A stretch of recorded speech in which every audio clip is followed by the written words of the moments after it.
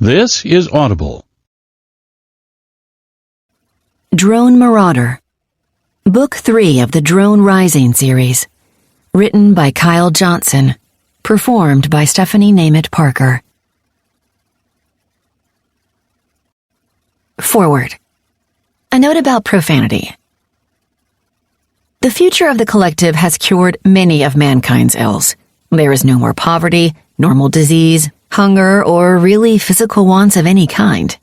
However, it hasn't cured humans of their capacity to swear, and profanity abounds in the language of the collective. These words have shifted over the millennia, though, so here's a glossary of profanity. Enjoy. Flork. One of the more profane swear words, it refers to the act of sharing one's body with others, specifically with strangers one isn't attracted to, used generically for emphasis, or as an interjection. Example. What the flork are you doing? You florking son of a whore. Gas sucker. A pejorative term used only by those who spend their lives planetside or in some of the larger stations, refers specifically to people who travel constantly through space, as these people are sucking gas or hydrogen, used to denote someone who is foolish, reckless, or stupid. Can be used as a noun or adjective. Example. That gas sucker flew his ship right into the sun. Listen here, you gas-sucking moron. Hole. Refers to the interior of a stellar singularity or black hole, specifically meaning a place that is deadly and terrifying even to citizens. Usually capitalized and called the hole. Can also be used as an adjective, in which case it is not capitalized. Example. What in the hole is wrong with you? We are totally holed. Hole florker. Refers to someone so idiotic and absurd that they tried to flork the hole. Possibly the worst insult you can give someone. This phrase is also used by itself to express extreme discontent. Example. I'm going to send you to respawn, you hole florker. Hole flork. Plan trash. Similar to gas sucker, above, but only used by those who live away from planets and large stations, especially those who travel the void. Indicates that an individual is a piece of trash deposited on a planet. Usually used to imply someone is clueless, naive, unintelligent, or unsuited for life among the stars. More generically, used as an insulting but not deeply pejorative term toward another. Example. I'm not letting a piece of plan trash like you on my ship. You're just a plan trashing hole florker. Scrit. An expletive that refers to human waste. Most often used to indicate generic displeasure or unhappiness. It can also be used as an insult. In this case, the individual is usually called some variant of a scrit. Example. Oh, scrit. I can't believe you did that. You little hunk of scrit. Generally, none of these phrases are acceptable in polite company. However, hole is mild enough that few people take offense over it, and scrit, when not being applied directly to someone, is rarely a cause for outrage. Flork is considered quite offensive, however, and calling someone a hole florker is a good way to get sent for respawn. Time in the collective. Time is not a constant in the human collective. Ships moving at a Mach or more, speeds exceeding 1/10 of the speed of light, experience time dilation that can range from 0.5% up to almost 5% for standard cruising velocities. Stations far removed from a star or planet's gravity well experience time contraction, where the passage of time is faster compared to that closer to a star or planet side on a planet's surface. Because of this, the system dictates specific rules about measuring time in the collective. The passage of time in the collective by long tradition is Earth standard. The correct calendar date and time is based on that of Earth's rotation and revolution around Solstar. A standard day consists of 24 hours. 7 standard days constitutes a standard week. 4 standard weeks make a standard month, and 364 standard days, or 13 standard months, make a standard year. All starships and space stations use these definitions to measure time, regardless of location. However, individual planets often adhere to a more localized standard. Some have a day that corresponds to that planet's rotation, and a year that equals 1 revolution of that planet about its star. Many use a calendar that is linked to the founding of the first colony in that system, or the collective's arrival in that system. Because of this, an Earth Standard Day is often called a solar day, and similar nomenclature applies to weeks and years, while local measurements may be called planetary, or they may have more specific nomenclature such as a Centaurian Day or Barnard Year to distinguish them. Chapter 1. The starry void rushed past the resolute hammer, speeding by at a velocity of 3 toks, 30% of the speed of light. The destroyer-class vessel raced into the darkness of space, pushing a wave of excited hydrogen before it that glowed faintly against the CMB, the cosmic microwave background. Those blue shifted photons sped out ahead of the 640 m-wide spherical warship at the speed of light, a clear warning to anyone in the area that the hammer was on the hunt. Every ship in motion pushed just such a bow wave, no matter how well shielded their drive or power plants, rendering the idea of a stealthy approach moot. Of course, even without the wave alerting those around it, the hammer's beacon radiated its presence constantly. The ship's net broadcast that signal to any ship, planet, or station with scanners able to pick up a beacon at that range, so everyone within a light hour of the destroyer would know of its presence soon enough. It was impossible to turn it off. Even if a ship stopped beaconing, the overnet would pick up the lapsed signal and carry it to anyone who should be able to detect it. Stealthy starships simply didn't exist in the human collective. Benny knew all that, of course. Her starship captain training taught her the nuances of traveling in space, and that included how to detect other ships traversing the void nearby. She knew that the brightness of the bow wave went up by the cube of her ship's velocity. Doubling her velocity would double the number of particles her ship impacted per second and square the energy of those impacts, resulting in cubing the net brightness of her wave, and that the ship she was currently stalking would pick up those warnings long before she arrived. At least, that would have been the case if not for the hammer's dive engines. "All hands, prepare for dive," Benning ordered. Her voice carried automatically over the ship's net to each of her crew members. "Repeat, prepare for dive." With her better captain than crew ability, she could practically see her crew members locking themselves into place, grabbing hold of things and staring fixedly into space. Within seconds, every member of her crew was in position, and she turned toward her pilot, Brielle Caldwell. "Dive," she instructed shortly. "Aye, Captain," the blonde-haired woman replied. "Diving." The ship's neg-mass power plant suddenly poured energy into the dive engines.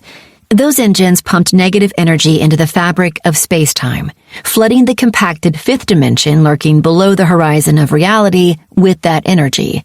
In response, the Calabi-Yau manifold expanded around the ship, swelling until it encompassed the entire vessel in a bubble of 5-dimensional space-time. The 3 normal spatial dimensions flattened around her, spreading out so that she could see the entire ship at once, as if looking down on it from a height.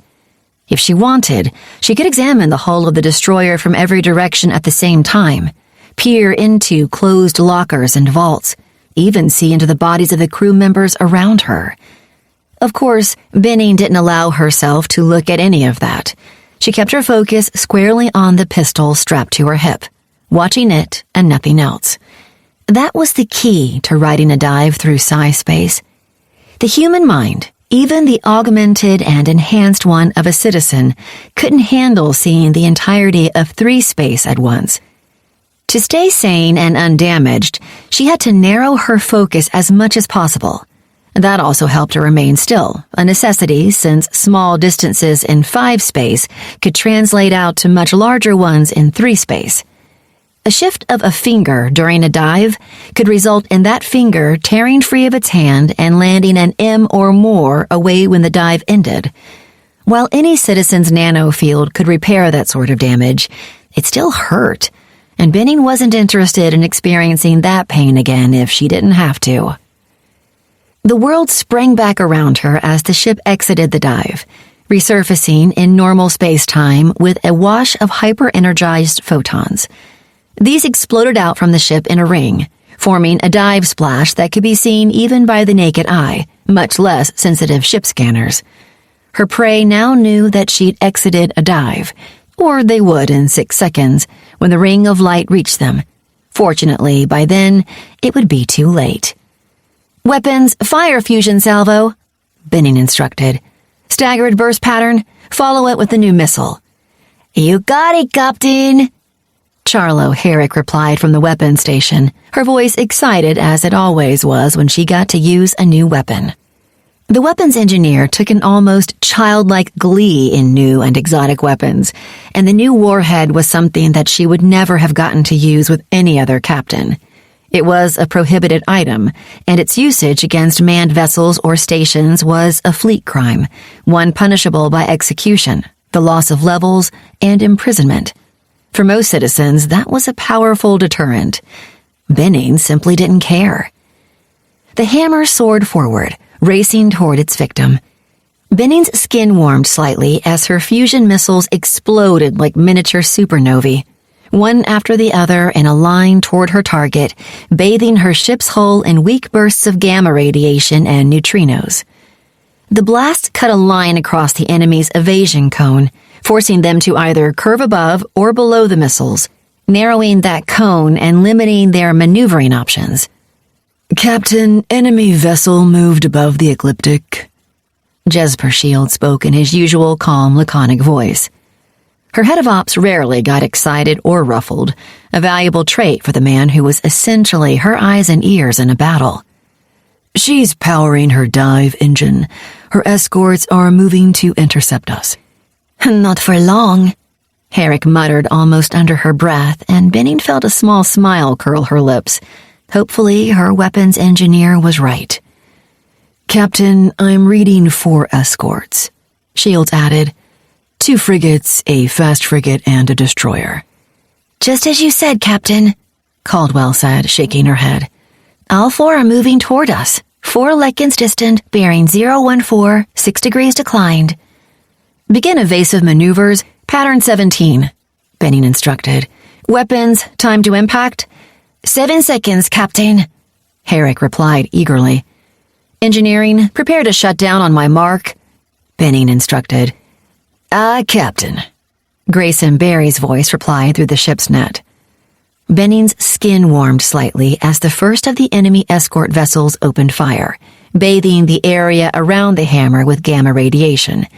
The wide blast lacked the power to do much to the destroyer, but that wasn't the point. The enemy ships would try to bracket her with their attacks, narrowing her evasion cone and making her an easier target. She felt another flash warm the hull as something exploded far below the ship. Her enemies were using missiles as well. "Glancing grazer blast, Captain," Shields informed her. "Fusion warhead exploded, 4,500 chems declined. No damage." "Weapons, target the destroyer with grazers, widespread," Benning instructed. "Fire an AM battery at the fast frigate, starburst pattern." "On it, Captain," Herrick replied. "Engineering," Benning spoke, watching the timer in her vision. "Shut down now." Instantly, Benning's sense of the ship dimmed as Grayson Barry cut power to both of the ship's plants and dropped the engine offline. The bridge's hollow screens went dark, and information stopped flowing into her from the ship's net. For a moment, the hammer floated totally helpless, its shielding down as it moved on an inertial track that any negaputer could target easily. That moment seemed to last forever to Benning, even though she knew it was only seconds.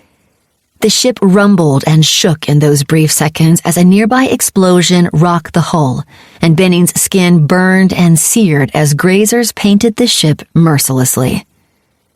Suddenly, a wave of white light flashed in her vision, rippling through her bridge.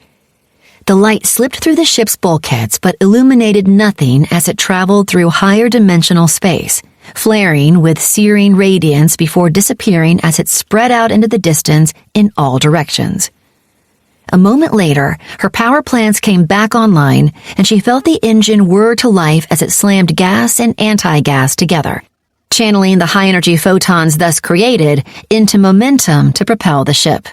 Screens popped back to life, and data began flooding her brain even as her crew called it out for her to hear.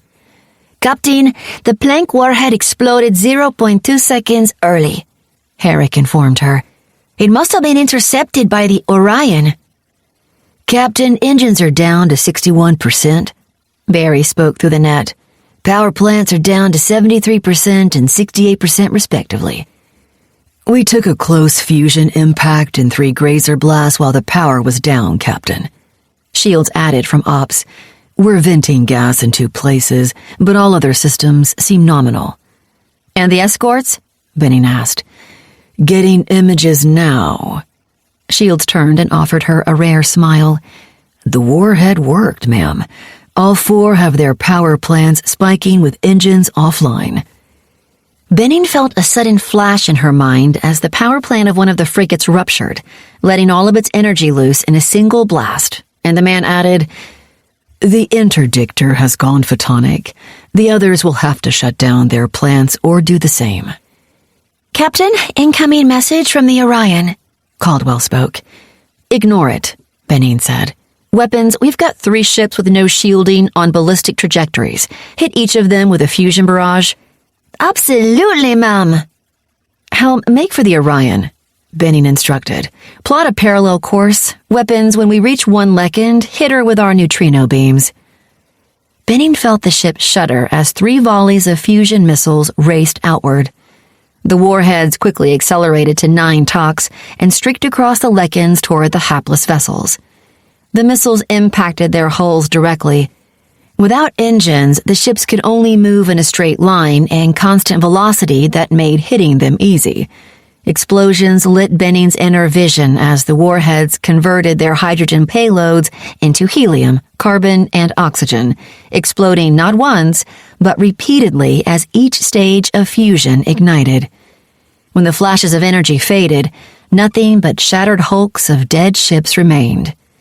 One of these, the destroyer, quickly exploded into a blaze of light, but the other 2 soared through space, their inertia carrying them away from the area of engagement.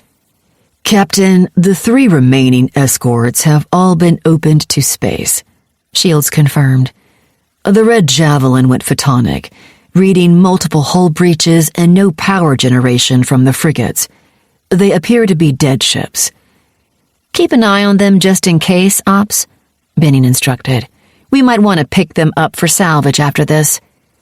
The hammer roared past the drifting ships, heading towards the huge carrack that was her main target.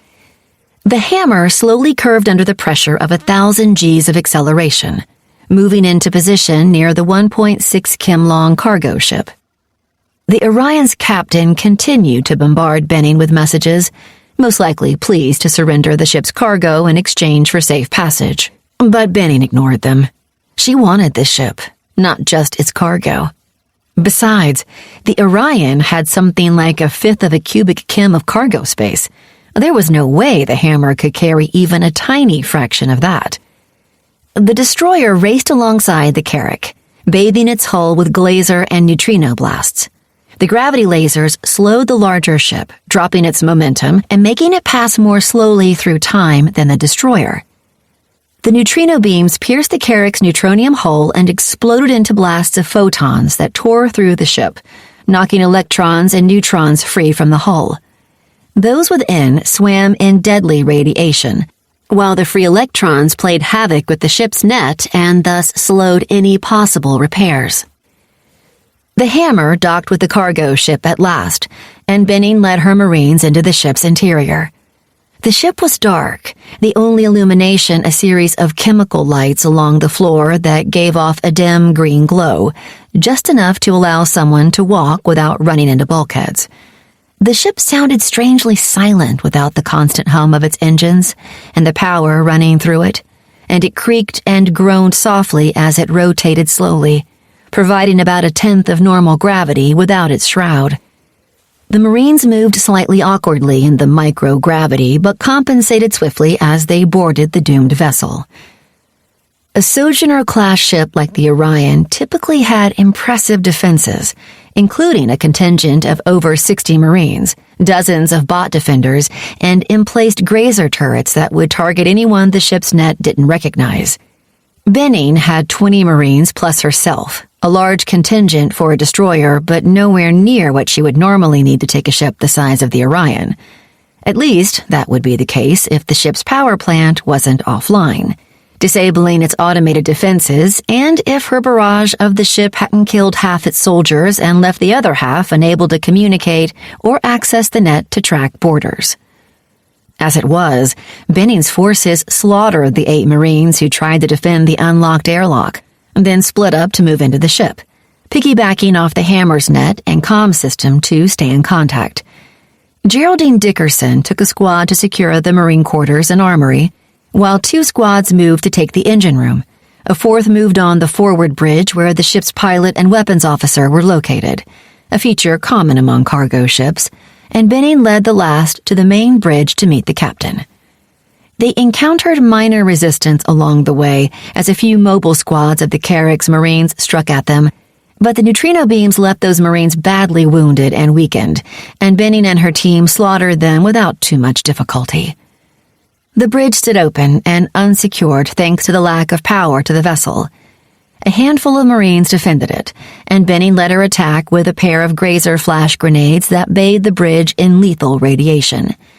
She and her Marines moved in behind the grenades, setting up portable neutronium barriers from behind, which they could fire safely on the defenders. Benning's nanofield filled the bridge, linking to her helmet visor and giving her clear information about the positions of her foes, despite the darkness of the unlit bridge. She popped up and leveled her faux hammer rifle at a Marine hiding behind a micro-theme barrier. The rifle jumped as she pulled the trigger, despite its inertial dampeners, and the heavy tungsten-coated bullet, wrapped in dark matter to give it extra mass, punched through the barrier effortlessly. The bullet shattered against the Marine's armor, but the impact cracked the chest plate and knocked the Marine back, allowing Benning to send a second bullet through the broken armor and into the defender's chest cavity. The Marine's aura flashed from green to dark orange in Benning's sight, and she fired a third bullet that dropped the aura to crimson before it winked out entirely.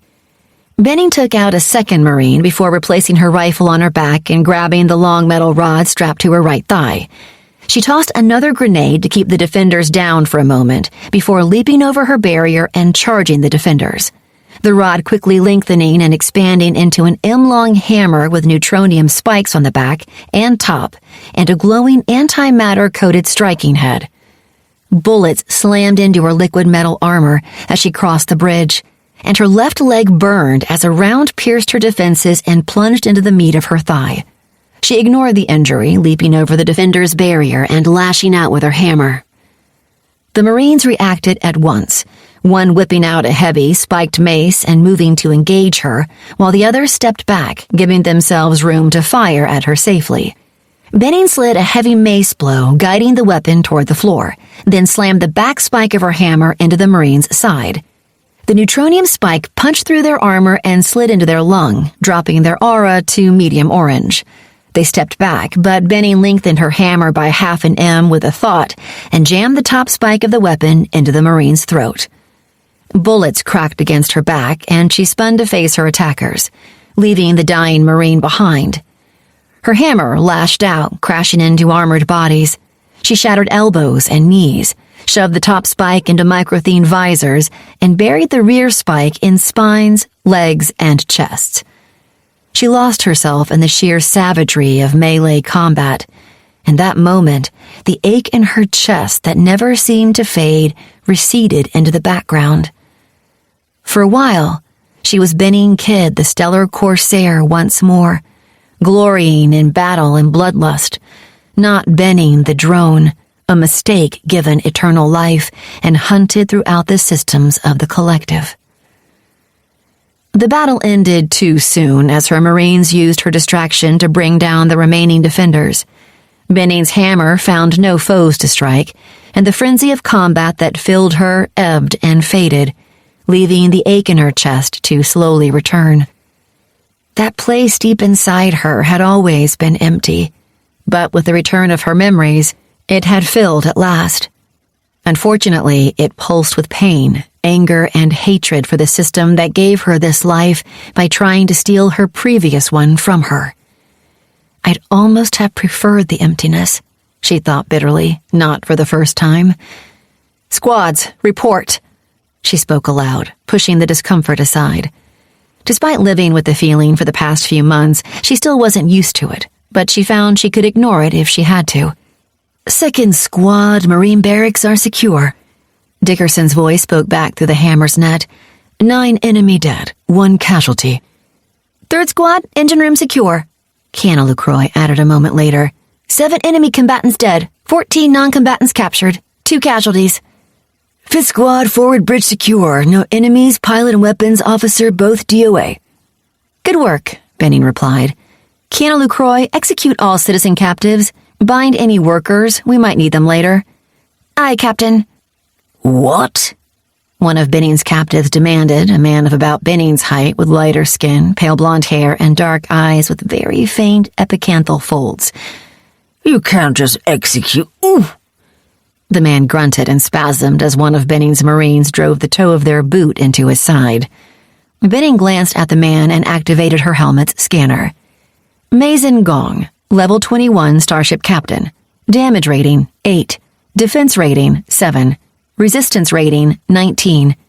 Highest stat, social, 10.55. Lowest stat, physicality, 8.3. "Mason Gong," she said, walking over to the command console, the only place on the bridge still receiving power. "You're not exactly in a position to tell me what I can and can't do, are you?" "I'm empowered by laser line shipping to negotiate in the event of the ship's capture by pirates," the man replied slowly. "Spare my crew, and I could—" He fell silent as the nearby Marine jammed the muzzle of their rifle into the back of his neck. "Why would I need to negotiate?" Benning asked curiously. "I already have the ship and cargo. What else could you offer me?" As she spoke, she extended her nano field into the console, pinging it and sending banal requests to it. Gong had been able to lock it down, but with most of the power to the ship cut off, he hadn't been able to secure it adequately. It took her only a few seconds to unlock enough functionality to get a damage readout of the ship and a manifest of what it carried. "Your destroyer can tow the Orion," Gong pointed out a bit scornfully. "And you might be able to take a few gigs of our cargo, but nothing more.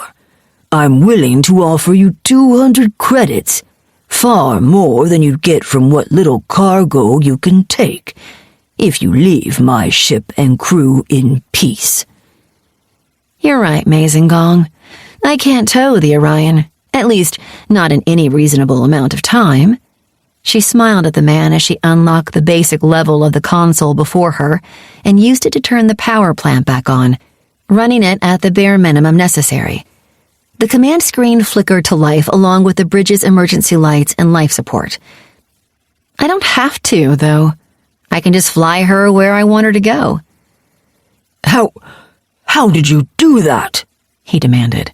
"Step away from that console at once, or my offer— Ah!" Gong screamed as the Marine beside him shot him in the shoulder, the sound echoing in the otherwise silent bridge. "Again, not in a position to give orders here," Benning reminded the man as she worked on the command console. She keyed her comm system and reached out to the hammer. "Grayson Barry, I've got enough power for a damage readout," she told her engineer, sending him an image of the Orion's damage control screen. "What kind of repair time are we looking at?" The plank warhead basically blew out the main engines, Captain, the man replied after a moment. The power plants are down to 6% capacity, not enough to even power the engines, much less make headway, and she won't be able to dive. Repair time, engineer? She repeated. Approximately 18 hours, Captain. What if I instruct the nanofield to prioritize repairing the engines and power plants exclusively? That might cut it down to 12, ma'am. Without a full team aboard working on the engines, though, there's no way to get it below that. Thank you, Graysonberry, she replied, cutting the communication and issuing some commands to the ship's net to repair the engines and power plants at the expense of everything else on board. Kiana Lucroy, how many workers are left? 7, ma'am. Have them get to work repairing the power plants, she instructed. Let them know that if they do a good job, I'll be willing to let them keep serving on the Orion once it reaches port. Yes, Captain. What are you doing? Gong gasped, panting with pain and his dark eyes wide. You can't just take the Orion. You'll never be able to crew her, and you can't possibly sell 1,000 gigs of heavy metals. Any buyer will know it's stolen from a corporation and refuse to deal with you. Not all at once. No, Benning agreed. But I'll be able to sell the 4 gigs of anti-iron you've got hidden in the hold in a heartbeat, and I'll be able to ship the rest to various systems and sell it off piecemeal. Plus, then I'll have the ship. I can think of some solid uses for a Carrack. If you do this, Laserline will put out a bounty on me. Yes, I know. Benning cut him off. I can add it to the list of ones I've already got. She nodded to the Marine, and they lifted the cringing man to his feet, dragging him over to the command console. Now, Mason Gong, you're going to unlock the real cargo manifest, she told him with a smile. I want to see what you were really carrying that required that kind of escort. The anti-iron, he stammered, but she shook her head. No, while that's a valuable cargo, there's something else here, she said. Something hidden behind a containment field and blocked from the manifest. You're going to save me the trouble of getting a deep scanner in here to figure it out. What? He demanded, shaking his head. I'm not helping you. Send me to respawn if you want, but... Benning held a hand over the man's, and he fell silent. A moment later, his eyes widened, and he began screaming as the skin on the back of his hand began to dissolve, bubbling and liquefying to run down onto the floor in a steady trickle. Cartilage, bone, and muscle gleamed beneath the ministrations of Benning's nano-disassemblers, and as she withdrew them from Gong's body, he shrieked in pain, clutching the maimed hand to his chest. I'm going to send you to respawn, Mason Gong, Benning said, speaking loudly over the man's pained sobs. The only question is, will I send you quickly, or will I slowly dissolve your body into liquid? She shrugged. The choice is yours, but choose quickly. This is only going to hurt more the longer it lasts. 10 hours later, the Orion, now beaconing as the Wild Orchid, moved forward under its own power, run by the ship's net as it dove toward the distant Frostwise system. The ship floated along, empty of all life, its surviving workers in the Hammer's hold, and its citizen crew sent for respawn. All in all, it had been a good day. Chapter 2. Can I be blunt, Benning Kid? The Orion was a waste of time and resources. The tall, slim blonde woman sitting behind a micro-themed desk, colored and patterned to look like wood, took her hands off the smooth desktop and turned to face Benning, her face simultaneously attractive and severe. Her crimson Molex suit with silver piping was high quality and expertly fitted to display her lithe curves without being crass or revealing, and she was one of the few citizens working for Benning who lacked a sidearm or weapon of any kind. As Benning's chief administrator, Teresa Erdelli had little need for a pistol. She fought different kinds of battles for her employer, and words were her chosen weapons. A flash of irritation passed through Benning at Erdeli's words, but she tamped it down. Erdeli had previously worked for Nikita Mosin, the man who'd arranged for a group of Benning's enemies to join together to take the Corsair down. While Erdeli had agreed to work for Benning, the administrator hadn't really wanted to do so and only signed on to avoid the wrath of Fyodor Mosin, Nikita Mosin's father and a powerful noble of the collective. Erdeli's contract forced her to look out for Benning's best interests, but it didn't require the woman to like her new employer. Benning supposed the fact that she had captured and tortured Erdeli for information on a shipment probably didn't help matters much as well. However, Benning couldn't argue that the woman was good at her job. When Erdeli had come to station IS 39267, the place was a disaster. The strangelet bomb Benning used to take the facility from Mildred Joyce did enormous damage to its systems, and the station's nanofield was still working to repair it. Half of its docking bays were non-functional, and entire sections of the station lacked life support. Benning and later Charlo Herrick had done what they could to patch the damaged systems, but the station was barely functional. Erdeli fixed that. She hired systems engineers to come and oversee the repairs, purchased a few dozen workers to run the daily operations of the station, and brought in crews to man the station's repaired defenses. IS 39267 had gone from a near ruin to a fully functional space station, and Erdeli's competence and efficiency were in large part the reasons for that. Benning could deal with the woman's attitude so long as she continued to do her job effectively. "Why?" Benning asked in reply, staring at the large hollow screen that made up the back wall of the administrator's office and not giving her employee more than a brief glance. "Didn't you say that I should try to turn the station into a transport stop?" The screen could show just about any view that Erdeli wanted. For some reason, the woman had set it to display the twin brown dwarfs of the nearby Frostwise system.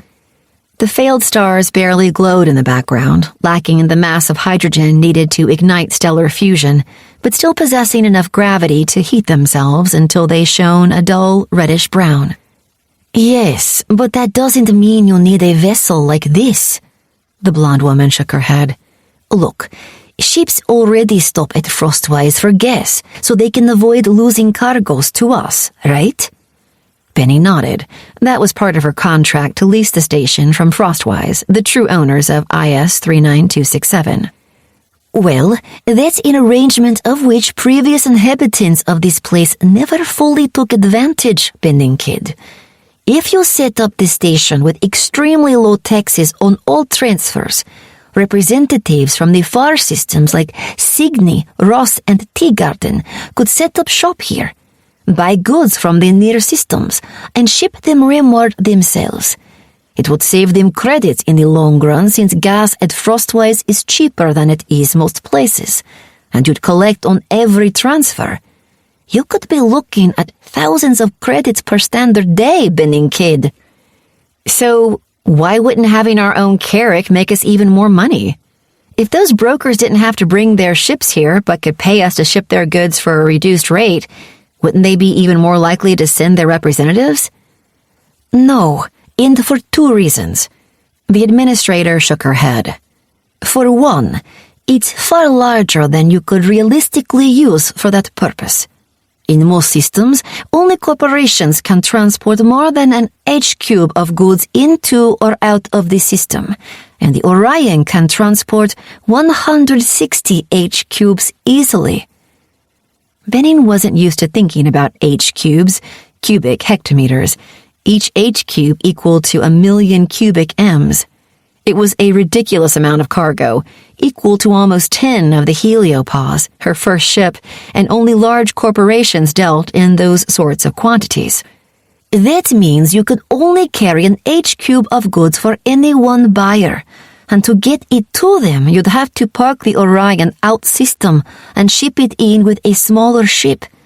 You'd either need a clipper, which you don't have, or make 8 trips with a brigantine like the Heliopause. Either that, or you'd need a corporation to send a Carrick to dock with you out-system.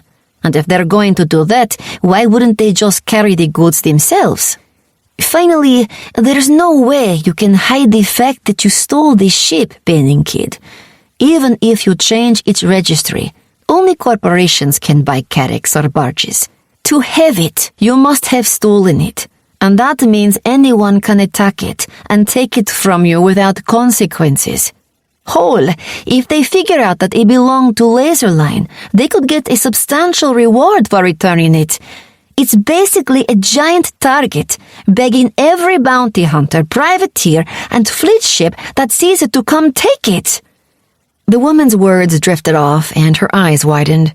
Benning still wasn't good at reading facial cues, but she recognized surprise when she saw it.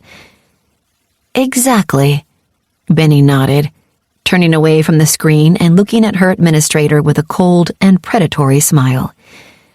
Teresa Erdelli, I'm not opposed to your plans because they'll bring me credits, and credits are useful, but they aren't the point of my path. I'm not a merchant captain or trader, looking to accumulate as many credits as possible. For my path, I need battle, and the Orion is a way to bring that to me. Benning looked back out toward the hollow screen, staring into the starry void that surrounded the dimly glowing binary system. I want you to get the Orion refitted, she instructed. Double its offensive and defensive capabilities, even if that cuts into its cargo capacity. Have Eric's Adelson arrange to sell off its cargo piecemeal to pay for the upgrades. It's carrying 2 gigs of unstable helium-6 and 4 of anti-iron that will probably pay for everything by themselves. Helium-6 and anti-iron, Erdelli repeated, her eyes growing wide once more.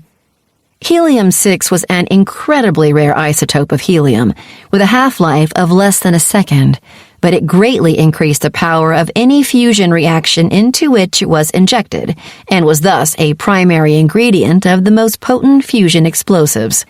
Anti-iron, on the other hand, was the most stable and energy-dense form of antimatter that could be easily created. It could power an antimatter plant, but it was routinely used in the highest-grade AM weapons. Both materials were restricted substances, ones whose sale was regulated by the fleet, but that also made them extremely valuable. With the credits from that, you could completely overhaul the ship and still have some left over. Erdelli shook her head. However, refitting the Orion will take time, unless you want to attract the kind of attention Nikita Mosin did by rapidly upgrading ships in an attempt to trap you. I'll have to bring in different engineers to work on individual systems, upgrading things slowly so that no one thinks to remark on the changes. How long? 6 months at the minimum? The blonde woman shrugged. A standard year at the outside. The longer it takes, the less likely it will be that people realize what you're doing. Aim for 6 months, Teresa Erdelli. People will figure out what I'm doing eventually anyway. Benning turned back to the woman. How is everything in the station? Benning listened as the administrator spoke about the day-to-day details of running IS 39267, something about which Benning had practically no interest.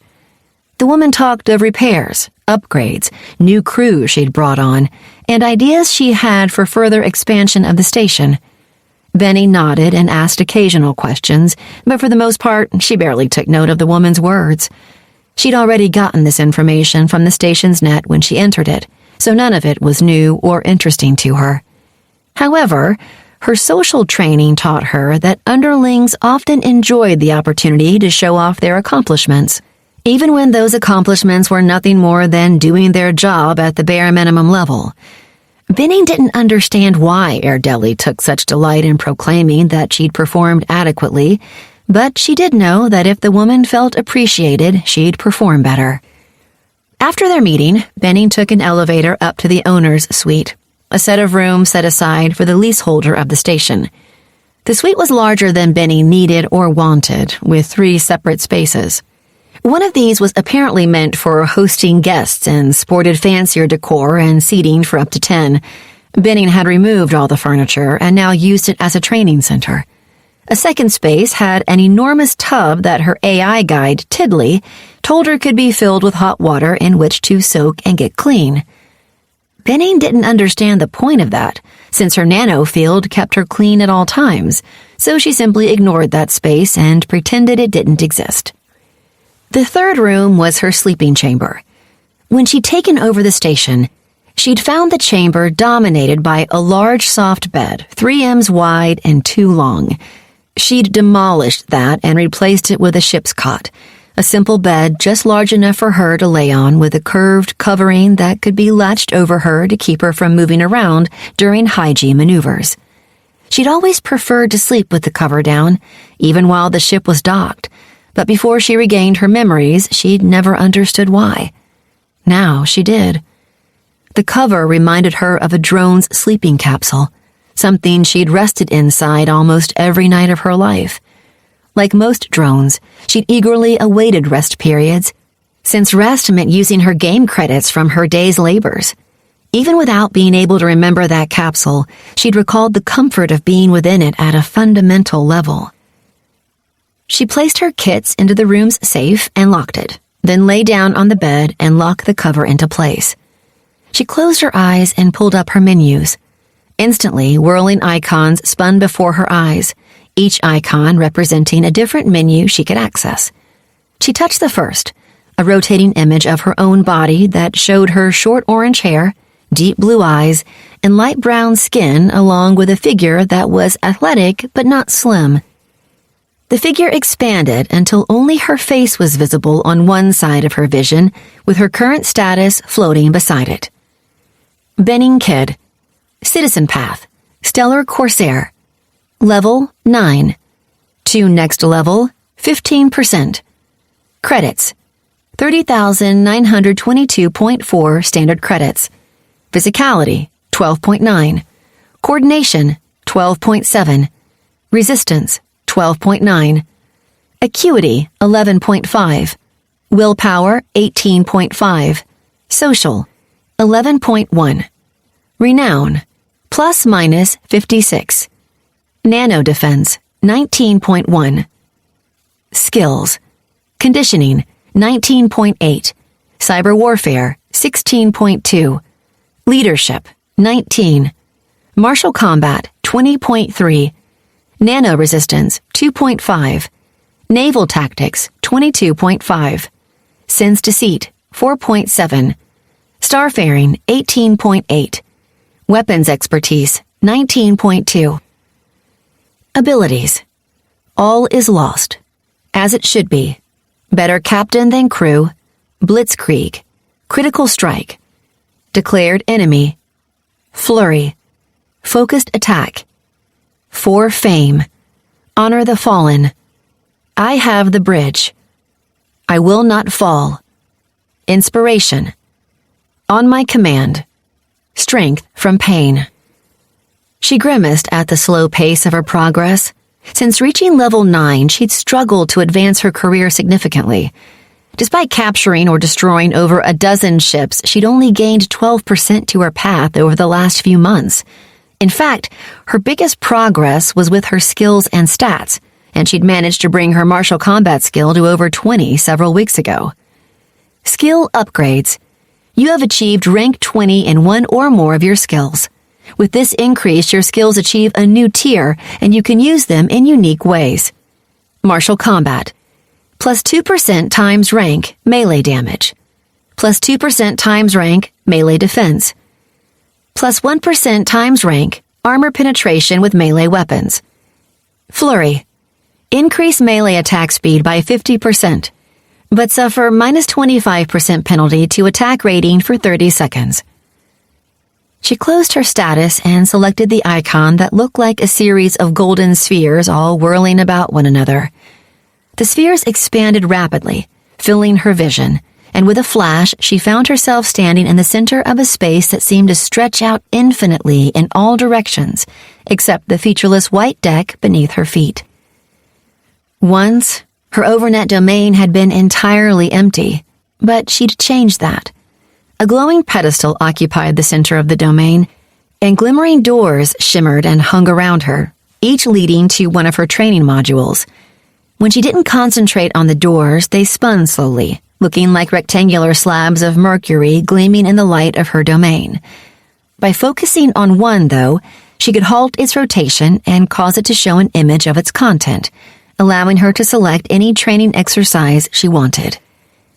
I like your plan for the Orion, Benning kid. A familiar voice spoke. Benning glanced to her right and saw Tiddly standing beside her. The AI was in her usual guise as a gnome, about an M tall with honey-colored hair that hung from her head in dozens of tight braids. She wore her usual leather smock and goggles, and her blue eyes shone brightly in her wide face. Once, Tiddly had bounced around with seemingly endless energy, her voice always perky and upbeat. Since Benning unlocked her memories, though, Tiddly had become somewhat more reserved and cautious in both her words and tone. It'll make good bait. I hope so, Tiddly, Benning sighed, ignoring the spark of anger she felt as she looked at the gnome. My path hasn't been advancing much recently. Benning knew why Tiddly had become more cautious, and she didn't blame the AI. Tiddly had known Benning's true identity the entire time and had kept it from her, prevented from telling Benning by the overarching system that controlled everyone and everything in the collective. The system still constrained Tiddly, Benning was sure, but she could never know how much influence the system had on the AI. That made Tiddly untrustworthy, as far as Benning was concerned, and Tiddly, tied closely to Benning's thoughts, had to know that. The gnome seemed to ignore Benning's spike of irritation as she nodded. You're approaching level 10. That's a significant milestone, and it takes longer to reach it. Significant how? Benning asked almost woodenly.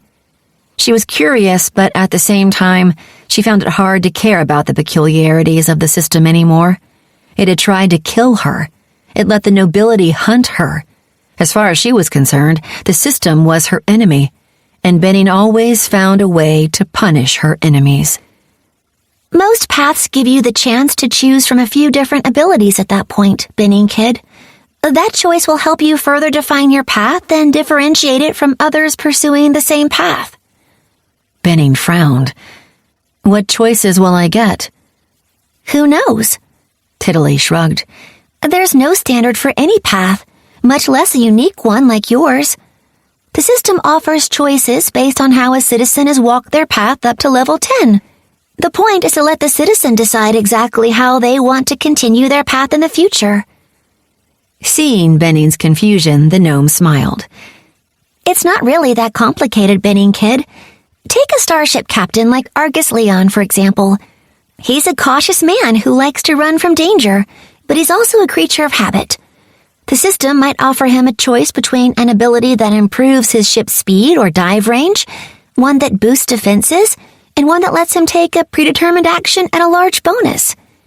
He'll have to decide what's most important to him: running, being safe in a battle, or staying in his comfort zone. What he chooses will then guide the system's offerings for abilities for his next 10 levels. So, I'll get offered a choice of abilities based on what I've done as a Corsair so far? Probably, yes. That's not always the case. Some paths offer the choice at a higher or lower level, and a very few don't offer the choice at all. But both Starship Captain and Arena Gladiator do, so I'm guessing Stellar Corsair will as well. Benning nodded. So what do you think I should do to advance my path faster? Tiddly frowned. I know you don't like to hear this, but you're actually advancing at a pretty decent pace, Benning kid. Most citizens take a couple years at least to go from level 9 to 10. In fact, most citizens don't reach level 10 until they've been at their path for a decade or so. You're way ahead of the curve already. Benning shook her head. I don't care what everyone else does, Tiddly. I don't care what the system thinks my progress should be, or if it thinks I'm going too fast. How do I force the system to speed up my advancement? Tiddly sighed. The system has total control over the speed of your advancement, Benning kid, except in one case. There's a protocol called Great Progress Unchecked, Benning kid. It forces the system to recognize when a citizen expands their horizons or pushes themselves beyond their normal limitations. If you do that, The system will have to acknowledge it with a huge bump in your progress. So how do I do that? Benning asked. Do I need to put myself in another unwinnable scenario? Beat a foe that I shouldn't be able to? That might work, except...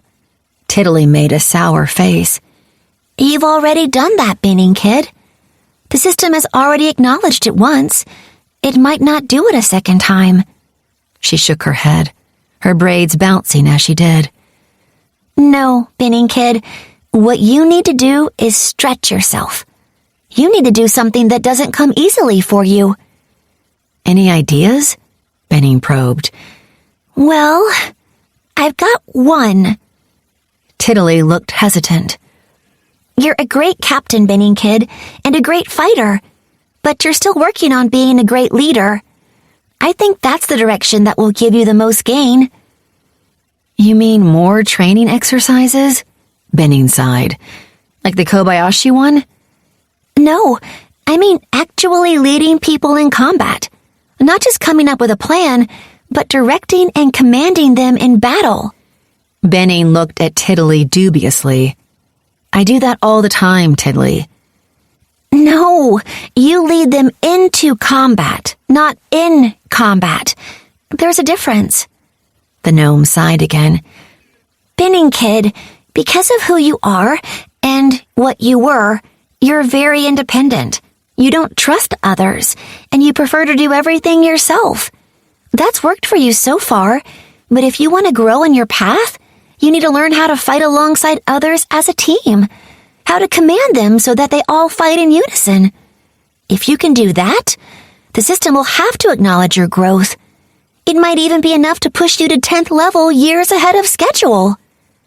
Benning looked at the gnome and thought quietly. Tiddly was right. Benning did tend to try to win every battle on her own. She was the first into every boarding action. She led every assault on enemy ships. Even then, though, she didn't command. She just trusted her subordinates to do what they were supposed to do while she acted on her own. She used strategy plenty, but she rarely used tactics to control the battlefield, mostly because she had no idea how to do that. The other issue was part of what Tiddly said. Benning didn't trust others. She'd never had a reason to develop trust. Drones didn't trust because drones could barely recall anything beyond the last few hours of their existence. The other drones around them weren't people. They were just things, objects they could interact with. Drones didn't need to trust because their entire lives were tightly controlled by the system. Benning couldn't help but see every human around her the same way. They were tools to be used, objects she could interact with, nothing more. She didn't trust them any more than she trusted her rifle to shoot on its own or her ship to fight its own battles. If she handled things herself, she knew they were being done correctly. If she let her ship's negaputer make its own decisions, she couldn't be sure it would make the best ones. Humans aren't like negaputers or rifles, though, she told herself firmly. They can be trained and taught to do things correctly. I've trained my crew to respond the way I want them to. I can train my soldiers and commanders to do the same thing. She snorted. Not that I have the faintest idea where to start. Fortunately, that at least was fixable. Okay, I'm going to need some training modules, she said after a few moments. I don't really know much about tactics or fleet warfare. I don't know about training or teaching others. Can I learn those things? Absolutely, Tiddly said, perking up slightly. I can help you pick out some great training programs that will help with all that. It'll be fun. The gnome paused, and the joy seemed to slide from her face. Benning Kid, how are you doing? She asked softly. I'm fine, Benning shrugged. Frustrated with my path advancement, but otherwise... No, Benning Kid, you know what I mean. How are you feeling? Benning stopped and considered her response for a few seconds before speaking. I don't know, she admitted at last. Tiddly There used to be something inside me that was just empty. It was a place that didn't feel anything, and it was the reason I always thought I was broken. I knew that place was wrong, but I never knew what it was or why. Do you now? Benny nodded. When my memories came back, that place filled up. It's not empty anymore. Now it just aches all the time. It hurts. She shook her head. I almost wish that it was empty again. Almost? You don't want to go back to the way things were? No, Tiddly, she said firmly. No, I don't. The system was controlling me by keeping my memories from me. I never want to be controlled again. I'd rather hurt every moment for the rest of my life. She straightened. And there are times when it doesn't hurt. When I'm angry, it stops for a while. And when I lose myself in battle or training, I don't notice it anymore. I wish I could tell you that it'll go away, Benning Kid, Tiddly said sympathetically. I don't know if it will, though. So much was taken from you. I don't know if you'll ever fully heal from that loss. She smiled, and even Benning could tell that it was forced. In the meantime, though, if training helps, that's what we should do. Come on, Benning Kid. Let's find you some tactics modules. I can't wait to see what you're offered at level 10. Chapter 3. The hammer raced through an infinite tunnel of space without moving a fraction of a sim. Red light flooded the bridge, each photon hanging in midair, vibrating endlessly but remaining utterly still at the same moment. The light shifted to amber and then green without changing wavelengths as Benning's mind hung in the space between moments. Her senses linked to the ship's net and her brain fed the information she needed to survive. Space contracted around her and spread out infinitely at the same time, but nothing changed in that timeless space inside a singularity. The entire universe seemed to spread out before her, stretching away into infinity, and she sped toward it without moving through a single second of time. The photons slid from green into blue, indigo, and violet, finally becoming something more violet than she had words to describe as the destroyer approached the end of the wormhole.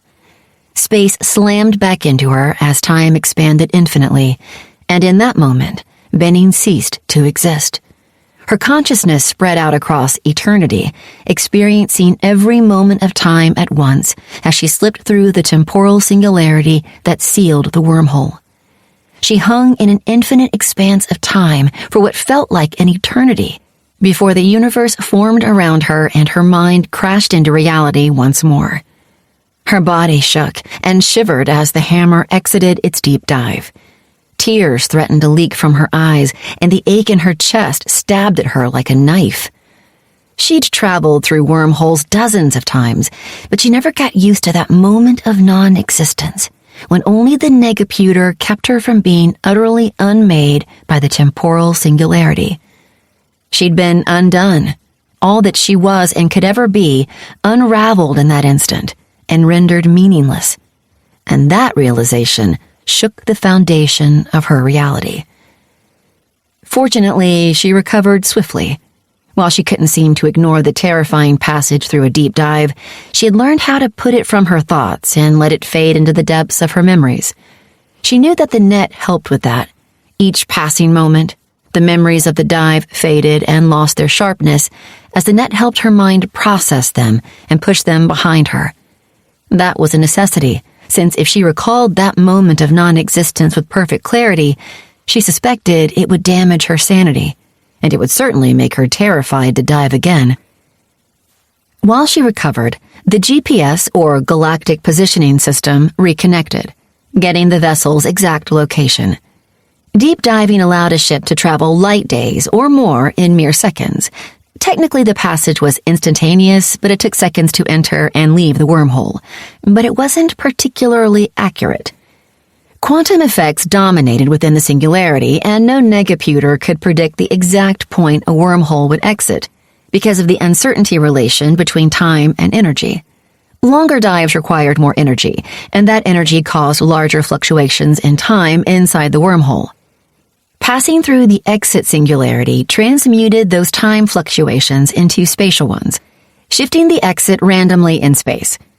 Longer deep dives had exponentially greater uncertainty, so a dive of a full light year could put a ship anywhere within a light day's radius of their intended exit, and a kiloparsec dive, well, theoretically possible with sufficient power, could land a ship anywhere within a several hundred light-year radius. That was the main reason the collective hadn't colonized the entire galaxy, or even those beyond. Reaching the edge of the galactic disk in light-year-long dives would take centuries. Reaching Andromeda would require millennia. The crew slowly awoke and returned to their stations. Benning was the only officer on board the Hammer, and only officers could use the as-it-is ability to shrug off the effects of deep diving by linking to the ship's net. Benning's as-it-should-be ability wasn't quite as good as a true officer's would be, only reducing the negative effects of the dive by 50%, which was why dives shook her more deeply than they did someone like Fodor Hendricks or Bertella Holland. Staying awake and conscious for a deep dive would kill anyone else on Benning's crew, though, so they spent the passage in deep sleep, basically comatose with only minimal brain function. Captain, we are 3 light hours from the system edge of Tau Ceti, Brielle Caldwell stated. Bearing to the star is 322 degrees, 4 degrees declined. Set a course for Gaia Station 86, Helm, Benning instructed. 2 talks, shallow dives only. Aye, Captain. Estimated arrival time is 48 minutes. Despite being almost 12 light-years from Sol, Tau Ceti was one of the first systems colonized by humanity using massive sublight generation ships. The reason for that was the star's 8 planets, none of which were gas giants, and 2 of which were close to the star's habitable zone. The main sequence star was 3/4 the mass of Sol and remarkably stable, without significant solar activity. It also had a massive debris disk that extended hundreds of AUs and provided plentiful material to build Dyson stations around the star, giving colonists ample living space and shielding the nearby planets from solar radiation, until 6 of the 8 were habitable. The swarm also left the star far less visible, reducing its brightness to around 15% of what it should have been and making it invisible from Sol. The debris disk also left the outer parts of the system essentially empty, though. Tau Ceti didn't have a Kuiper belt or Oort cloud the way Sol did. The outer debris had never clumped into larger bodies. That was primarily due to the nearby flare star YZ Ceti, only 1.6 light-years distant. YZ Ceti wasn't large at just 13% of Sol's mass, but its gravity and periodic flares of radiation were enough to tear apart larger bodies forming in Tau Ceti through tidal action. The few that had managed to form were the first bodies mined when humans arrived in the system, clearing out the debris and leaving the Gaia stations in their wake. Gaia 86 didn't look like a typical space station. It was a massive cylinder 100 kims long and 50 wide, but it lacked the usual orbital rings surrounding it. Instead, long filaments extended from each end of the station and connected to a series of disc-shaped platforms that served as docking bays. The Gaia stations were old and obsolete, unable to accommodate any ship larger than a clipper or destroyer, but for some reason they'd never been replaced with more modern designs. Since larger vessels had to bypass these stations to dock at the larger, updated ones orbiting the planets and star itself, the Gaia stations were inhabited by smaller merchants and brokers, exactly the kind Benning wanted, considering her current cargo. Gaia 86, this is Dawning Glory requesting docking instructions, Caldwell said as the vessel drew near the station, using the spoofed name Benning had the ship's net beaconing. Dawning Glory, this is Gaia 86. Please confirm your cargo manifest and stand by. Roger, Gaia 86, retransmitting our manifest. Benning watched silently as Caldwell guided the Hammer to its docking platform, then waited for customs. When the inspector arrived with a single soldier to oversee the operation, Benning was surprised to see that the woman looked vaguely non-human. She was tall, several sims taller than Benning, with thin limbs that seemed almost spindly. A face that was rounder than normal held overly large cobalt blue eyes with wide pupils, set farther apart than Benning expected. Her nose was also large and bulbous, while her mouth had thin, purplish lips. Her exposed skin had a faint magenta tint, and her short blue-white hair looked more like a mane atop her head than anything. Perhaps even more concerning, a sealed, transparent suit made of flexible microthene covered her from head to toe, including her face. The suit seemed to be of one piece and lay against the woman like a second skin, overlaying her beige spacer suit with lilac trim along the arms and legs. Only the face of the suit protruded in a bubble-like visor that somehow allowed sound to pass through. It's an environmental suit, Benning kid, Tiddly said silently in Benning's mind. It's designed to protect the person wearing it from chemical or biological contamination. Wouldn't a standard spacesuit do the same thing? Benning asked. Sure, but an environmental suit is lighter and easier to move in. Plus, you can see through it, so you know who you're talking to. Your manifest says that you're carrying 30 gigs of beryllium-8 and 10 of genetic stabilizers. The inspector spoke, her voice oddly layered but not muffled in the slightest by the bubble wrapped about her head. Do you have anything else you'd like to declare before the inspection? No. Benning shook her head, then hesitated. The suit you're wearing... A standard Invo, the woman replied almost mechanically. All Setons wear them in the Gaia stations to prevent biological contamination. Contamination? Benning asked curiously, but the woman shook her head. I'm here for an inspection, not as a tour guide, she said shortly. You'll find out if you board the station. Now, let's check this cargo. The woman performed her scan. Benning watched quietly, hoping that the inspector wouldn't find the gig of genetic mutagen Benning also carried hidden beneath her declared goods. The mutagen wasn't precisely illegal, but the customs duties on it in Tau Ceti were enormous, and Benning didn't really want to lose that much of her profit. She'd hidden it well, scattering it among the less profitable stabilizers, so that the inspector would have only about a 1 in 30 chance of choosing a random container that held the mutagen. While the inspector checked the cargo, Benning ran some checks of her own to distract herself.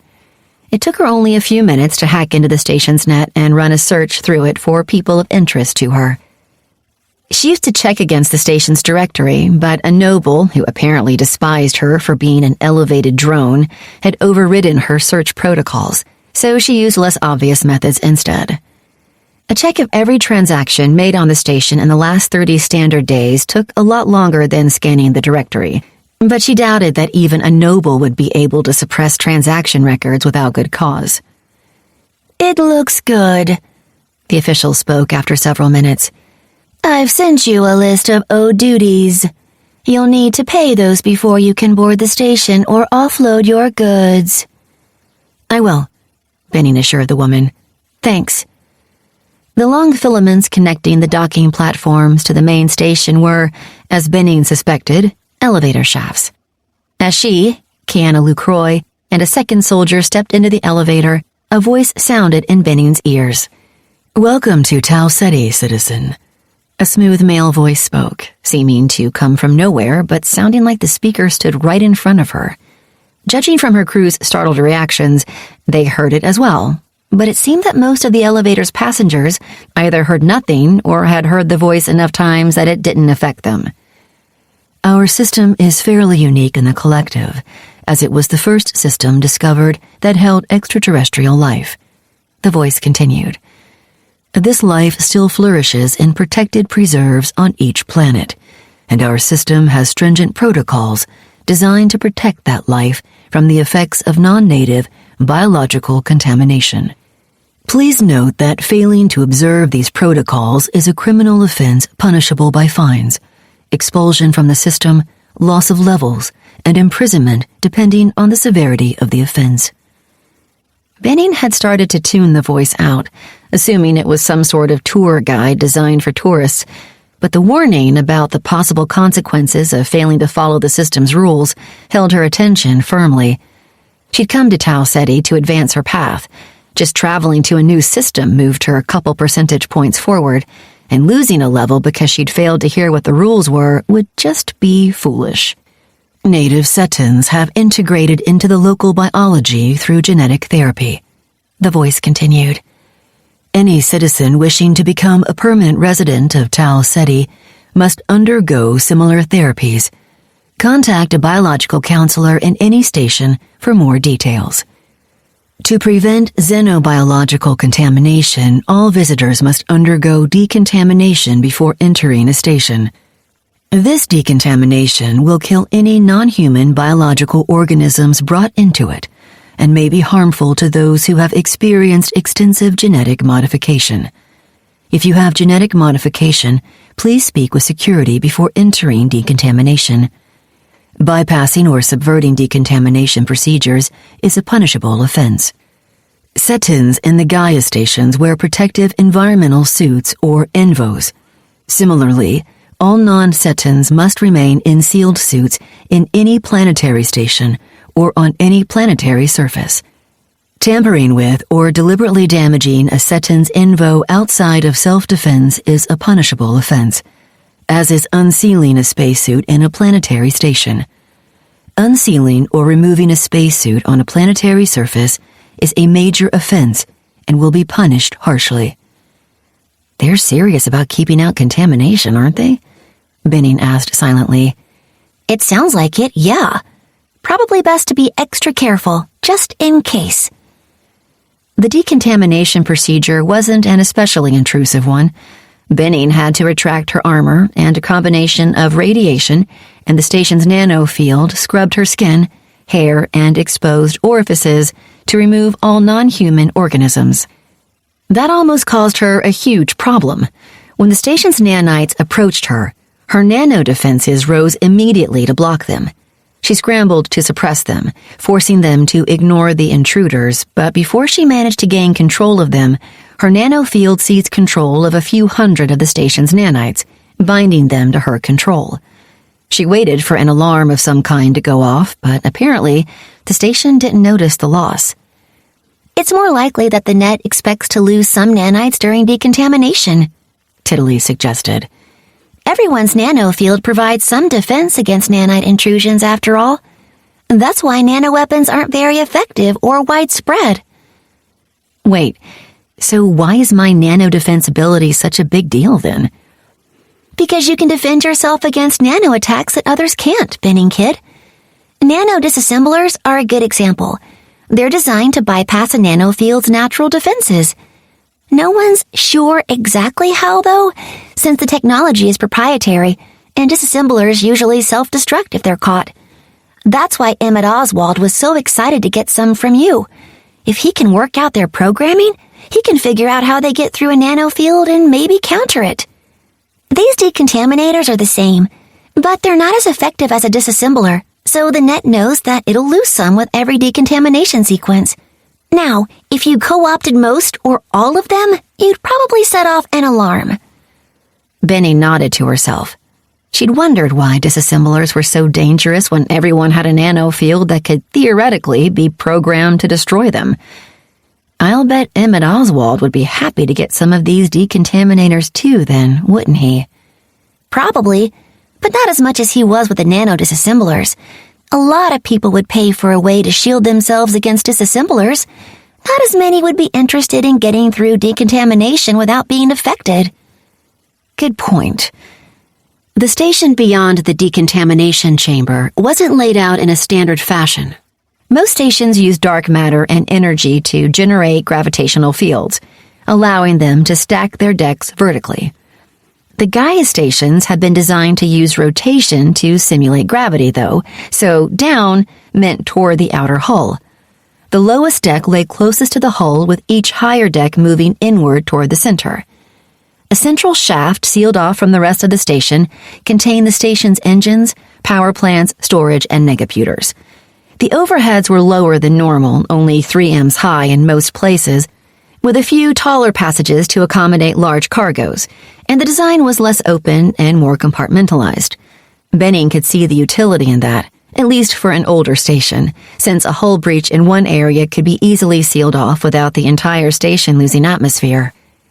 Benning wound her way through the maze-like corridors to Deck 14. She stopped before a coral hatch with a holographic image of a large squid-like creature sticking out of a spiral shell floating above it. The hatch opened swiftly as she approached, dissolving as its nanofield turned it into vapor, then reforming behind her as she stepped through. The room beyond was a typical receiving area in Benning's experience. An extremely attractive woman with dark skin and light brown hair sat behind a faux wood desk, surrounded by green plants and illuminated by a light that was bright enough to see clearly, but gentle enough to avoid eye strain. A faint scent wafted into Benning's nostrils, something barely detectable that caused her pulse to quicken slightly, and faint sounds in the background soothed her at a deep, almost fundamental level. "Hello, citizen," the receptionist said brightly. "Welcome to Nautilus Mercantile. My designation is Morinda Shu, and I'd be happy to help you in any way I can." She smiled winningly at Benning, and the Corsair felt her body react to the woman's presence. She ignored the sensation, though, pushing it aside as easily as she would a minor injury. "My designation is Rain Cava," she replied, using the spoofed ID she radiated. "I have an appointment with Jardin Eberl." "Ah, yes, Rain Cava," the woman said, an expression of what tittily assured Benning was disappointment flashing across her face for a moment. "Jardin Eberl is expecting you. Please follow me." Jardin Eberl, like the customs inspector, was obviously a native Seton. His short, stiff-looking hair was mostly white with streaks of brown, and his orange eyes had large pupils. His body, though, was more muscular than the inspector's had been, and his features were closer to human. He rose as Benning entered the room, and she felt his presence reaching out to her, stimulating her body and causing her heart to pound as he smiled in a friendly fashion. She pushed the artificial stimulation aside with only a minor effort. Argus Leon, who'd originally taught her how to deal with merchants like these, had shut down part of his endocrine system to ignore these effects, but Benning's huge willpower made sweeping them aside practically trivial. "Rain Cava," the man said warmly, inviting her to sit before he returned to his chair. "Welcome to Gaia 86. I would ask how the trip was, but deep diving—" He shuddered. "I believe Erix Adelson contacted you about my shipment," she said, pushing past banalities. She wasn't good at the sort of pointless chat the man was trying to engage her in, and she suspected that he'd find a way to turn that weakness to his advantage if she gave him a chance. "Ah, yes." Eberl nodded after only a moment's hesitation. "He did, and I admit to a certain interest.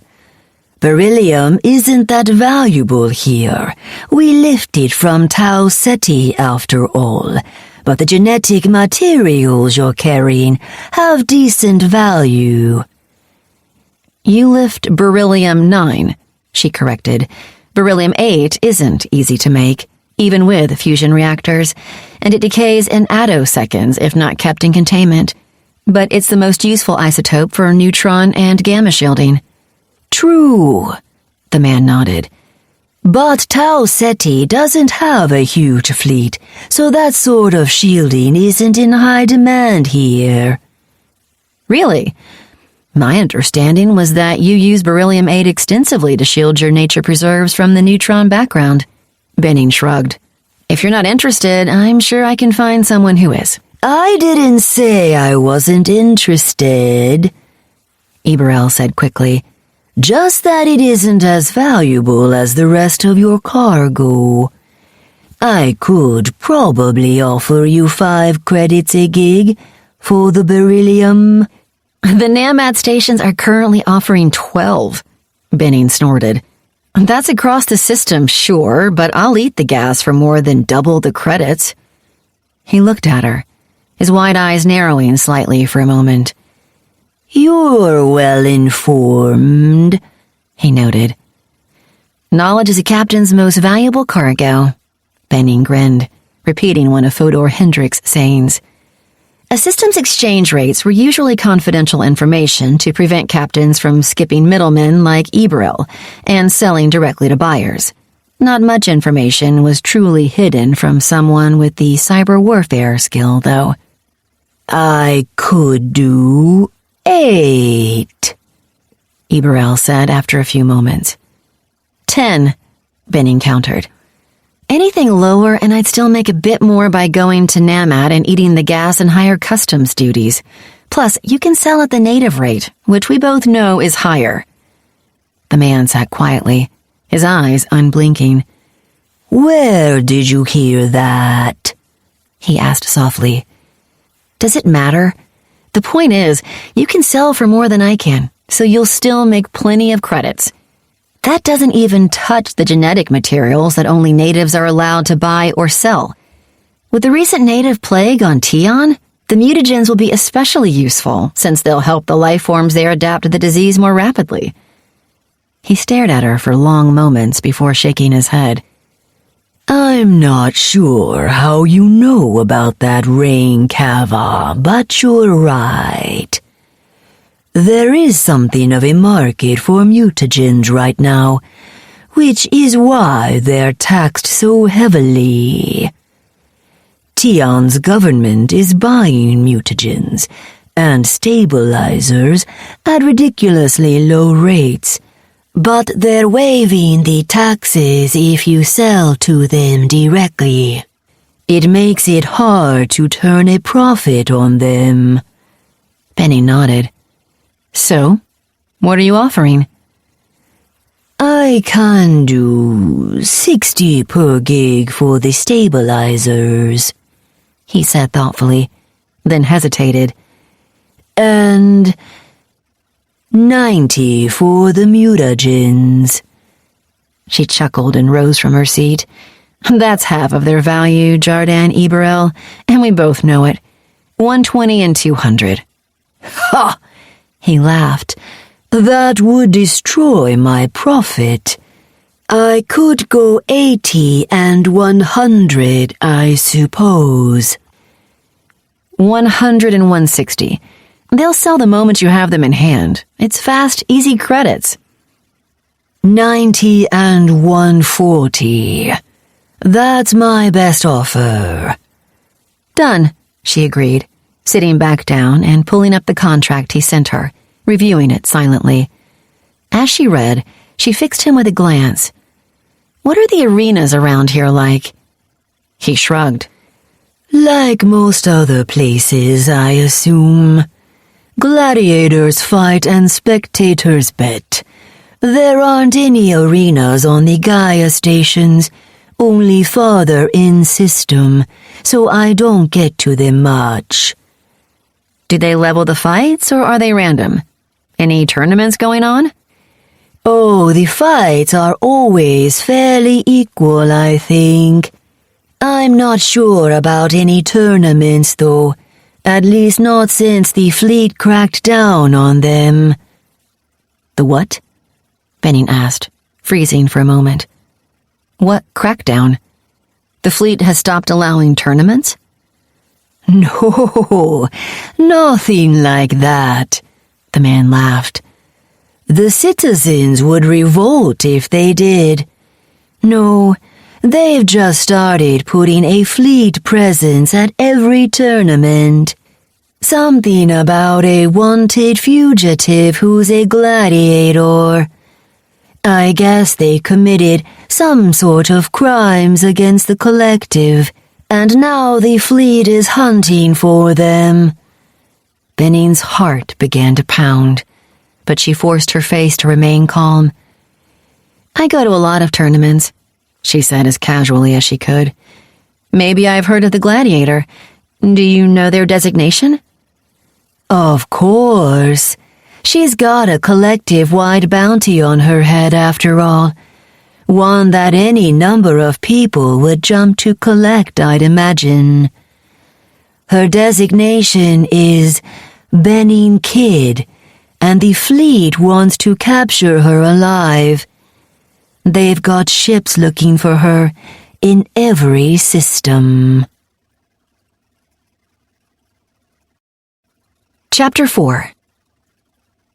This seems like a bad idea, Benning kid, Tiddly said worriedly in Benning's thoughts.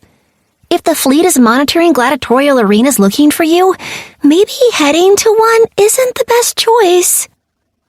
Benning walked calmly and confidently up to the competitor's entrance of the Tion 2 arena, despite the nervous energy swirling in her stomach. As she did, she double-checked her spoofed ID one more time. Amelise Doyle, parentheses, Benning Kid. Citizen Path, Mercenary Soldier, parentheses, Stellar Corsair. Level, 11, parentheses, 9. To next level, 17%. Physicality, 12.9. Coordination, 12.7. Resistance, 12.9.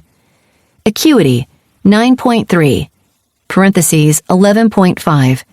Willpower, 8.7. Parentheses, 18.5. Social, 8.3. Parentheses, 11.1. Skills. Combat Tactics, 17.4. Parentheses, 0. Conditioning, 19.8. Parentheses, Cyber Warfare, 16.2. Parentheses, Leadership, 19. Martial Combat, 20.3. Parentheses, Nano Resistance, 2.5. Parentheses, Naval Tactics, 22.5. Parentheses, Sense Deceit, 4.7. Parentheses, Starfaring, 18.8. Weapons Expertise, 19.2. Upon arriving at the station orbiting high above Tion, the fifth planet in the Tau Ceti system and the closer of the naturally habitable ones, Benning had immediately hacked into the local net. She ran her customary check to make sure no one of any significance to her was present on the station, then worked her way into the respawn list. Amelise Doyle was fourth on that list, a mercenary soldier who'd fought recently in the arena and died in the process. Benning shifted the woman's respawn to happen in several days, then assumed her designation as closely as she could. She left her physical stats alone since they were appropriate for a mercenary soldier of Doyle's level, but hid her advanced mental stats and most of her skills. She'd had to pretend to possess combat tactics, a skill that every mercenary soldier had, according to Tiddly, but otherwise left her existing skills alone. She'd used her infiltration suite to modify her appearance significantly as well. Her armor and helmet both gleamed deep blue with dark red highlights now, and beneath the shaded visor, her skin and hair both shone a dark chestnut brown. She still couldn't change the shade of her eyes, but her face was slightly rounder than before, with a protruding chin and plumper cheekbones. The process of using her nano field to rebuild her features was uncomfortable and time-consuming, but Benning felt reasonably certain that she would fool anyone familiar with her current, true appearance. The fleet wants to take you alive, Benning kid, Tiddly reminded her. You know what that means. Yes, I do, Tiddly. Benning sighed silently. They either want to imprison me or spawn camp me down a few levels, or both, most likely. Exactly. Why risk it? You can advance your path through marine combat too, after all. I can, Tiddly, but not as quickly, and we both know it. I have to fight for glory and renown to really push that side of my path forward, and I think that's part of what's been slowing me down lately. I've avoided arena combat and focused on fighting on board ships. But Benning, you could always go back to somewhere like Wolf or the Orc Cloud, someplace where the fleet doesn't have much of a presence. But those places aren't great for someone low-leveled like me to advance their career. I'd end up fighting people too strong for me again, just like the last time I was there. There's no glory or renown in fighting a level 50 gladiator and getting beaten to skrit, Tiddly. Benning could feel the AI about to argue, but she cut the gnome off. Tiddly, I have to do this. If I'm too scared to face the fleet, how will I handle those nobles hunting me? We both know that eventually I'm going to have to deal with them, and they're more dangerous than the fleet. And how will I confront the system itself if I can't face a few fleet soldiers? I can't start hiding, or I'll spend the rest of my life doing it. Okay, Benning kid, Tiddly said quietly at last. I understand. And you're right. You do have bigger enemies than the fleet. Let's hope that your disguise holds up, I guess. Welcome back, Citizen Amelie Doyle. A man greeted her as she passed through the competitor's entrance into the arena. The man wore a bright pink suit with lime green tracing along it, and was obviously a native Seton from his appearance. Unlike in Gaia 86, though, the native wasn't ensconced in an Envo suit. On the planetary stations, foreigners had to remain sealed in their spacesuits, while natives roamed freely. Are you back to compete in the arena already? The man asked, blinking his large copper eyes, his purplish lips spread in a smile. Yes, Benny nodded. Excellent. I'm sure this time will go much better than your last match. The man turned to his screen. As you've already completed the arena contract, I'll just need you to reaffirm that you'll abide by its terms. Can you resend those to me? Benny asked. I make a habit to always read them before agreeing, just in case. Wise of you, the man agreed. Although if the terms changed, we'd have to get you to sign a new contract, of course. Still, here you are. The details of the arena's contract appeared in her vision, and Benning scanned them briefly. While it would have taken her a minute or more to completely read through the agreement, Tiddly's digital brain took in and analyzed the document in under a second. It's standard enough, Benning kid, the gnome assured her. It does say that the prohibition against destroying an Invo suit or spacesuit is lifted within an arena battle, though. That's good. It would be hard to fight if you couldn't damage the opponent's suit in any way. I guess the arena agrees. It looks like you'll be fighting inside a biocontainment field, and there's an addendum that prohibits you from altering, tampering with, or damaging the field in any way. There's also more stringent penalties for using bioweapons, but that's about it. Everything else is standard. No nanoweapons, gravitational devices, heavy weapons, or high explosives. Benning closed the contract and nodded at the man. I agree to the terms, she told him. Good. He touched his hollow screen with an affirmative nod. Also, you'll need to submit to an intrusive scan, I'm afraid. An intrusive scan? Benning echoed, slightly alarmed. Why? The man shrugged. New fleet regulation. All entrants must submit to an intrusive scan to confirm their identity. That seems awfully invasive, she protested. You aren't the only competitor who feels that way, Amelie Doyle. Participation has dropped by almost 30% since the new regulation, and we've had to change all of our tournament entry policies to accommodate the rule. He shuddered. You wouldn't believe how long it takes to do an intrusive scan of 30,000 contestants. It might be okay, Benning kid, Tiddly said slowly. This might even be a good way to train your nano-resistance skill. What do you mean? Well, unlike deep scanners that use negative energy to bypass armor and shielding to ping your net, an intrusive scanner sends nanites to link directly to your net and hack into it. Your nano defense rating should help shield you from it.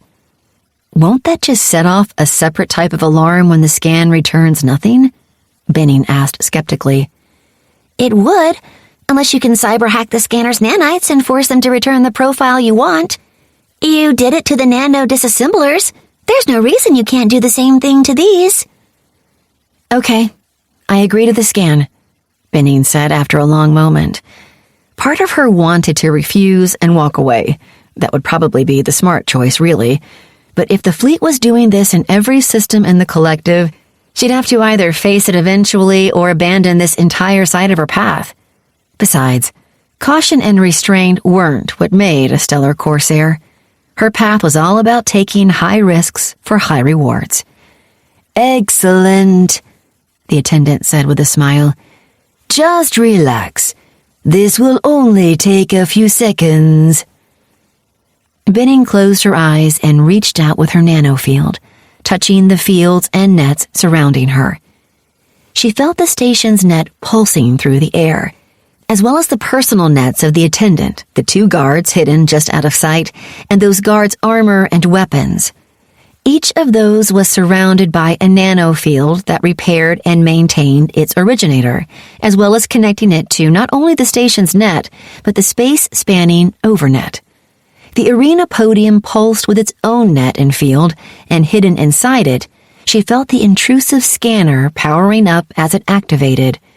A cloud of nanites swept out from the podium and raced toward Benning, descending on her from all directions. Her field responded instantly, lashing out at the intruding nanites. Her disassemblers tore the invading nanites apart, but her hacking field latched onto the invaders, their tiny nets connecting with the scanner's nanites. When she'd connected to the nano-disassemblers, she'd barely noticed it, but the scanners were designed to link to her system. Instantly, she felt millions of tiny pings echoing against her skull as the scanners tried to connect to her net through her own nanofield. The pressure of so many new linkages was almost too much for her. Her net activated instantly to hold out the intrusive attacks, but they kept slamming into her, their presence almost physical pain in her thoughts. Had she not already dealt with 2 nano-disassembler attacks and the unspeakable agony that accompanied them, the sheer force of all those new connections might have rendered her unconscious. She had, though, so she stubbornly pushed aside the sensations beating against her mind, trusting her net's upgrades to hold out the nanites' attacks. Instead of defending against them, she reached out and sent her own pings at the scanners, assaulting them with her cyber warfare skill. To her surprise, like the disassemblers, the scanning nanites had practically no defenses against her skill. She wasn't sure why, but it didn't matter. She took control of as many as she could and had them echo back her beaconed status.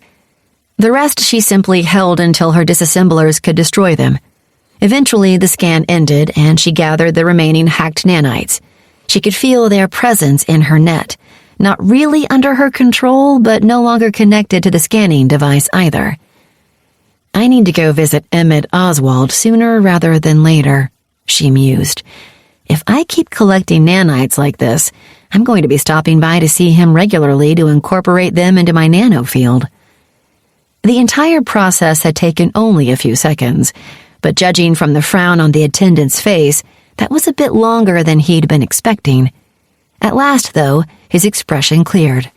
Ah, there we go. Okay, the scan confirms your designation, Amelie Doyle. Please report to check-in for opponent selection. Thanks. Benny nodded, moving past the man, trying to hide the relief that flooded her body. She didn't know if the hidden guards were normal or if they were from the fleet, there hunting her. It didn't matter, though. Either way, if her designation had become public, it would probably have gone badly for her. She might have been able to escape, but once the station's net was alerted to her true identity, it would undo her hacks, and she'd beacon correctly to everyone in sight. She could probably handle a couple guards. An entire station's worth of defenders was a different story. To distract herself from her worries as she headed deeper into the arena, she sent her thoughts toward Tiddly. Tiddly, why were the scanners so easy to hack? She asked curiously. I mean, I get why the disassemblers were. No one's supposed to survive long enough to hack them. But that reasoning doesn't really work with an intrusive scan. Well, unless you're a nano-engineer or nanomancer, you aren't supposed to be able to sense them, Benning Kid, the gnome explained. They don't radiate the way most nanites do until they've connected to their target system, so most people don't even know they're there. Does that mean that a nano-engineer or nanomancer could do what I just did? An engineer with a cyber warfare skill could, which is why Emmett Oswald wanted the skill. Really, anyone with nano-resistance in cyber warfare could do what you did, I suppose, but I've never heard of anyone else with a nano-resistance skill. What about a nanomancer? Do they get nano-resistance? No. They have a nano-defense rating as a normal part of their path, so they don't need the skill. No, I mean, Could someone like Vera Myers have beaten that scan? Oh, well, yeah, sure. A nanomancer of sufficient level gets the ability to cloak themselves from scans. They don't beacon falsely, though. They just aren't there as far as the scanner's concerned. It helps them to attack from hiding, which is a big part of what they do. They conceal themselves and send their nanites out to do their bidding, then slip away without anyone knowing they were there. Benning frowned at that thought. If Vera Myers could hide from scans, she could technically enter a station without leaving any record of her passage, so long as she didn't spend or earn any credits. Stations logged things like who passed through checkpoints or used doors, but Benning was certain they relied on scanners for that information. A skilled nanomancer might be like a ghost, slipping into and out of a station totally undetected, which would render Benning's scans for Vera Myers moot. She headed to the check-in station, where she was told that she'd be fighting a citizen named Risha Divakar. Benning looked up what information she could on the woman while she waited for her match to start. Divakar was a Stellar Marine, a soldier who specialized in attacking heavily defended targets like space stations and outposts. She wore heavy armor and carried weapons that were highly effective against similarly armored foes, but she lacked flexibility and maneuverability. When Benning stepped into the arena and found herself in the middle of a wide metallic platform, she couldn't help but grin. Clouds of thick gas swirled past her, blocking her vision, and her net informed her that the external temperature was about 250 Kelvin, within her suit's tolerances, but cold enough that wounds would add a new danger: frostbite. Gravity felt lighter than normal, but even so, the heavy atmosphere pushed against her on all sides uncomfortably. The wind screamed past her, driving to her left with significant force. Despite all that, she was perfectly happy with the arena. The clouds would hinder both competitors' visibility equally, but Benning's ability to scout with her nano field would expand her senses significantly. The heavy air pressure would make Divakar's standard loadout a serious burden, and the high winds would make even the Marine's usual 30mm rifle highly inaccurate. The arena didn't totally favor Benning, but it hampered Divakar more than it did the Corsair. Uranium sky mining platforms, Tiddly observed. Judging from the gravity and wind just above the mantle, there should be a system of tubes connecting this platform to those nearby, and collection towers that suck in gas and compress it into liquid that's stored beneath you. Benning switched her loadout from her heavier weapons to her lighter, more rapidly firing ones. Her arc bar rifle lacked the penetrating power of the heavier foe hammer, but it could fire up to 2,024mm slugs per minute, compared to the foe hammer's single-shot capability. With the chaotic wind, more bullets would be better than heavy ones. Her nano field reached out and touched the area around her, and immediately her visor flickered to life, displaying the objects her field detected.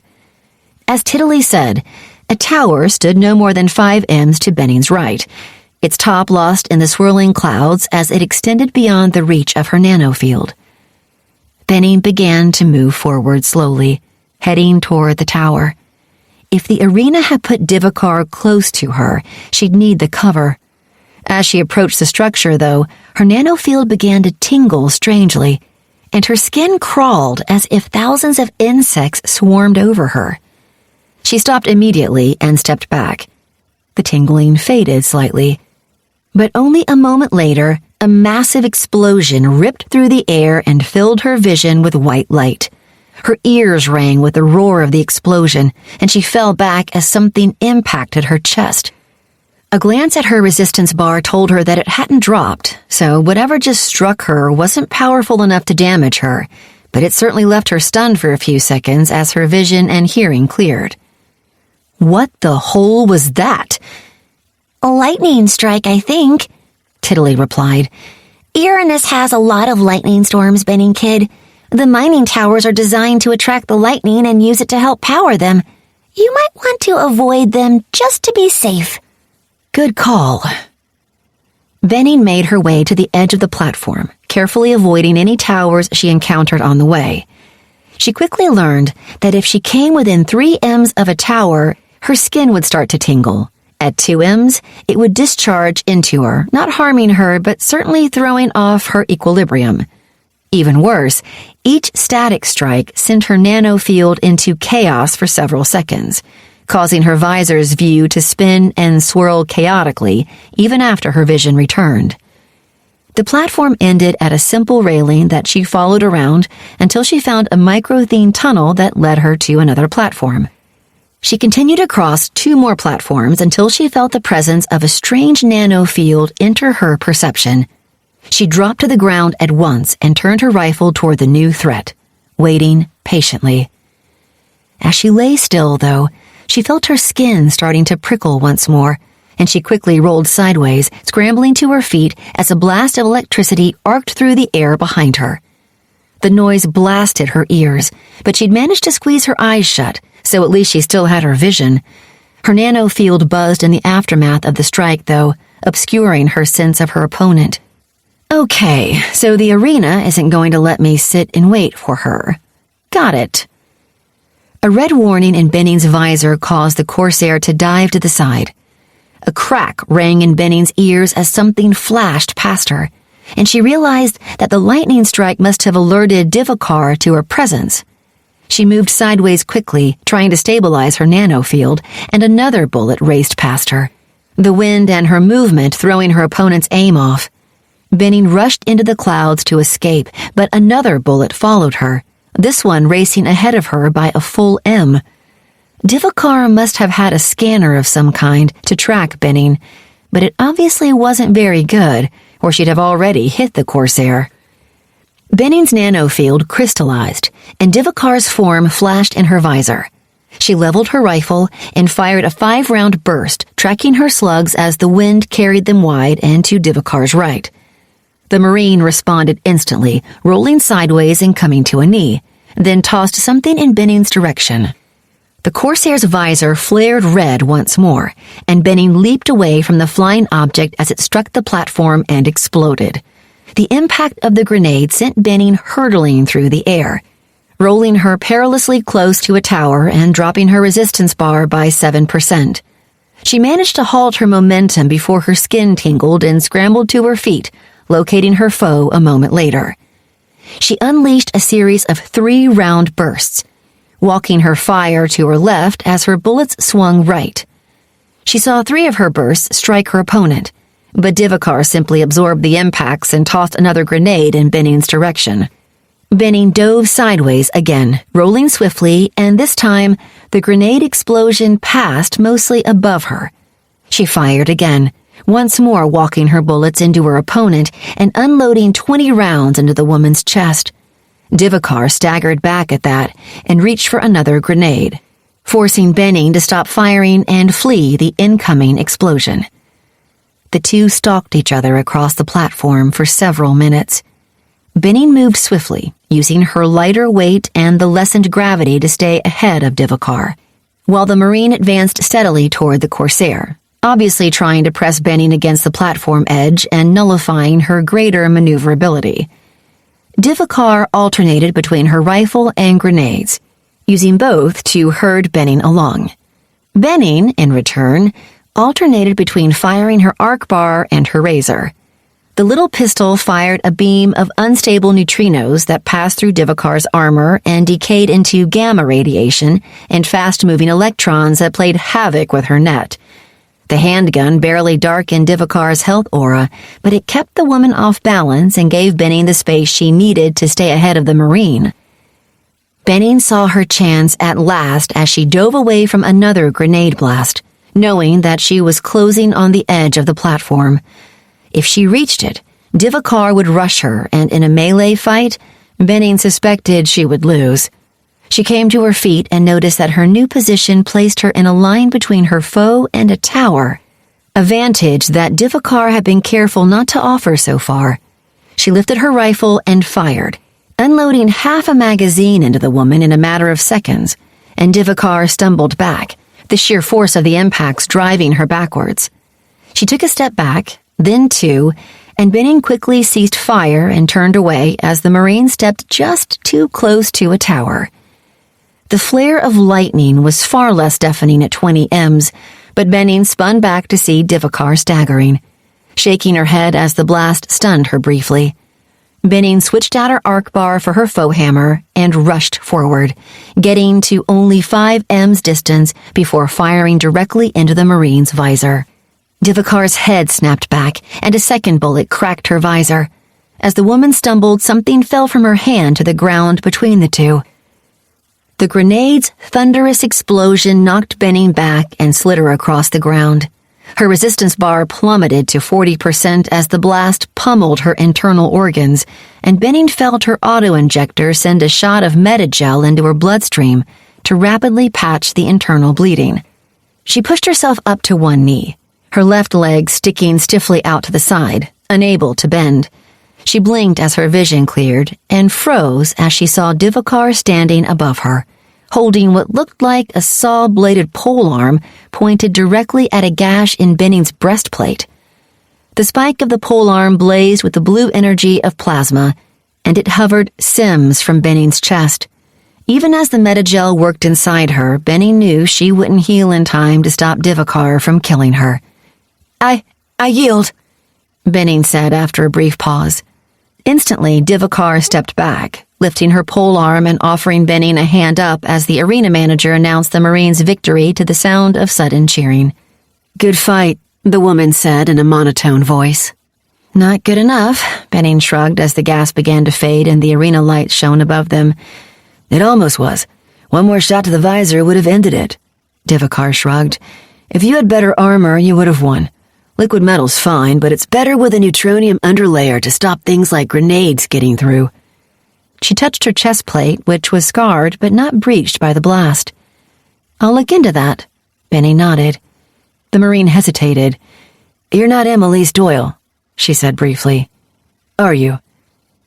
"What are you talking about?" Benning replied, trying to keep her voice and body language as calm as possible. "You don't fight like her. You're better. In an environment like this, I'd have ended her the moment we met. You fought smart, staying back and kidding me around." The woman shrugged. "I don't really care, but I thought you should know that if you want to impersonate someone, you have to copy how they fight as well." Benning grimaced inside her helmet. She hadn't thought of copying another person's fighting style before. She wondered if she'd given herself away by the way she fought. If she had, the fleet would be waiting for her when she left the arena. "That's good advice," she finally said. "Thanks." "As I said, I don't much care one way or the other. I'm just glad it was a good fight." She clapped her hand on Benning's shoulder. "Now, let's clear the arena for the next pair. Maybe we'll meet again. And next time, maybe you'll get that third shot off." "Maybe," Benning laughed. "I look forward to finding out." As the woman walked away, Benning watched her curiously. The ache in her chest had vanished during the battle, as it always did, but it was returning in force once more. Alongside it, though, she felt something new, an odd warmth that she didn't remember feeling before. It wasn't unpleasant. In fact, it felt similar to winning a battle or defeating an enemy. She shook off the strange feeling and headed out of the arena. As she walked, she glanced at her status, and the warmth in her chest vanished at once. Her path progress had only gone up a single %, and her renown stood unchanged. Tiddly, why didn't my renown drop from that loss? And why didn't my path increase more rapidly? "Because you were hiding your designation, Benning kid," the gnome explained. "You can't gain renown if no one knows it's you, and without that renown, your path doesn't advance as quickly." Benning halted just past the exit to the competitors area. "But if I reveal my designation, the fleet will try to capture me." "It sounds like it. Yeah." Benning frowned. "Wait, I thought that the system always allows citizens to advance their paths if they want to. Isn't there some kind of protocol about that?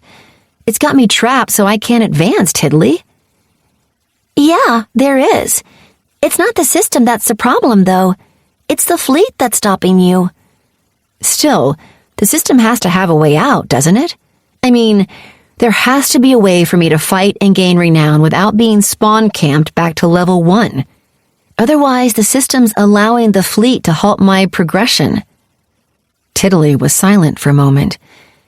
I suppose that's true, she admitted after a moment. There has to be a way for you to do this, Benning Kid. You'll just have to figure it out. I will, Tiddly, Benning vowed grimly. I have to grow if I want to become a noble, and not even the fleet is going to stop me.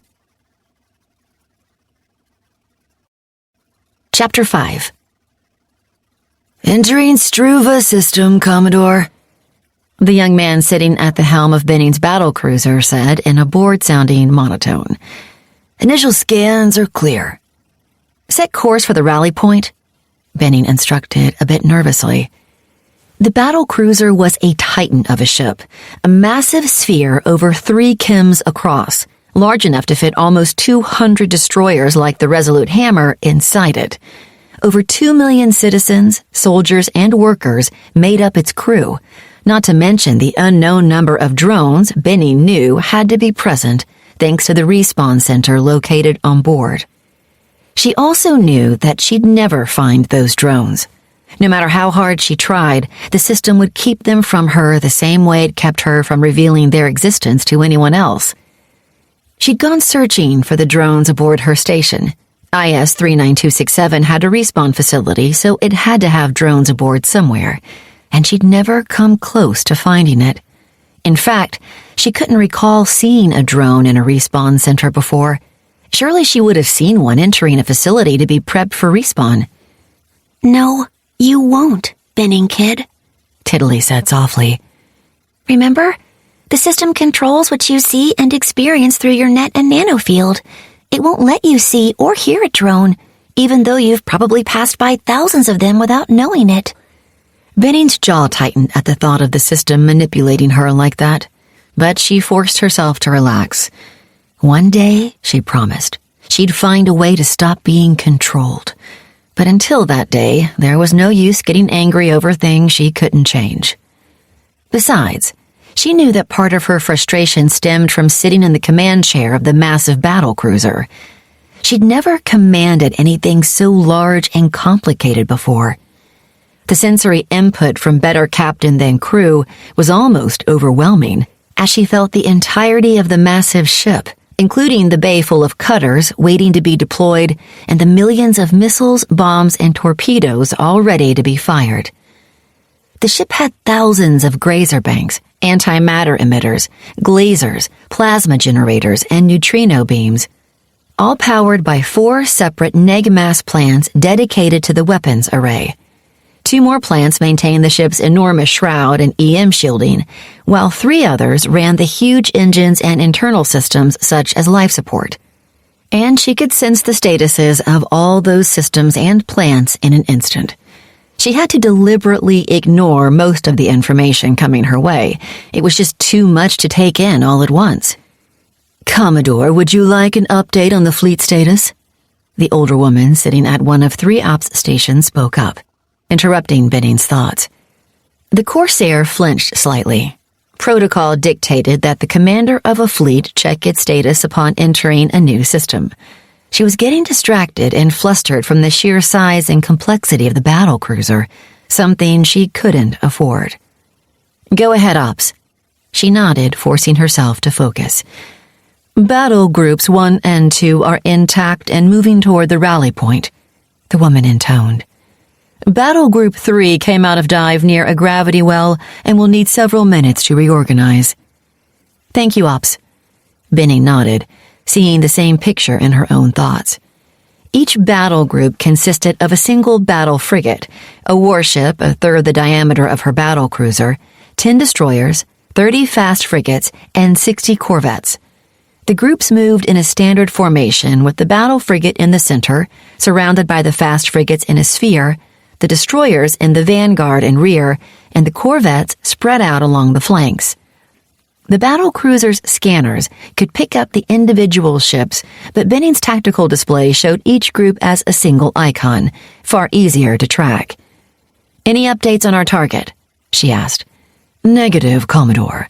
Last readings showed our target at Lagrange L4 around S-beta at 0.4 AU. Benny nodded.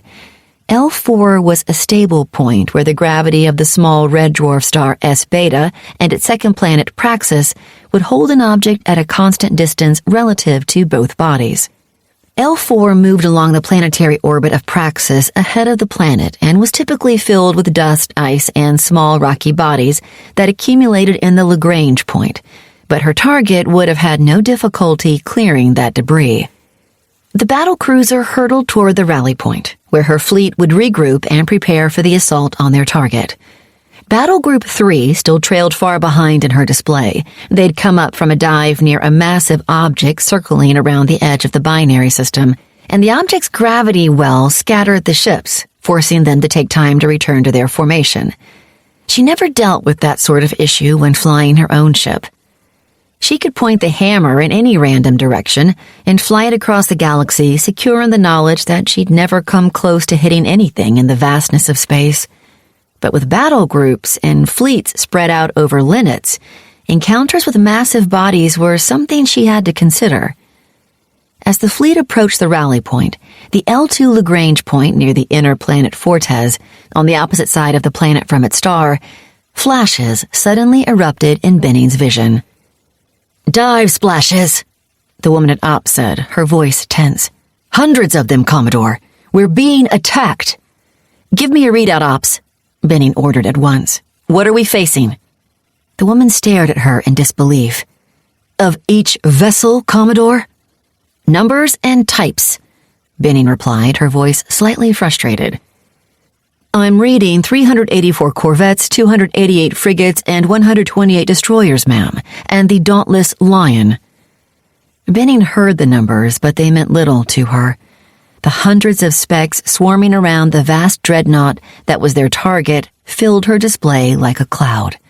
It was too much information. She couldn't order her battle groups to target individual ships after all. She needed to combine the enemy ships into groups, the same way her own were. Precious seconds passed as she compartmentalized her foes into distinct groups, but finally her display cleared, showing 3 red, flashing icons representing the enemy battle groups. Each group represented 32 destroyers, 72 frigates, and 96 corvettes. "Acknowledge, Commodore," Ops nodded, designating enemy battle groups as Tango 1, 2, and 3. "Group 1, target Tango 1, Benning ordered her fleet. "Group 2, target Tango 2. We'll handle Tango 3. "Aye, Commodore." The reply came back over her net as the captain of Group 1 acknowledged her response. "And what of the Lion, Commodore?" the captain of Group 2 asked. "We'll have to deal with her escorts before we can tangle with her, Captain." "As you say, Commodore." "Helm, move to engage Tango 3, Benning instructed. "Aye, ma'am," the young pilot replied. "Weapons, target the Vanguard destroyers first. AM warheads, fan dispersal. Break up their formation. As they scatter, hit the corvettes with wide grazers, followed by a battery of fusion warheads, starburst pattern."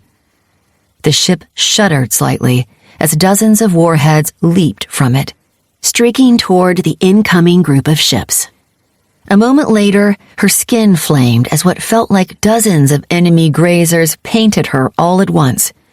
The ship trembled, and pain flared in her arms and stomach as explosions ripped through space all around her, as over 100 fusion warheads went off at the same time. "Evasive maneuvers," she ordered. "Max G." "They have our evasion cone, Commodore," Ops reported, shaking her head. "They're covering our entire cone. We can't avoid getting hit." "Commodore, our shielding plan is down 7%. A young man at the second Ops station spoke up. "Main engine's down 2%. "AM battery into the heart of their formation," Benning ordered. "Spherical pattern. Force them to disperse. Grazers at the destroyers, narrow dispersal. If they're staying in formation, their evasion cones are limited." "Damage report from our first salvo," a young woman at the last Ops station said. "Close hit on 3 destroyers. One is venting gas but maintaining headway. They're holding formation.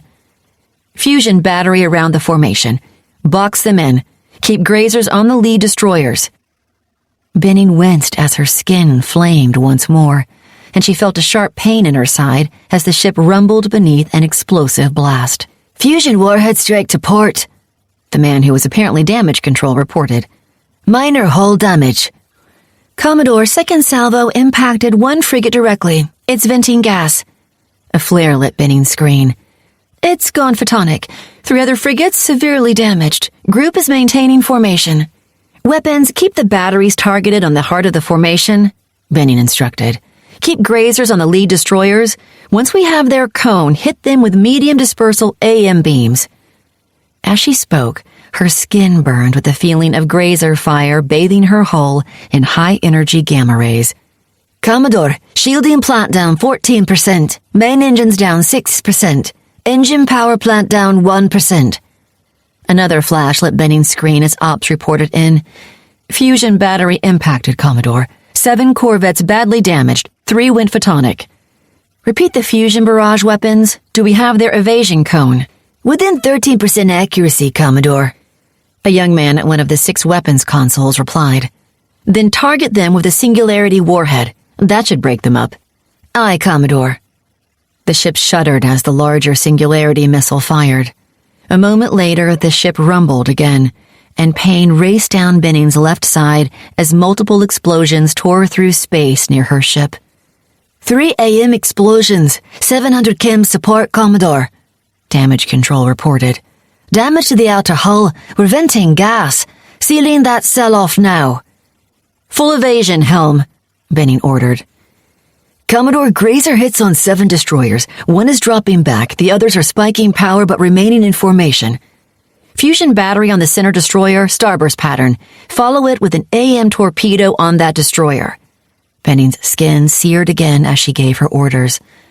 Commodore, they're blanketing our entire evasion cone with grazer fire, the older woman at ops reported. We can't evade. Then we'll just have to take it, Benning said. Once we break their formation, we'll be able to pick them off in small groups. Commodore, shielding plant down 23%, main engines down 9%, and engine power down 4%. A huge flash lit Benning's screen, followed by dozens of smaller flashes. Singularity warhead impacted, Commodore, the younger woman at ops reported. Massive damage. 27 frigates and 5 destroyers went photonic. 43 frigates and 6 destroyers are critically damaged. Their formation is breaking up. Good, Benning grinned. The Singularity warhead was nothing more than a modified Kugelblitz power plant, a contained black hole that hovered on the edge of flashing to Hawking radiation. When the missile exploded, the black hole's entire mass converted to energy in less than a second, bathing the area around it with an explosion similar to a few hundred AM warheads going off at once. Now we can... She froze as her skin flared with liquid fire, and stabbing pains shot into her shoulders and chest. What the hole was that? She demanded as she looked at her screen. The Lion, ma'am, Ops replied quietly. Battle Group 2 is gone, and the Lion and Tango 2 are targeting us. Gone? Benning echoed, stunned. Her battle group should have easily dealt with the more numerous but far less powerful Tango 2. The battle frigate at its heart would have seen to that. And, she supposed, it would have had the massive dreadnought not been assisting its forces. Just as she could have fit a couple hundred resolute hammers inside her battle cruiser, almost 100 of her battle cruisers could have nestled within the Lion. The spherical warship stretched over 16 chems across, and it bristled with powerful weaponry. Tiny dots poured out from the dreadnought, the vessel's stored fleet of cutters and corvettes swarming out to engage the battle cruiser and keep the approaching third battle group at bay. Benning swore as she recalled that she had a similar fleet of cutters, one that she'd never bothered to deploy. Deploy cutter fleet, she ordered. Have them intercept the Lion's cutters. Aye, Commodore, Ops replied. Weapons, target the Lion with everything we have. Benning's skin burned again as more grazer fire bathed her ship. Commodore, shielding plan is down 49%, weapons plan is down 17%, and main engines are down 31%. We've lost 10% of thrusters. Commodore, Tango 3 is reforming around the Lion, Ops reported. Our evasion cone is still covered. We can't avoid their fire. The ship shook, and Benning's entire body screamed with stabbing pain. Multiple AM explosions from all directions, Commodore. 7 different hull breaches were starting to list. Commodore, AM battery impacted less than 1,000 chems from the Lion. No detectable damage. Shielding plant down 71%. Damage control reported in an alarmed voice as Benning's skin burned once more. Main engine down 53% and main power down 28%. Weapons, Singularity Warhead at the Lion, Benning commanded. AM battery at the center of Tango 2, fusion battery at Tango 3. The cruiser shook again, and more pain rippled through Benning's body. 4 fusion warheads impacted within 500 chems. List has increased to 6.2 RPM. We've lost atmosphere index 117 through 119 starboard. Grazer fire on Tango 3, full dispersal, Benning ordered. Their evasion cone is smaller than ours. Flood it with gamma rays. Commodore, Singularity warhead impacted 1,200 chems from the Lion, Opt reported. They're venting gas in 2 places, and their plants are down 4%. Flashes lit Benning's screen. Fusion volley impacted. 8 corvettes and 3 frigates went photonic. 14 corvettes, 7 frigates, and 2 destroyers significantly damaged. The battle cruiser rocked once more, and pain roared across Benning's body. AM impact against the hull. We are venting atmosphere. List increased to 19.8 RPM. Main plant down to 31%. We've lost our shielding. Commodore, Battle Group 1 is broken free and is en route, the older woman at Ops reported calmly. Battle Group 3 is 41 seconds out. Too late. Benning shook her head as the ship shuddered once more, and her entire body screamed with the impact. Commodore, Singularity Warhead exploded 240 chems below. Main plant is spiking. A flash of white lit Benning's vision as the battle cruiser's power plant exploded, its containment failing and allowing the negative mass within to race unimpeded to a tiny fraction of a percent below the speed of light. Energy washed through the ship, overloading its other plants in turn until nothing was left of her mighty vessel but a sea of photons speeding off into the void. Benning blinked as the simulation ended and her overnet domain formed around her once more. Well, that went to the hole fast, she muttered, shaking her head. Are you okay, Benning kid? Tiddly asked, appearing in front of the Corsair, her eyes wide and a frown covering her face. Benning sat down on the floor of her domain and wrapped her arms around her knees, leaning her forehead on them tiredly. Yes, Tiddly. And no, I guess. That seemed really hard, the gnome offered. Expecting a battle cruiser to go up against a dreadnought? That's not exactly fair. Benning shook her head. It wasn't the dreadnought that killed me, Tiddly. It was the 2 battle groups. They could blanket my entire evasion cone. I had nowhere to run. They could put hundreds of missiles all around me so that one of them had to be close enough to damage me. There was no way for me to avoid getting hit. Do you think it's like the Kobayashi simulation? One that you can't win? Maybe, but... Benning took a deep breath. I think it's more that I kept making mistakes. I didn't keep an eye on my battle groups. I didn't wait for the 3rd group to catch up to us. She snorted. Scrit, I forgot about my cutter fleet. 1 cutter isn't all that powerful, but with a couple hundred, I could have done the same thing to them that they did to me. 400 grazers bathing their fleet constantly would have done more damage than that Singularity warhead over time. She shook her head again. I think that I was trying to fight the way I always do with the hammer, she admitted. I was trying to do everything myself. I should have been using my fleet to my advantage instead. If I had, I might have been able to win that. She chuckled wryly. Or at least not died so badly. Then you know how to handle it better next time, and that's important. Did you get anything from it at least? Benning pulled up her status sheet and couldn't help but smile at the screen that appeared before her. Skill upgrades. You have achieved rank 20 in one or more of your skills. With this increase, your skills achieve a new tier, and you can use them in unique ways. Leadership. Plus 2% times rank to skills of all under your command. Plus 2% times rank to social stat with all under your command. From Hell's Heart. Those under your command gain triple your leadership bonus to all actions when threatened with likely death or defeat. This lasts until the threat is ended or has become a certainty. Yep, I got a bonus of 1.2 to leadership, 1.1 to naval tactics, and 0.3 to starfaring. Benin laughed. Plus 5% to my path, and that was by losing, Tiddly. Imagine what I'd get if I won. I guess you just need to try it until you can, then, Tiddly said eagerly. It was certainly exciting to watch. I can't wait to see you do it again. Chapter 6. Benin Kid. Fodor Hendricks smiled as Benin walked into the dining compartment with Teresa Erdeli at her side. Welcome back to Kid's Rest. Benin frowned at the dark-skinned man and his wide, gleaming smile that seemed somehow too bright. Kid's Rest? What is that? It's the designation we decided to give this place, the man replied, holding his arms out expansively and turning from side to side so that his tightly braided black hair swung back and forth. We can't keep calling it IS 39267 after all. It's the designation that you gave it, Fodor Hendricks, the blue-haired woman beside Hendricks clarified.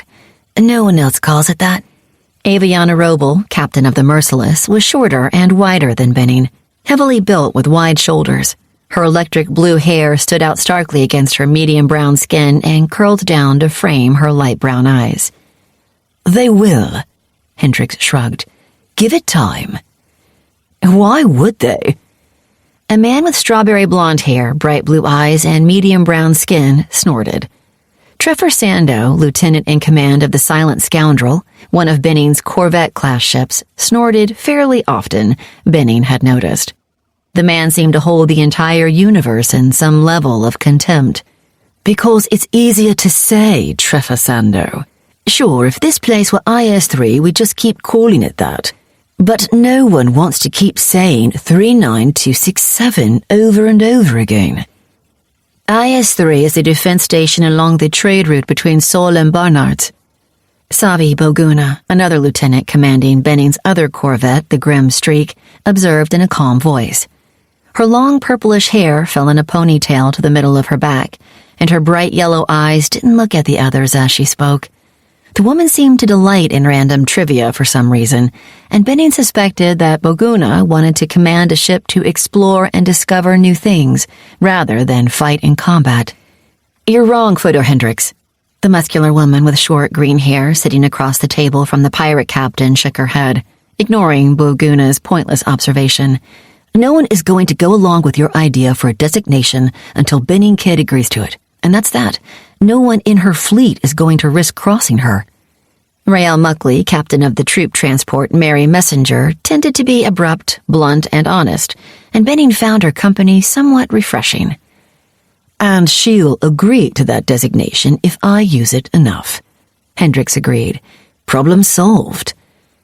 I think that designation is just asking for the fleet to come visit, Fodor Hendricks, Erdeli pointed out. Benin Kid is a wanted woman, after all. They haven't come for her yet, Teresa Erdeli, and they have to know where she is. It's probably not worth their time, the assistant shrugged.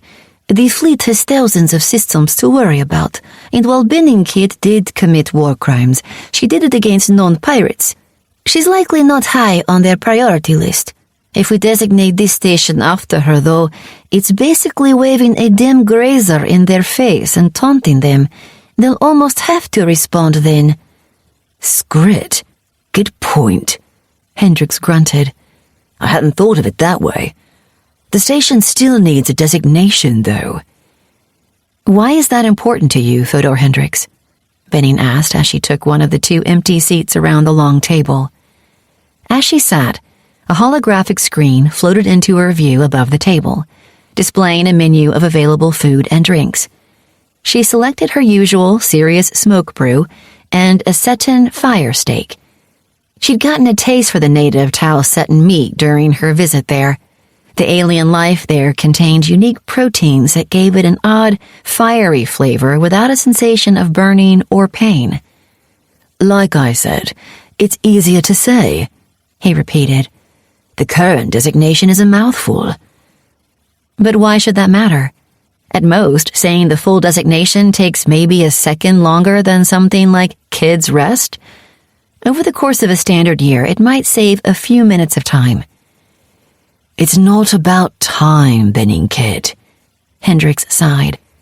Time is something we citizens have plenty of, after all. It's about the way a designation feels, and why humanity calls its home planet Earth instead of Planet One or something like that.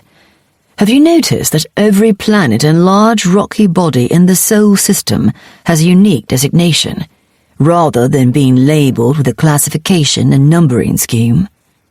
Benny nodded slowly. I'd never thought about it, but now that you mention it, yes, I have. And the same is true in other systems. It's not Ophiuchi A, B, and C, it's Python, Delphi, and Apollo. The former system is probably easier, but humans have more difficulty feeling a connection to things without meaningful designations. As IS 39267, this station is just a base of operations, a convenient temporary location, nothing more. With a proper designation, though, it could feel like a home to your crews, a place they can make their own, and one worth fighting for. Benning suppressed a frown. IS 39267 was just a convenient location, at least as far as she was concerned. It was an asset, and a valuable one at that, but she knew that it would only be a temporary haven for her and her ships. At some point, the fleet would send a battle frigate her way, and when that happened, her only choice would probably be to flee deeper into interstellar space. Her current fleet wouldn't stand a chance against one of the mighty warships. Even with the station's defenses assisting them, and sticking around to fight would simply result in them all being sent to respawn. At the same time, that was exactly the issue she was trying to resolve. At the moment, she existed at the fleet's sufferance. As Teresa Erdelli said, they just hadn't gotten around to dealing with Benning yet. At some point, they would, and Benning wanted to be ready for them. The idea that the fleet could force her to abandon everything she'd gained, and that she was powerless to stop it, galled her to no end. And she refused to sit back and wait for the battle frigate she knew was coming to arrive. Is he right, Tiddly? Would giving this place a different designation encourage my crews to fight to defend it? Probably, Benning Kid. Humans fight harder when they're defending something important to them, and they always seem to attach sentimental designations to things they think are important. I'll think about it, she said at last, nodding her head. It's a good idea, Fodor Hendricks, but as Teresa Erdelli said, there's no point in taunting the fleet. At least, not yet. Not yet? Erdelli echoed. Benning Kid, I assure you, there's never a good time to taunt the fleet. No, but there are times when it can be done safely. We're just not there yet. Benning looked around the table. And that's the reason I wanted this meeting. It's time we started getting ready for the fleet's eventual appearance. Our ships can't take a battle frigate, Benning Kid, Hendricks said flatly. Not unless you fight the way you did against the Orion, and if you use prohibited weapons against the fleet, you're going to have a dreadnought or titanosphere drop by to say hi. Even those weapons won't do anything against a ship a mim across with millions of grazers, missiles, and cutters. We can't, you're right. At least not yet. I want to change that. She glanced at her assistant. Teresa Erdelli? The slim woman held out her hand, and a holographic image appeared above the table displaying a large, glowing star surrounded by 2 large planets orbiting closely and 3 larger gas giants orbiting at a distance. That's Nulupi, isn't it? Savvy Boguna asked a bit excitedly. It's a soul-mass star almost 50 light-years from the Sol system in the early stages of its red giant stage. Correct, Ardeli agreed. It's also one of the most recently colonized systems in the collective. The Blank Wolf Corporation sent out a fleet of Ark ships 73 years ago, so the colonists have only had about 40 standard years to build it up. The innermost planet has been broken down for raw materials, but the system is still in the process of building its Tyson swarm to power the replicators needed to construct the habitats and stations they'll need around the system. You're not suggesting we go conquer that system, are you? Hendricks asked a bit incredulously. No, of course not, Fodor Hendricks. Each of those Ark ships carried 1 million colonists for one thing, and they'll fight to defend what they've built so far. For another, it's almost 50 light-years away. Even in deep dives, it would take months to get there. It's not worth the trouble. The woman turned back to face the floating image. Blank Wolf, as you may know, is a tech corporation focusing on advanced and highly experimental net modifications and upgrades. And their stated purpose for claiming Nulupi is to turn the system into an advanced research center. So far, beyond a few hundred Dyson habitats, the colonists have only been able to build a single underground colony on the outermost rocky planet. But it appears that they've already come up with something valuable. Valuable enough, at least, to need to be transported on one of their few military vessels. The hologram shifted, displaying a pair of cylindrical vessels, one much smaller than the other. These are the Najur Rapide, a brigantine vessel barely capable of interstellar travel, and the Lam Durée, a Carrick trader converted into a warship. Benin spoke up, taking up the rest of the briefing. They left Nulupi several months ago, headed for Blank Wolf's current company headquarters in the Indi system. In 11 standard days, they'll approach within 10 light-years of Frostwise. When they do, she smiled grimly, we're going to take them. How well was that Carrick refitted? Hendricks asked dubiously. That ship has a lot of room to carry weapons and marines, Benning Kid. The datasheet shows it to be similar to maybe a quarter-powered battle frigate, she explained. The specs say they have 80 banks of grazers and 40 missile launchers. However, with Nulupi's Dyson swarm only partially active, they've had to power the ship's weapons and defenses with fusion plants and to fix their missiles with fission warheads, since they don't have the energy to create the black holes for a KB plant or antimatter for an AM warhead. Which means that their weapons and shielding are underpowered and vulnerable, Aviana Roble mused, tapping a finger on the table. But they'll have enough of them to fry any of us. Hendricks shook his head. And they can fire dozens of missiles at once. Fission warheads are still dangerous if they get close enough. And in those numbers, they'll be deadly.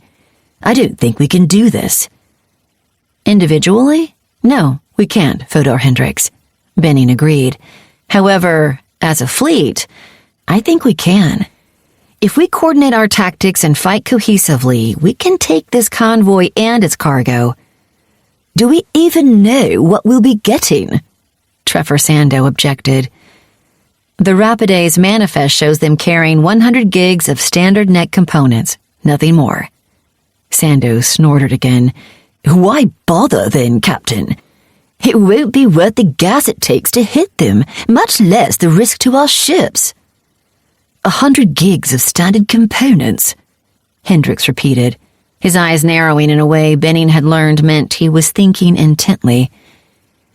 Now I see why you want us to hit it, Benning Kid. You may be right. I don't understand, Roble admitted. What's so special about net components? Nothing, Aviana Roble, which is exactly the point. The dark-skinned man chuckled. There's no reason to send ordinary components 50 light-years from a small experimental facility to their home base when they could just send plans through the overnet and replicate the components back home. There's certainly no reason to protect a shipment worth a couple hundred credits with a carrack that must have cost 1,000 credits to refit just for this voyage. Whatever that ship is carrying has to be worth its weight in anti-iron at least. He looked at Benning. You'd think I'd learn to stop doubting you, Captain. You've proven right too many times since I've known you. Benning once more stifled a frown as that odd warmth she'd felt after her battle with Risha Divakar flowed into the empty hole in her chest once more. Again, it wasn't unpleasant, but it was distracting, an oddity that pulled at her attention. She pushed the sensation aside. She'd need to examine it later, but for the moment, she had other things to worry about. It still won't be easy, though, the pirate captain continued. We've never used fleet tactics before. It's not something I've ever trained in. He looked at Boguna and Sando. It seems like something that starship officers would learn at the academies, though. Boguna shook her head. We only get the most basic introduction to fleet-wide tactics, she corrected vaguely. Really, just enough to show that cooperative tactics are possible, nothing more. I have no clue why. Probably because they don't want fledgling officers using those tactics against more experienced captains, Sando shrugged. They want us to learn from older captains, so we're indebted to them and don't go rogue. It's the kind of thing that fleet would do to keep control. It does sound like the fleet, Hendricks agreed, turning back to Benning. I take it you have a plan, Captain. I do, Fodor Hendricks. She nodded. I've been training in fleet tactics myself, and I've worked out a few basic concepts that should be sufficient for dealing with the Doré.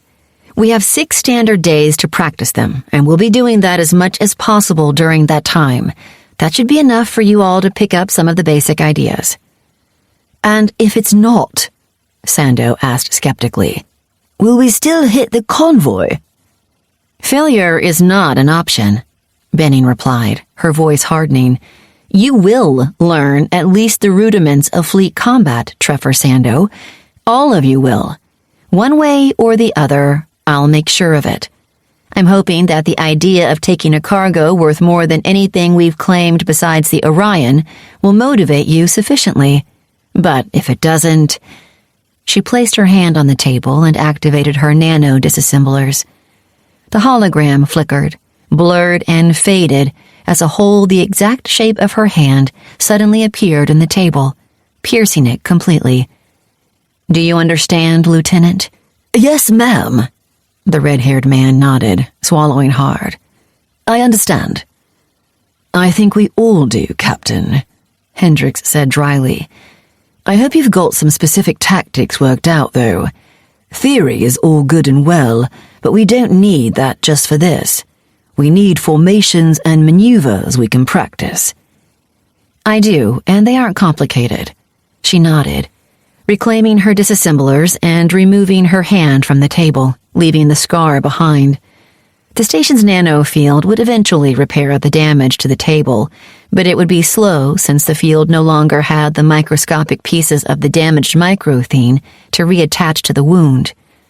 I've set up some simulations in the net we can use to practice first. Once we're comfortable with those, we'll shift to practicing with our ships.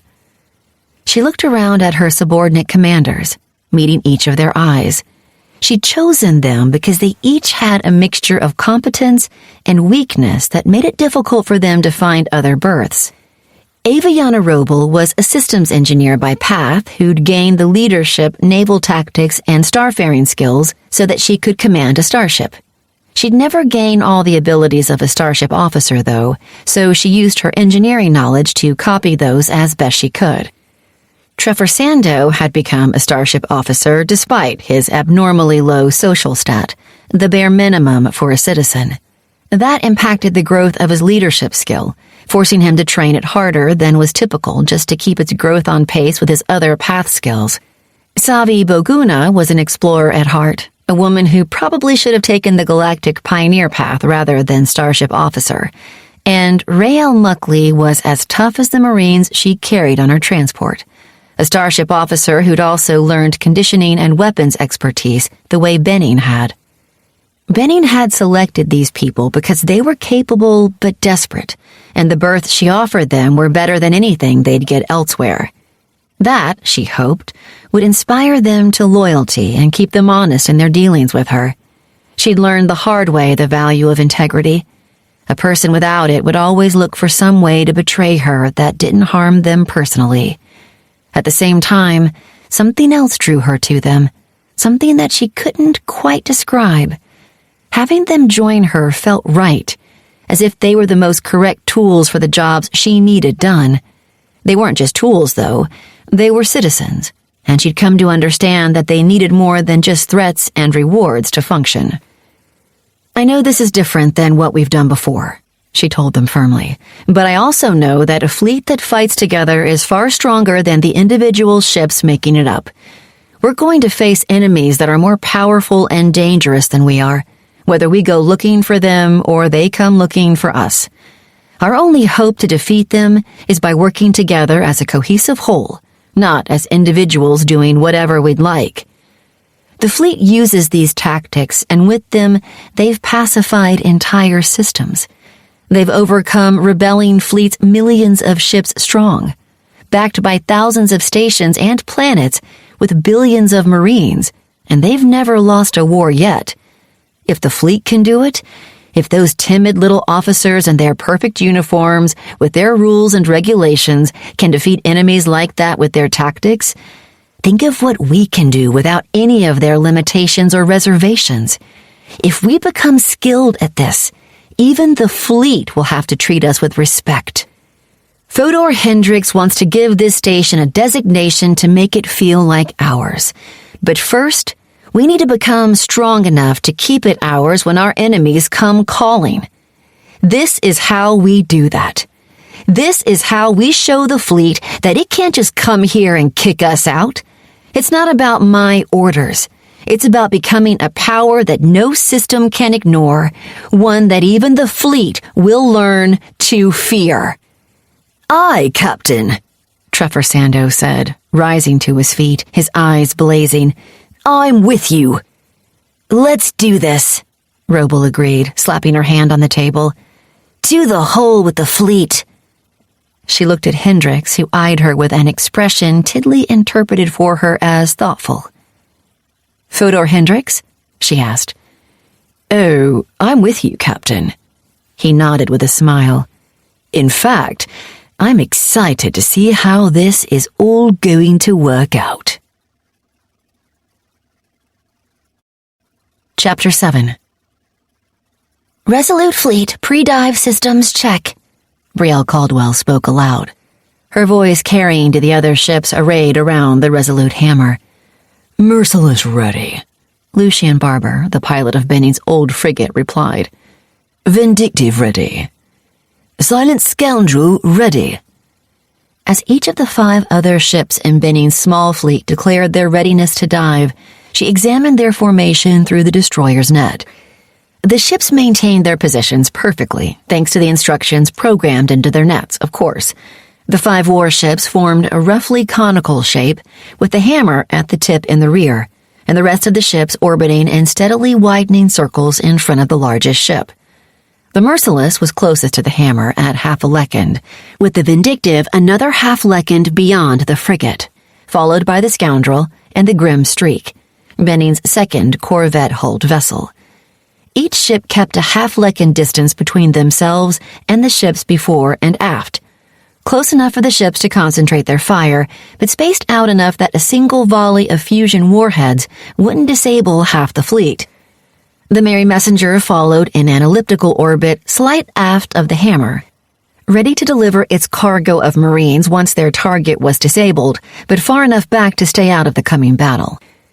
Benning had thought that the fight with the Doré would be the most difficult part of this mission, but she soon wondered if that conjecture was wrong. The trip from IS 39267 was a major effort all by itself. The ships left the station without issue, but their first refueling stop at Frostwise hadn't gone well. Benning never considered the logistical challenge of 6 ships all trying to refuel at once, and the captains quickly set to arguing about who should get precedence and why. She'd had to step in and set an order for the captains to refuel, and they grumbled about their placement in that order. "The Vindictive should be first, Captain," Hendricks reasoned. "She's the fastest ship in the fleet, and she also uses the most gas. She needs it more than the others." "The messenger is carrying the Marines you need to capture the ship," Muckley countered. "If we run short on gas, we're all making the trip for nothing." "There's plenty of gas for all of us," Roble said exasperatedly. "It's not like any of us are going to drain an entire brown dwarf." "No, but fueling stations do occasionally break down," Hendricks replied. "And that happens at Frostwise more often than most. If they lose a compressor or an injector snaps, someone's not getting gas." "We'll refuel by hull size, largest to smallest," Benning decided. "That way, if something goes wrong, we'll still be bringing the maximum number of weapons to the battle." The fleet also had trouble staying together through the first few dives to clear Frostwise. Each ship moved around in an irregular orbit that kept them in formation, but made it impossible to accurately predict their exact position. However, that also meant they entered dives with different velocities and headings, and that scattered them across linnets when they exited their dives. She tried coordinating each ship's track when they dove next, but that generated more than the normal amount of heavy KK particles in the higher dimension, slowing the fleet when one such particle struck the scoundrel and forced her to heave to for repairs. By the fourth dive, Benning got the hang of sending the ships into the fifth dimension with close but slightly varied headings that would still scatter them but kept them within an acceptable radius. Of course, that didn't help in the slightest with deep diving. There was no way to predict exactly where a deep dive would exit, but Benning guessed that if each ship targeted the same location, they shouldn't scatter too much. She'd been right. On their first dive, the fleet all came up within lekins of one another, and the resulting radiation bath from their exit splashes had forced the whole fleet to run ballistically for hours while the ship's nets repaired the damage. After that, she'd had each ship target a spot several lekins from any other ship. Then they spent anywhere from several minutes to an hour reforming around the hammer. It wasn't ideal, but Benning couldn't think of a better way to deep dive safely. Then they'd had to wait when the Streak's dive engine failed and Savvy Boguna neglected to tell Benning, meaning the fleet dove without the corvette and had to wait for the ship to repair itself and then to catch up. That was when Benning began running systems checks before each dive. If they dove on the Doré with only part of their fleet, they could be in trouble. "Resolute fleet, prepare for dive," Caldwell instructed after each ship had returned a positive response. "On my mark, initiate dive." The world flattened around Benning as the vessels plunged into higher dimensional psi space. Normally, she had to focus intently during a dive to keep from seeing the entirety of local space at once. But this time, she barely noticed the panoply spread around her. Her eyes were focused on her fleet screen, watching each of her ships for signs of damage while she simultaneously tracked the fleet through her net to make sure they'd be exiting more or less where she'd predicted. Keeping the fleet organized took far more effort and concentration than she'd thought. Each ship's captain only had to worry about their vessel, but Benning had to track hers plus all of theirs. "What I need is another officer on the hammer for fleet operations like this," she mused, as she noted that the scoundrel was going to come out slightly past where she'd thought. "Someone to run the ship while I handle everything else." "That's probably a good idea, Benning Kid," Tiddly agreed brightly. "It might be something to consider once this battle's done, though, don't you think?" Good point. Benning's mind kept wandering to random topics, and she knew why. She was nervous about the coming battle. The simulations and training had gone well, at least they had eventually, once her commanders got the idea that they weren't trying to defeat any ship by themselves but had to work together. But that was training. Real combat would be different, she knew. It was one thing to hold formation in a simulation with nothing on the line. It was another when 50 fission warheads were inbound, and instinct screamed at her to evade no matter what that meant to the rest of the fleet. Would her commanders hold? Would they follow orders? Or would they dissolve once more into a group of individuals attacking as they saw fit and probably all getting wiped out? That was the biggest thing gnawing at her. She thought she'd looked thoroughly at the pros and cons of fleet combat. She'd considered the danger to her ships, the difficulties of training, the risk of failure. It was only as they finally neared their target that she realized the biggest issue. When the battle began, she had no way to force her commanders to follow her lead and remain in formation. Oh, she could threaten and cajole them, but at the end, if Hendricks or Sando decided to abandon the formation or Muckley turned and ran, Benning couldn't stop them. On her ship, it was different. She could kill any officer who refused to follow her orders and run their station without issue. But she couldn't turn the hammer away from their target to chase a fleeing corvette or chastise a rebellious frigate captain. That, she realized, was how citizens weren't just regular tools. Her rifle would fire when she squeezed the trigger. Her armor would equip when she desired it.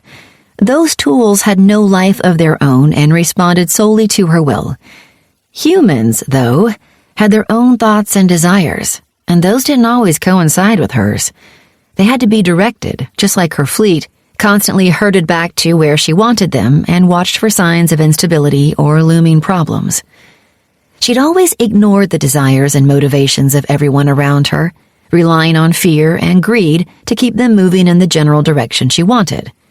But she wondered if she needed to start paying more attention. She'd seen that left to their own devices, the ships in her small formation tended to slowly lose cohesion until they were just a group of independent vessels, not a fleet. Were her crew the same way? Had their desires and plans drifted from when they'd joined with her?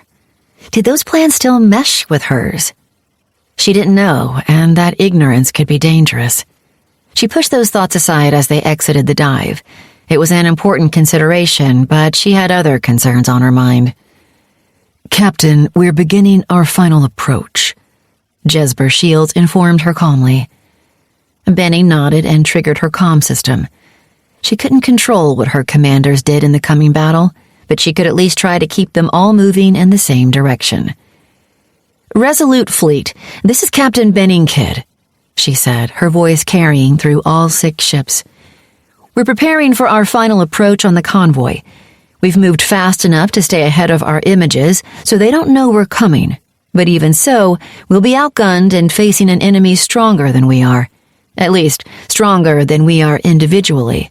Together, though, we can take them down if we remember our training and each do our part. Stick to the formation, no matter what, and we'll be victorious. Leave the formation and you'll die. One way or another. She gave them a few seconds for her words to sink in. She'd given them a hope of victory for obeying her and a promise of reprisal if they failed her. That was the best she could do. Resolute Fleet, prepare for rapid dives, she finally instructed. On my coordinates and mark. Now. The world flattened around her once more as the fleet plunged into the 5th dimension. The bridge snapped back to normality for only a moment before diving into Psi-space once more, racing through the void toward the Doré and Rapidae. Each dive lasted 10 seconds and carried the fleet a full linnet, swiftly outpacing their dive splashes and images. The ships altered course slightly with each dive to remain close to their proper formation, and Benning silently thanked the convoy for being distant enough that she'd worked out some of these issues already. If they'd dove into combat scattered, they'd have been easy pickings for the Doré. Reality burst around her as the fleet exited the final dive. Report, she instructed instantly.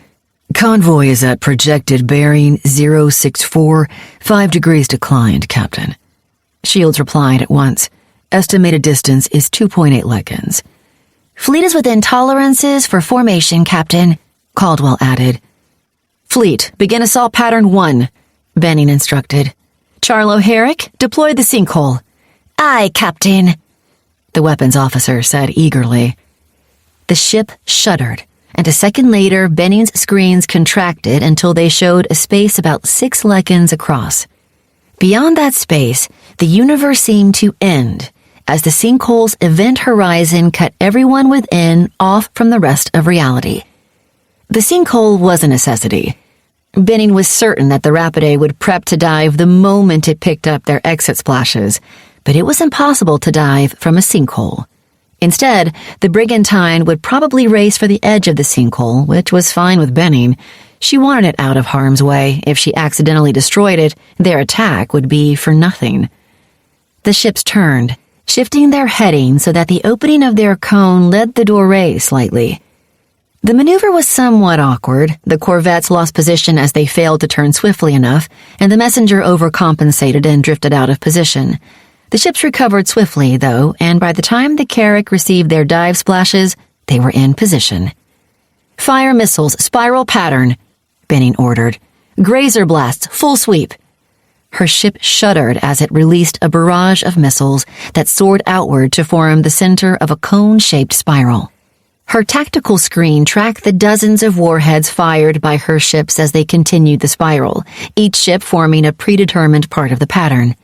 At the same time, her grazer banks bathed a wide rectangle in gamma radiation, a shape filled in by the rest of the ships around her. "Continue bombardment," she directed the fleet. "Evasive pattern 4. The ships began to move even more erratically, slipping in and out of position in a series of random ellipses. This kept each ship's field of fire open, but made it impossible to target an individual ship based on its movement in the formation. The ship shuddered and her skin warmed as flashes dotted her tactical screen. "Captain, fission warhead volley from the doorway," Shields told her. "No damage." "Formation is holding, Captain," Caldwell added. "Grim Streak reports minor hull damage." She paused. "Continue barrage," she instructed. "Ops, give me readings on the Carrack the moment we get them." "Several direct grazer hits to the doorway, Captain. 4 warheads exploded within 1,000 chems of her hull. Minor damage to her armor and systems." "Good. We've got her evasion cone." Benning turned her thoughts back to her fleet. "Fleet, continue grazer battery, spotlight spread. Fire missiles, concentric pattern 2. The ship shook again as more warheads burst around them, and Benning's skin warmed once more as a grazer beam swept across the hull. "Fission warhead explosion, 500 chems, starboard inclined," Shields said calmly. "No significant damage. Grazer blast to the hull, main power at 98%. "The scoundrel is venting gas from the last blast, Captain," Caldwell said worriedly. "She's moving to evade." "Treffer Sando, hold formation," Benning instructed instantly. "Do not leave formation." "Captain, we're venting gas," Sando protested, but Benning cut him off. "I don't care if you're bleeding atmosphere, Commander. Maintain your position and continue fire. If you leave formation, you'll answer to me in the arena. Do you read me?" "Aye, Captain," Sando said after a moment. "Maintaining position." "Good. Fleet, evasive pattern 7. Benning shifted the fleet to a pattern that would take the scoundrel slightly farther out, offering them a bit of protection against the next round of warheads. "Keep fire on the Carrack's cone."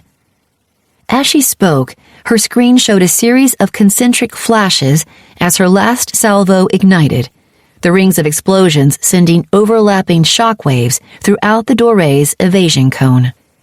"AM warhead burst within 700 chems of the Carrack, Captain," Shields reported.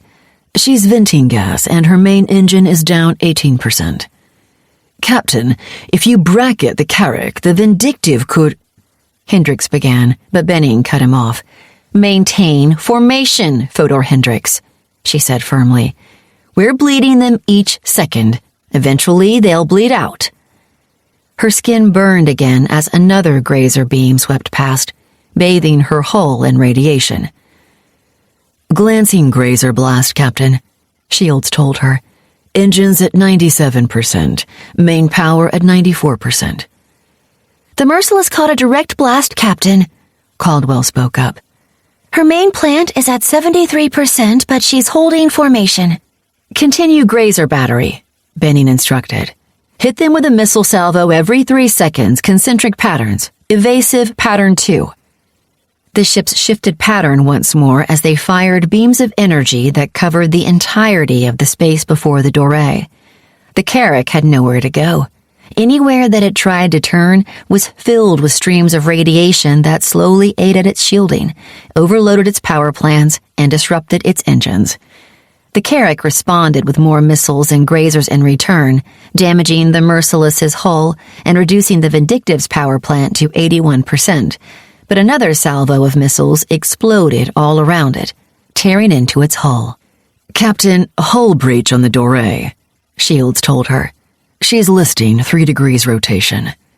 "Fleet, narrow the grazer field by 10%, Benning instructed. "Fire missiles in a condensed spiral." "Captain, the streak is down to 63% of engine power," Caldwell reported. "The scoundrel is venting gas in 4 places, and the Vindictive has lost 20% of below thrusters." "Everyone hold formation and continue fire," she directed. "She's hurt badly now. It's only a matter of time." "One way or the other," Hendricks muttered, but Benning ignored him. The fleet soared around the Carrack, constantly hitting it with gamma radiation and rocking it with volleys of missiles that the ship couldn't fully evade. Its fusion plants, already an order of magnitude weaker than her corvette's KB plants and far weaker than her own Negmass plants, began to lose containment as free neutrons slammed into them, disrupting the fusion process and increasing their internal heat tremendously. An explosion rocked the Carrack as some of those neutrons slammed into a fission warhead, igniting the thermonuclear reaction prematurely and detonating it within the hull. One by one, its plants dropped offline, and its engines lost the ability to maneuver, further reducing its evasion cone and making the fleet's attacks even more concentrated and potent. The ship continued to fight, though, and the fleet's approaching victory wasn't without cost. "Captain, the streak is down to 31% power," Caldwell announced. "She's dropping back. She can't keep up with the formation." "You did well, Savi Baguna," Benning told the corvette's captain. "Fall back and begin repairs." "Aye, Captain," Baguna replied with obvious relief. "We should be up—" The woman fell silent as a massive flash lit Benning's screen. "Captain, the scoundrel took a fission warhead up her engine," Caldwell said, her voice faintly panicked. She's gone photonic." Chapter 8. Benning grimaced, but nodded. She'd hoped not to lose anyone, but at least it was only one of the corvettes. "They'll be back to respawn, and with what we get from this haul, we'll get Treffer Sando a better ship," she declared. "Status of the Doré." "Main power is at 19%, Captain," Shields said. "She's venting atmosphere in 6 places, her grazer banks are offline, and her engines are down to 24%. "Fleet, cease missile volleys. AM and grazer beams only. Narrow circle. Let's get her engines offline so the messenger can clean her up." "Aye, Captain," Hendricks replied after a moment of quiet. "Let's take it down for Treffer Sando." Benning didn't understand that. Sando would be back at the station when they returned, no worse for the experience, and he'd likely end up ahead on his path and skills thanks to the battle, but she didn't argue. If taking the Carrack for Treffer Sando kept the others focused and in formation, she was fine with it. "Captain, the Doré's engines are down," Shields finally reported less than a minute later. "She's drifting." "All ships, switch to glazer fire only," Benning instructed. "Charlo Herrick, Fodor Hendricks, hit them with a neutrino blast to soften them up. Rayleigh Muckley, move out." The messenger accelerated past Benning as it raced toward the drifting Carrack. The vessel could no longer maneuver, and with the concentrated glazer fire from the destroyer and the 2 frigates hitting it, it quickly slowed, dragged backward by the beams of energetic gravitons. The transport moved quickly to a parallel course before docking with the Carrack, and Benning ordered the remaining ships to cease fire. "Open a channel to the Rapidae," she instructed. A moment later, a man's face swam into view. The man's silver hair was long and framed an oddly feminine face, with dark brown eyes that matched his cocoa skin. "Najur Rapidae?" My designation is Benning Kidd, Captain of the Resolute Fleet, she said evenly. Captain Tolber Sanchez of the near-omnipotent Benning Kidd, the man said in a high-pitched voice. I presume you've contacted me to discuss terms? I don't know about discussion, Benning shrugged. You have a choice, Tolber Sanchez. Heave to, shut down your engines and weapons systems, and allow me to board your ship, or I'll open fire. Your escort is lost, and one volley of AM missiles will probably open you to space. The man grimaced as if in pain, then dropped his head in defeat. Very well, Benning Kidd, he said quietly. I surrender. We'll heave to so you can take what you want. Good. Don't even think of betraying me, Tolber Sanchez. If we come on board and get attacked, I'm going to kill you very, very slowly. Do you understand? I do, he nodded. Excellent. I'll see you soon. She cut the comm channel and opened the line to her fleet. Once the messenger has captured the Doré, I want all engineering teams to board it, she ordered. Strip it of anything of value, from its power plants to its remaining warheads. Once we've taken everything we can from it, we'll destroy it. You don't want to keep it, Captain? Hendricks asked curiously. No. It's useless to us, Fodor Hendricks. It's too big for us to crew effectively, too outdated to be effective in combat, and it's lost most of its cargo space. Fixing it would cost more than it's worth, and no one would buy a modified Carrack as salvage. The Hammer docked with the brigantine within minutes, and Benning stepped inside with 12 Marines and Charlo Herrick to find the airlock open and the automated defenses shut down. Tiddly pulled up a map of the vessel, and Benning shared it with the others. Geraldine Dickerson, take 4 Marines and Charlo Herrick to the cargo bay and begin a deep scan of the cargo. Kiana LaCroix, take another 4 Marines and sweep the ship, then head to the main bridge. That's where you'll find the rest of us. Tolber Sanchez stood 3 sims taller than Benning.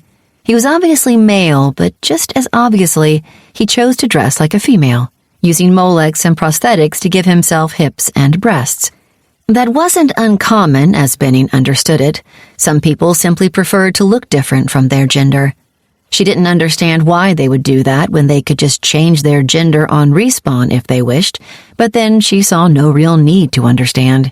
It made no difference to her one way or another, and really, she supposed it was no different than how she used her infiltrator suite to change her appearance. Benning Kidd, the man inclined his head as she entered the bridge. I left the cargo hold open. Take what you want. I will, Tolber Sanchez. She smiled at him. She looked around the bridge. A single soldier stood off to one side, his rifle in his hands but held low, and a younger woman who was probably a junior officer watched on, her bright orange hair cut short, well away from her lightly tanned face. No one else was in sight, and Benning's nanofield confirmed that the bridge was empty. In fact, that's exactly why I'm here. To take what I want. She snatched her pistol from its holster and fired at the soldier, striking the man in his visor and rocking his head back. The impact didn't so much as crack the heavy microthene, but the concentrated fire of the 2 Marines behind Benning tore through the soldier's armor and killed him instantly. As he died, Benning shot the stunned junior officer in the head, then swept her pistol to Sanchez, even as the man held up his hands, protesting loudly. "Bridge is secure," she said into her comm, sitting down in the command chair, taking control of the vessel now. The Rapidae's net was a decent one, but it yielded to Benning's efforts after only 10 minutes or so. She began by accessing the lowest levels, the crew manifests, prior, port registry, and so on, then slowly made her way up, co-opting the credentials of the pilot, engineer, ensign, and finally the captain himself, giving her full access to the entire ship. She couldn't grant herself ownership. To do that, she'd need to dock the vessel back at her station, but she got the main engines and power back online and prepped the ship for the voyage back. Afterward, she headed down to the cargo hold to see what they'd captured. They were carrying net components, Captain, but that's not all. Herrick told her, shaking her head and touching one of the metal deck plates. The plate shifted, its liquid metal elongating and narrowing to form a silver cylinder glowing with blue lines along its face. Herrick touched it again, and a holographic blueprint appeared in the air. They're schematics, the weapons engineer explained. Top-of-the-line stuff, too. Engine components, net upgrades, plant upgrades, even experimental weapons. So? Benning asked. Are they valuable? Valuable? Herrick laughed. Captain, these are proprietary tech and they're unregistered. You can register them with the overnet and anyone who wants to use them will have to pay you for the privilege. They're worth more than both of these ships put together. Benning frowned. Is it usual for corporations to transport this sort of thing? I would think they just send them through the overnet. The net can be hacked, as you know, Captain. Physical transport is more secure. Even so, I think the reason they decided to ship it is over here. The woman waved her hand and the blueprint vanished, sinking down into the deck once more and looking totally ordinary. It was a clever hiding place, Benning had to admit. She followed Herrick over to another open part of the deck. When the engineer touched the deck this time, the plates parted and a single orb rose up, pulsing with a dull, red glow. The orb was 10 cms across, dull gray, and looked perfectly smooth. "What is this?" Benning asked, squatting down to examine the object. No clue, Captain, Herrick shrugged. I've never seen anything like it before. What did the scanner tell you? Nothing. Herrick shook her head. And I mean nothing. As far as the scanner's concerned, this thing isn't even here. It reads like a hole in space. What does that mean? Benning asked, pushing her nanofield out to connect with the object. No idea. I've never heard of anything like that before. It's almost like there's a sinkhole inside this orb, and the scanner can't read beyond the event horizon boundaries. You mean a black hole's in here? No, ma'am. A deep scanner can read inside a black hole. The negative energy can get through the hole's event horizon and return. A sinkhole's boundaries are much more severely warped than a black hole's, basically twisting every path within the sinkhole back into itself. You could escape a black hole through a dive or by going faster than light. No paths lead out of a sinkhole. This could be something like that. Benning frowned as her nanofield touched the orb and slid off it. Her nanites could feel the sphere, but they couldn't connect to it. She could sense the energy radiating from it, the heat it emitted, but for some reason, the orb was cut off from her hacking abilities. That's not important, though, Herrick went on, her voice excited. As a weapons engineer, I have an ability called deconstruction. For simple objects, it lets me break them down into schematics. For more complicated ones, I get a rough feel for it, how it's made, what materials it contains, even some of its properties. She looked at Benning, her eyes bright. I can use it on anything, Captain, no matter how complicated or valuable. I could use it on a hole-bound titanosphere if I wanted. Not that I'd get much from it, but I'd at least learn a little bit about the ship. She looked back at the device. Not this, though. When I use it on this, I get nothing. It's like it's not even there. Meaning? Benning pressed. Captain, my ability works through the overnet. For simple items, my net links directly to the items and gives me a download of its full schematic. For more complex ones, I link to the overnet and it gives me indirect information by pinging the item's net and returning the responses. The only way I'd get no info about an object is if the overnet couldn't ping an item. A wide grin creased her face and she rubbed her hands together. Don't you see, Captain? This orb here, it's shielded from the overnet. Somehow, they came up with a way to block the net, and that means they've blocked out the whole system. Chapter 9. Tenebrious Hand, you are cleared for docking at ring 186, Bay 419. The controller of Sirius Majoris Prime Station spoke, the man's voice carrying through the bridge. Prime Station, Tenebrious Hand, confirming ring 186, Bay 419. Brielle Caldwell echoed almost mechanically as she plotted a course around the massive station toward the distant docking platform.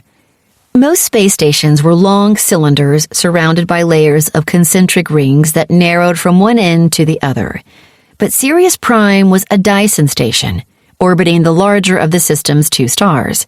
It was a flat disk, a couple hundred kims across, one of its sides covered in true black solar panels that only lost a single photon per quintillion absorbed, and that provided power for the entire station. That side perpetually faced Sirius Majoris, while hundreds of docking towers rose from the other side like inverted cones. Every system had its share of similarly designed Dyson stations. In some systems, particularly those with a single red dwarf star, the number of those stations was small, a few thousand at most. In systems like Altair, Procyon, or Centauri, with stars larger than Sol, Dyson stations vastly outnumbered orbital ones. In Sirius, practically every station orbited around one or both of the 2 stars, since the system lacked massive rocky bodies. A few hundred stations whirled about the edge of the system, but that was nothing compared to the tens of thousands of stations swirling around the suns, holding trillions of citizens, plus uncounted soldiers, workers, and of course, drones. Typically, a system's capital was based on one of the planets colonized in that system. This was apparently a holdover from ancient Earth, which many considered the capital of the entire collective, even though it wasn't the largest or most populous planet by a fair margin. Earth was humanity's birthplace, though, and it had been the heart of human expansion for millennia, so every new system's center of government was placed on either a planet or similar rocky body in Earth's honor. Sirius lacked those bodies, though, and only had a sparse dust cloud surrounding the twin stars. That made Majoris Prime, the first station built in the system, the de facto capital. It was always crowded, and Benning had to arrange for a berth a standard month in advance. Technically, she'd paid 20 credits to be put on a waiting list and received a berth more than 5 months out. But Benning hated waiting. Thanks to her cyber warfare skill, she'd cut that delay to a single month. That was when the Hand, a destroyer matching the Hammer's rough dimensions and power signature, was scheduled to dock at Majoris Prime. Benning put that wait to good use. She'd sold the Rapidae and the salvage she'd taken from both ships for over 1,000 credits, then used that to buy and crew a new corvette for Treffer Sando. The Slender Dagger was a laser-class ship, a more powerful design than the Bandit-class Silent Scoundrel had been. Benning had upgraded it further with a Negmas plant to replace the KB-1, improved engines, and some of the new components she'd taken from the Rapidae. Those included advanced targeting systems, helm interfaces, and power relays that boosted the Dagger's speed, maneuverability, and firepower. Sando had been unhappy about losing his ship, but after he saw the new one Benning gave him, he was overjoyed. Teresa Erdelli had been similarly enthused about the new design templates. She'd registered them with the Overnet immediately, then sent word to Erix Adelson, Benning's contracted merchant. He began arranging licensing for the new designs right away. The merchant hated Benning, but she suspected the credits the prototypes could bring in would soothe some of the fire of his dislike. Benning was equally excited about the new income stream, although not for the same reasons as the others. Erdelli saw it as a way to increase her potential pay. Adelson saw it as a way to advance his path and maybe buy himself out from under Benning. To Benning, the credits were a way for her to expand her fleet and become even more dangerous. She'd arranged for the station and her ships to upgrade to some of the better designs, and she had Erdelli quietly looking for obsolete or derelict ships she could purchase and upgrade. Those refits would still cost credits, but they would be far cheaper using her designs than paying for someone else's. Besides expanding her small mercantile empire, Benning spent the month training. She worked out daily in high G, ran her Kobayashi unwinnable simulation, and traveled to the nearest arenas, those of Ross Virginis, a tiny red dwarf system about 5 light-years from the station. Virginus wasn't a particularly large or important system, which meant its fleet presence was small, and she'd been able to compete there without bringing down the wrath of that group. She'd also spent plenty of time developing her newest skill, the one she'd acquired by defeating the Doré. Skill acquired, Fleet Tactics, provides a bonus of 10% plus 1% per skill rank to the attack and defense ratings of all ships in a fleet under your direct command. The skill was at rank 2.3 already thanks to a combination of her training and hunting down the Hand. She couldn't just spoof the ship's designation, or she'd run the risk of the ship showing up to dock at the same time that she did. That would invite scrutiny into her manipulation of her ship's beacon, scrutiny that she didn't need. She needed to be sure the destroyer didn't make its appointment in Sirius, but the Hand was a powerful ship commanded by a seasoned captain, Flix Arroyo. She didn't trust that she could take the ship by herself, so she tracked it to one of the outer Captine stations and attacked it with her entire fleet. The 6 ships disabled the destroyer without too much effort, and Benning killed Arroyo in a one-on-one duel. She stripped the ship of anything valuable, then allowed its crew to go pick up their captain, whom she'd arranged to respawn in the Kruger system, 20 light-years from Captine. By the time Arroyo respawned, contacted his ship, and then got picked up, Benning would be long gone from Sirius. At least, she hoped. The Hammer docked, and a customs inspector checked their cargo. 200 gigs of plutonium-241. Almost incidentally, while Benning ran her usual check of the station's transaction history to see if anyone important to her was on board. Afterward, she headed to a merchant Adelson recommended to sell her cargo before traveling to the main promenade and Aura Titanium, Emmett Oswald's store. She passed the display, a hollow of a nude, genderless silver figure surrounded by a cloud of sparkling motes, and entered the blue-lit store. The shop was busier than she'd seen it before, with several customers standing around the counters and absently swiping through the holographic catalogs. Oswald himself moved among them, answering questions with his usual sly smile, his pale blonde hair and fair skin both gleaming electric blue in the shop's lights. He glanced toward Benning once, inclined his head, and then ignored her. She, in turn, moved to one of the counters and began browsing his catalog of upgrades without really looking at any of them. She didn't want to chat with him around others, as her dealings with him tended to skirt the edges of the law, but she couldn't exactly demand that he ignores other customers to help her. It took him 30 minutes, finally, to make his way to her. Not everyone bought something, but those who did had to be taken into the back to have their nanofields reset. That was a time-consuming and unpleasant experience, Benning knew personally. He walked over to stand across the counter from her, his sly grin wider than usual. "Citizen Flix Arroyo," he asked. "Welcome back to Aura Titanium. How can I help you today?" "I need a nanofield reset, Emmett Oswald," she said, glancing around to see that a few new customers had entered the store while she waited. "Some of my nanites have been acting strangely lately. Can you help with that?" "Of course. Come into the back and we'll get you set up." He led her through the door into the back area. Once the door sealed behind them, he turned and looked at her seriously. "Benning, kid, you're risking a lot coming here," he said in a quiet voice. "The fleet has been looking for you. I even had an officer here asking questions about our dealings." "Really?" she asked, reaching down and touching her pistol almost nonchalantly. "And what did you tell them?" "The truth?" he snorted. "That you came here with a basic nanofield and asked for it to be upgraded. Then, after the nano-disassembler attack, you returned to have your field reset since it was acting strangely." He gave her an intent look. "And that's all I told them." Her sense-deceit skill didn't trigger at his words.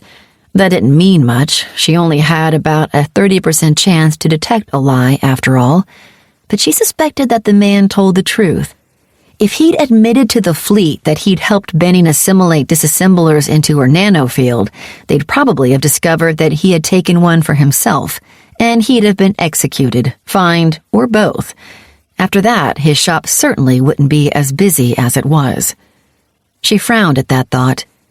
You've got a lot more customers than the last time I saw you, she noted. He laughed. That's thanks to you, actually. The story about how you survived a nano-disassembler attack spread throughout the system, and eventually word got around that I'd upgraded your nano field before and after the attack. People have been flocking in ever since. He inclined his head to her once more. Which is another reason your secrets are safe with me, Benning Kid. You've helped me too much for me to lose your friendship. She suppressed another frown. She and Oswald weren't friends, as far as she knew. She wasn't even really sure what friends were. She knew the definition of the word, of course, but friendship implied a relationship with some sort of shared emotional or social benefit. She'd never experienced anything like that. Everyone she knew either gained by working with her or were afraid of the consequences of working against her. She didn't see the point in any sort of association that didn't provide her with tangible benefits.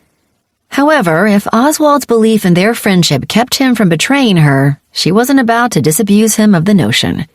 So, are you really here for a reset? He asked. Did you get hit by another nano attack? Not a full reset, no. She shook her head.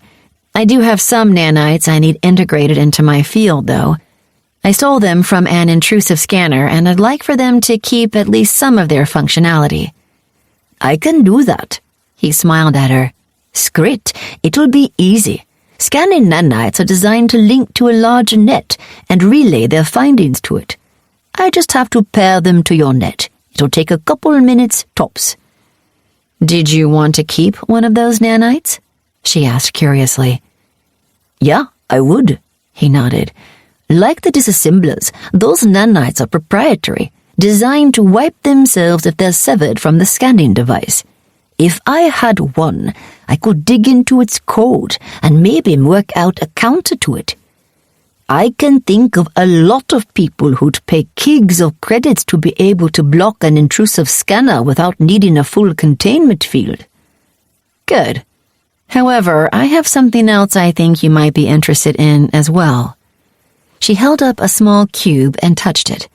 Instantly, a holographic display appeared of one of the design templates she'd stolen. Oswald gasped and reached out toward the hologram, his hand passing right through it. Benning Kid, he said in a low, quiet voice. Do you know what this is? Of course, she replied easily. It's a design template for a next-gen net amplifier. She touched the cube again, and another image replaced the first. And this one's a nanofield upgrade that improves connectivity by 15%. The image shifted once more, and here's a net upgrade that speeds processing by another 11%. The images vanished, and Oswald stared at the cube in her hands. Where did you get that? He demanded. If that's proprietary data, I can't use it in my store without a license. I'd get shut down if I tried. It is proprietary, and yes, you do need a license, she agreed with a smile. Fortunately, I'm the license holder. You? He asked, his voice dubious. Benning Kid, if I try to replicate these, the overnet will ping the actual license holder, and they'll know what I'm doing. He froze as she triggered the cube once more, displaying the system licenses, with her designation clearly marked on them. Do you believe me now? She asked calmly. Did you do this with your skill? He asked, his voice stunned. No, although I might look into that, she said thoughtfully. If I could shift licenses into my name, I'd basically have an endless source of credits. Until all of the original license holders hunted you down. He shook his head. Benning Kid, most of these sorts of designs are owned by large corporations, and those are usually run by nobles. If you start stealing their licenses, you'll have nobles after you. You don't want that. Benning refrained from telling the man she already had nobles hunting her. That wasn't any of his business after all, and besides, it wasn't like she could explain why. The overnet wouldn't let her tell anyone about being a drone, any more than it would let her see drones she walked past. She'd tried to tell Fodor Hendricks just to test the system's control of her, and the words simply refused to come from her mouth. Messages she sent to him shifted into something banal and innocuous, and when she tried writing the words down, her hand wouldn't cooperate. The system protected its secrets, and it wouldn't let Benning spill them. "I found these designs on a ship I captured," she explained. "I claimed them through the laws of salvage and rules of piracy and registered them legitimately through the overnet. They're mine, and I'm willing to trade those licenses for a new suite of nanofield and net upgrades, including these, of course." "Hold on, let me scan you," he said, frowning at her. Once more she felt the presence of hostile nanites approaching her as Oswald's intrusive scanner activated. This time, though, she held her defenses in check, allowing the scan to complete normally. Oswald read the results and nodded. "This nano-resistance skill, that's new," he noted. "And you leveled up, I see. Higher stats and a higher cyber warfare skill." He nodded. "Yeah, you could definitely use some upgrades, especially ones that take advantage of your new skill." "Take advantage how?" Benning asked a little suspiciously. "Well, that skill has given you a nano-defense rating, something that usually only people like nano-engineers, nanomancers, or nanobiologists get." "Nanobiologists?" she repeated. "A part that involves using nanites to directly link to biological systems," he said dismissively, waving his hand. "They use nanites in place of certain proteins and chemicals to improve biological performance. Medigel and STEM are both creations of nanobiologists, in fact." He shook his head. "That's not important, though. What matters is that there are upgrades that can only be used by someone with a nano-defense rating. Here, let me show you." He touched the table beside him, playing with it for a few moments, then turned the screen to face Benning. She looked it over, reading through his suggested upgrades. Nubes Nanocorpus 8. Nanofield Upgrade, Tier 8. Mods, Direct Connection, Active Cloud. Ether Myalis 5. Nanofield Upgrade, Tier 6. Mods, Active Cloud, Intensifier, Instant Link. Nubes Phaselis 6. Nanofield Upgrade, Tier 7. Mods, Nanocryption, Active Defense, Reflexive Response. Ether Eidos 4. Nanofield Upgrade, Tier 5. Mods, Active Cloud, Protected Connection, Multi-Connect. Phantomos Cybernet 4. Cybernet Upgrade, Tier 10. Mods, Wide Connection, Master Encryption, Active Connection, Modulated Defense, Nanoscreen. Phantomos Nanosuite 2. Nanofield Upgrade, Tier 8. Mods, Passive Connect, Nanostrike, Deep Penetration. "Before you ask, no, you've probably never heard of Phantomos." He smiled at her. "It's a specialized company that only provides net and nano upgrades to those in related fields. You have to have a rating in nano defense, nano attack, cyber defense, or cyber attack to be able to use their components." "My cyber warfare skill doesn't count as a cyber attack rating?" "Not according to the system," he shrugged. "People who follow cybernetic or hacking paths are usually the only ones who get cyber attack ratings. My guess is that your skill lets you do some of what they can, the same way nano-resistance gives you a defense against nano-attacks, like a nano-engineer or nanomancer." "So what do these upgrades do?" "Well, you notice that each of your previous upgrades is moving to the next level," he said. "It will be just at the edge of what you can handle, so it should last you for a few levels, but you've got pretty high all-around stats for a level 9, so I think you can handle it. The CyberNet will replace your Mystic Works Cyber Suite, and it will basically swap out your entire net with a better one. It's definitely an upgrade. Tier 8 to Tier 10, in fact. It'll do everything your current net can do with better encryption. The modulated defense constantly shifts and resets your encryption, so Anyone hacking it will only have access for a few microseconds before the window shuts on them. Nanoscreen taps into your nano defense and uses your nanites as part of your net's hacking defenses. To hack you, someone will first have to get through your nano defense, at least part of it. Only a decently high-level cybermancer or cybertech will have a realistic chance to get into your net. Benny nodded at that. While she hadn't faced someone with abilities like hers yet, she had no doubt she would eventually. If someone could hack her armor and shut it off, or render her weapons non-functional, or do the same for her ship, she'd be in trouble. And the nanosuite? She asked. That's also based on your nano defense, but it turns it into an offensive tool. He grinned. It allows your defensive nanites to attack someone else's nanofield directly, rather than having to get at it through their net.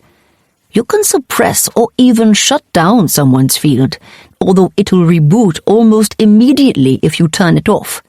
Still, suppressing a nanofield will cause their weapons to misfire, their armor to fail, even stop them from healing or using abilities.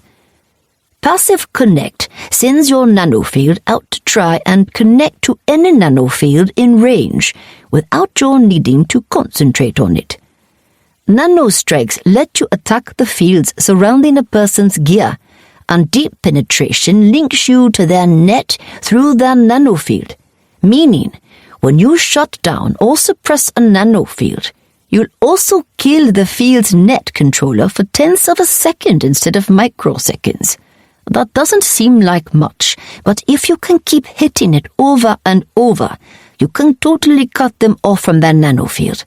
They'll basically be helpless to use their gear or abilities while you do. He's overselling again, Benning Kid, Tiddly warned her quietly. Everyone's nanofield has defenses against the kind of attacks and intrusions he's talking about. Just because you gain access to their field doesn't mean you can automatically affect it, much less shut it down. And you'd need a lot of practice to keep a nanofield turned off for even a few seconds. Plus, using your nanofield that way will lower your nano defense rating and might even weaken your abilities or slow down your healing. So, are those upgrades worth having? Oh, yeah, definitely. Especially the cybernet, like you said. Eventually, you'll run up against someone with abilities like yours, and you'll need all the defenses you can get. Just don't think you're going to walk out of here shutting down nanofields left and right is all. It'll take a lot of work and training to get to that point, if you ever do. And you'll either need to keep expanding your nanofield to handle the extra workload, or accept that using this nanosuite will probably weaken you in other ways. Benny nodded. Okay, I'm sold, Emmett Oswald.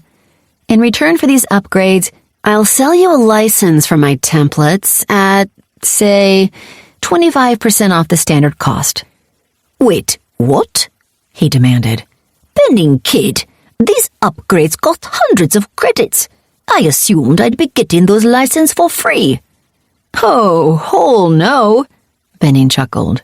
Over the next few standard years, those licenses will be worth tens of thousands of credits to me, Emmett Oswald. I can't just give them away. I can give them to you first, though, and at a discount so you can undercut any larger companies that purchase them after. You'll have them first, and you'll have them cheaper. That will only be good until whoever you took them from comes up with something better. He shook his head. That might be as soon as 2 standard years. I might not make my investment back. Maybe if I got them at 25% of standard cost instead of 25% off. I'll give you 50%, she said firmly. I won't go any lower. You're also getting the opportunity to examine a scanner nanite, which you wouldn't normally have, remember? Deal, he sighed. Okay, you're definitely going to want to be in your domain for this, Benning Kid. It's going to take a while. Benning walked out of the shop an hour later. Her nanofield spread out around her, wider than it had been earlier that day, as her upgraded net gained better control of it. She not only felt the presence of the nanofields around her, the stations, the citizens she passed, even the doors nearby, but she could dimly sense the nets beyond them. She knew that, if she wanted, she could use her cyber warfare skill to hack those nets, and going through their nanofields would make it far easier than her normal route. Even better, her new mods meshed well with the incidental upgrade she'd gotten from integrating the scanning knights into her field. Nanofield upgrade. You have upgraded your nanofield with the modification Deep Scanning. She concentrated on a citizen she passed, and her new scanning nanites soared forth at her will. Brayley Vedekar, Level 13 Performance Artist. Damage rating 2.3, parentheses Imp Mark II. Defense rating 3.1, parentheses Comp Arm Mark III. Resistance rating 7. Stats: Physicality 8.2, Coordination 9.6, Resistance 8.7, Acuity 8.7, Willpower 8.2, Social 10.3. Skills. Thanks to her new nanites, she could basically perform a full scan on anyone within range of her nanofield. It was a powerful upgrade, and thanks to her new nano suite, she could scan everyone and everything in range if she wanted. She had no real need for it at the moment, but in combat, knowing an opponent's full stats, skills, and abilities was incredibly powerful. Now, she just needed to test it out in the arena. It would be a risk, revealing herself where the fleet could find and apprehend her, but she'd come to Major's Prime when she had, for a reason. A tournament was about to start, and theoretically, anyone in a tournament was immune from apprehension during the tournament. It was time to see if the fleet followed its own rules or not. Chapter 10. Soft mud squished under Benning's feet, and black water swirled around her ankles, dragging at her under the effects of heavily increased gravity. Insects leaped around her, constantly landing on her armor and crawling across her helmet's visor, but apparently unable to fly in the high-G environment. Steam rose from the still water, shrouding her in heavy fog that sharply limited direct lines of sight, not that Benning had good sight lines anyway. Bushes and scrubby trees ranging in height from 1 to 3 Ms crowded around her, their thick blue-tinted leaves overlapping almost like scales and obscuring her vision more or less completely. Even worse, the leaves seemed to blunt her passive scanners, cutting her helmet's display range to a bit less than 5 Ms. Fortunately, her armor kept her comfortable and dry. The ambient temperature of 42 Celsius wasn't life-threatening, but Benning wouldn't have wanted to fight in it. "What is this place, Tiddly?" she asked silently. Terra Novanus, the gnome answered brightly. The 5th planet in the Novanus system. At least, this is how it looked when the Collective first found it. It was a swamp planet, rich with life and abundant water, but lacking any sort of intelligent animals. Benning glanced around, her vision and sensors failing to penetrate the dense fog surrounding her. How are these plants blocking my scanners? Terra Novanus is a dense world with a lot of heavy metals in the soil, Benning kid. The plant life leaches those from the ground and uses them to fortify their leaves and stems, so those bushes are the equivalent of a wall of depleted uranium. Something crashed through the bushes, and Benning spun as an M-long, 6-legged creature burst from the foliage and flung itself at her. Her rifle tracked to the head of the huge insect almost without her guidance and roared, hurling a half-dozen platinum bullets into its skull. The first few sparked and cracked against the dark blue shell of the beast, but most of the bullets tore through its exoskeleton and plunged into the head beneath, killing it instantly.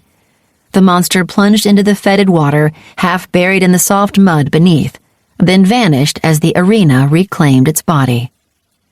One of the peculiarities of Terra Novanus is that the native animal life never evolved past the arthropod phase, Tiddly added brightly. Some scholars think that's because the high gravity selected for an insect's open circulatory system and powerful muscles, but no one really knows why. Benning ignored the information. It wouldn't help her in this battle.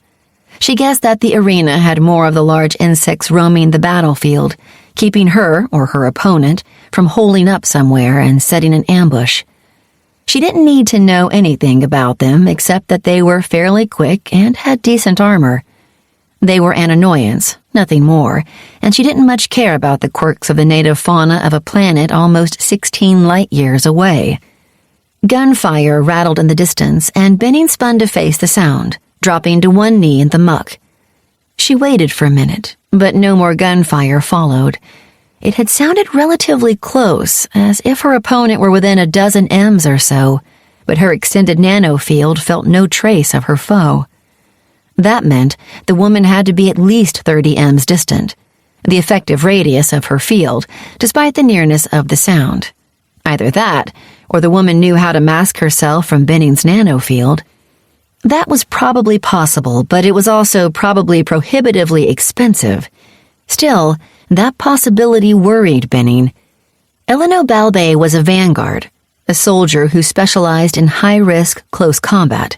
She wore extremely heavy armor and carried at least 3 different melee weapons. If she could get close to Benning undetected, she'd probably win this match. Distance was Benning's only real hope for victory. It's probably just a trick of sound, Benning kid, Tiddly assured her. The high gravity means the atmosphere here is a lot denser than normal, which carries sound a lot farther. Benning certainly hoped the AI was correct, but she couldn't worry about it. Either Balbe was close and undetected, in which case this match was going to end quickly, or she was still far and sound carried well. Benning had to hope for the latter, but she also had to plan for the former. The same sound of gunfire that alerted her to her foe's presence would have also drawn Balbe toward Benning. Benning wanted to get close enough to the woman to be able to sense her at least, but she didn't want Balbe knowing where she was at the same time. Reluctantly, she slipped her rifle back into her gladiator pack and pulled out the cylindrical rod attached to her right thigh. She pushed the barest effort of will at the 30-sim shaft, and it practically leaped from her hand as it lengthened into an M-long haft with a spiked hammer at the end. 2 sharp spikes jutted from the weapon, one on the back of the hammer and the other creating a spear point on the end. All 3 glowed with the dull radiance of antimatter held in a magnetic field. Something crashed in the brush behind her, and Benning spun to see another of the insectoid natives of the swamp leaping for her. She stabbed with the spear point of her hammer, her movements clumsy and slow in the increased gravity. The spike slipped off the monster's shell, scoring a long line in the armor as its antimatter coating etched the exoskeleton, and its weight slammed into the hammerhead, driving the weapon toward her. Benning twisted and sidestepped, pushing the creature past her and into the muck below. The thing didn't have much mass, but thanks to the increased gravity, its leap carried far more momentum than it should have. That momentum shoved Benning back a step, but it also drove the insect deep into the mud beneath the swampy surface, and it struggled for a moment to right itself. Benning didn't give it that moment. She swung her hammer around in a 2-handed overhead strike, slamming the spiked head into the creature's thorax. Gravity aided her blow, and the antimatter-coated head crashed through the monster's shell, driving it deeper into the mud and tearing a jagged hole in its armor. The insect thrashed, trying to escape. It was easily strong enough to toss Benning aside, but its half-buried legs lacked the leverage it needed to lift her increased weight, and its struggles only tore the bleeding hole in it open wider. In less than a minute, the thing stopped struggling and vanished, nearly dumping Benning into the swampy waters as it did. She moved slowly in the direction she'd heard gunfire, her increased weight combining with the thick air, dark water, and soft mud to drag at her limbs as she moved. More of the insects attacked her, but she quickly learned how to defeat them. The beasts were swift and powerful, but their initial charge carried so much momentum that if it missed, they either buried themselves in mud or cracked hard against bushes or trees. Benning learned to dodge that first strike. Their attempts to recover from the missed attack gave her several seconds to strike freely. Their thin, jointed limbs were especially vulnerable, and if she cracked 2 of those, the insects seemed to lose their ability to charge at her. Once she broke 3, the things found themselves stuck in the heavy mud, unable to do more than slowly creep forward. Once she discovered that, Benning didn't bother killing the insects. She disabled them and left them in her wake. She suspected the arena would recover the crippled creatures, but it might delay that moment for a bit while they still lived, meaning the creatures weren't respawning as swiftly to attack her. Balbay seemed to be encountering the same creatures, but had decided to keep killing them with gunfire. The sound allowed Benning to track her foe, although the way the noise carried in the dense air made her journey a little imprecise. At first, Benning wondered why Balbay hadn't switched to melee weapons the way she had. But a little thought explained that.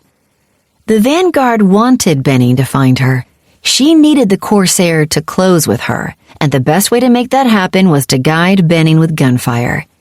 With the swamp obscuring both vision and scanners, Balbay probably assumed that the pair would stumble on one another, and in that sort of close battle, Benning would be at a disadvantage. Benning's nanofield, though, countered that threat. She felt Eleanor Balbay's nanofield long before the Vanguard could see her and took shelter behind one of the scan-disrupting shrubs. She reached out with her nanites and directed them to connect to the Vanguard's weapons and armor. She couldn't disable those, not without needing so much time that she risked Balbay's scanners detecting her, but she weakened the woman's connection to her gear, causing it to respond slower than it should and disrupting her ability to use her equipment effectively. She announced her presence with a shot from her faux hammer rifle. The neutronium slug, its momentum enhanced by an injection of dark matter, slammed into Balbay's side and punched through her heavy armor, burying itself in her side. The kinetic armor should have reacted instantly, returning some of the bullet's force to it and dampening its impact. But with its field disrupted, it responded too slowly to keep the bullet out. Balbay charged at Benning, but her bulky, massive armor dragged at her limbs in the increased gravity. Benning's deep scan of the Vanguard showed she had an ability called Dread Charge, and according to Tiddly, that ability would usually let Balbay cover 10 or more Ms of distance at a greatly increased speed. When Balbay used it in the swamp, though, the mud and water dragged at her feet, allowing her to get closer to Benning but not close enough for melee. The Vanguard returned fire with her own rifle, and Benning's resistance dropped to 83% as a bullet pierced her left shoulder. But the woman seemed like she struggled to aim her weapon, and half of her rounds flew wide without striking Benning at all. In the end, the Vanguard fell to a knee, her armor rent in 5 places, blood pouring from her wounds despite the metagel she'd triggered to ease the bleeding. Her aura glowed medium orange in Benning's combat vision, showing that she was wounded significantly but not seriously. Still, the woman held up a gauntleted hand. "I yield," she said in a low, gravelly voice. "Eleanor Balbay yields.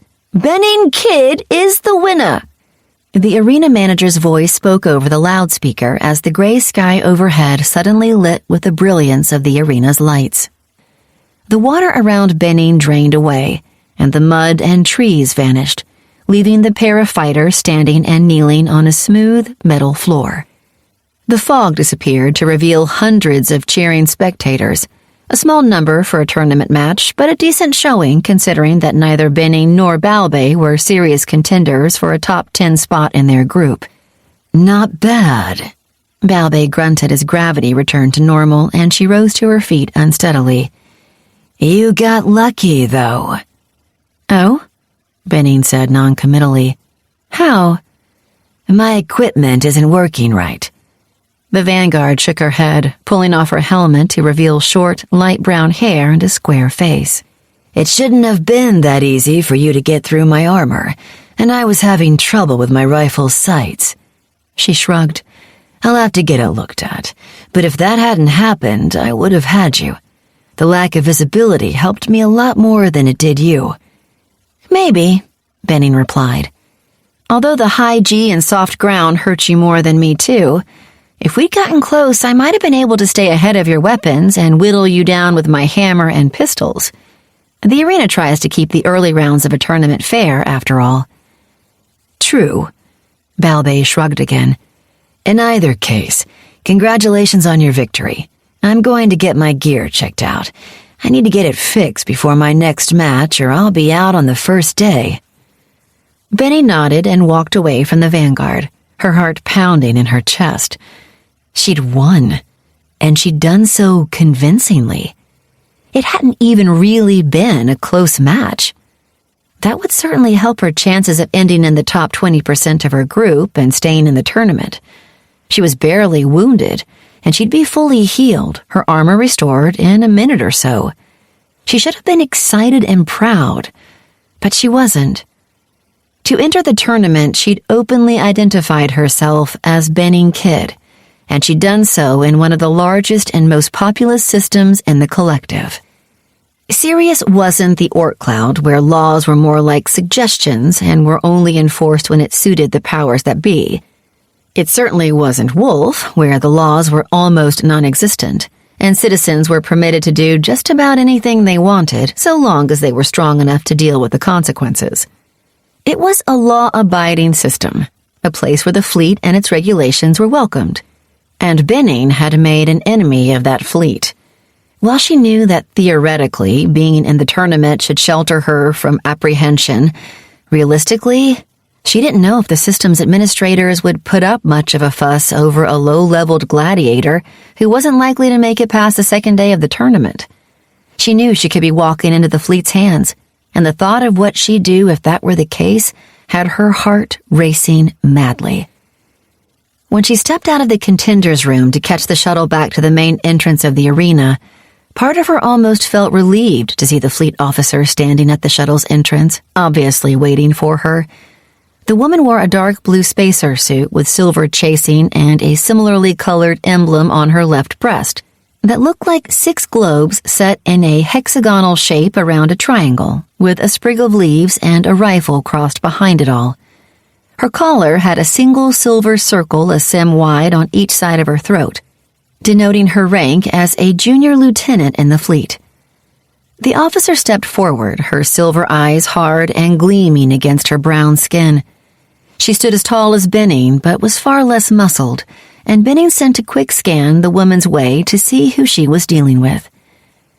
Adeline Bouchard, Level 7, Fleet Officer. Damage rating, 5.3, parentheses, Imp Fleet Issue. Defense rating, 7.2, parentheses, Comp Arm Fleet Issue. Resistance rating, 9. Stats, Physicality, 8.9. Coordination, 8.3. Resistance, 8.0. Acuity, 9.6. Willpower, 8.2. Social, 10.3. The officer before her was young and obviously fairly new to the fleet. Her stats didn't look like she trained them much, and she only carried fleet-issued gear. Benning could kill her in an instant without even trying, but doing so would probably bring every security force within 100 M's down on her, and she'd have to fight her way free of the station, which she wasn't certain she could do. She reached down and touched her pistol, but didn't draw it. She'd kill the woman before she allowed herself to be taken, but she hoped that neither happened. "Citizen Benning Kidd?" Bouchard asked, her voice both eager and slightly uncertain as her eyes flicked down to the pistol Benning touched. "Yes?" Benning nodded, trying to keep her voice calm while her heart pounded in her chest. "My designation is Adeline Bouchard, Junior Lieutenant in the Collective Fleet." The woman introduced herself. "I think you know why I'm here." "Not in the slightest." Benning shook her head. Bouchard's eyes flashed. "Benning Kidd, you've been accused of crimes against the Collective. I'm here to investigate those charges as the fleet's representative." "That doesn't explain why you're here," Benning pointed out. She and Tiddly had played this scenario out multiple times, and the gnome had advised Benning to say as little as possible. A denial of the charges could count as a willingness to be interrogated, and admitting to the charges would obviously be a terrible idea. "I'm here to ask you some questions, nothing more. I'm simply interested in discovering the truth of this matter." Bouchard smiled at Benning in a strange fashion, her expression one that Benning couldn't read despite her training in understanding facial cues. Her smile seemed thin, her lips tightly pressed against her teeth.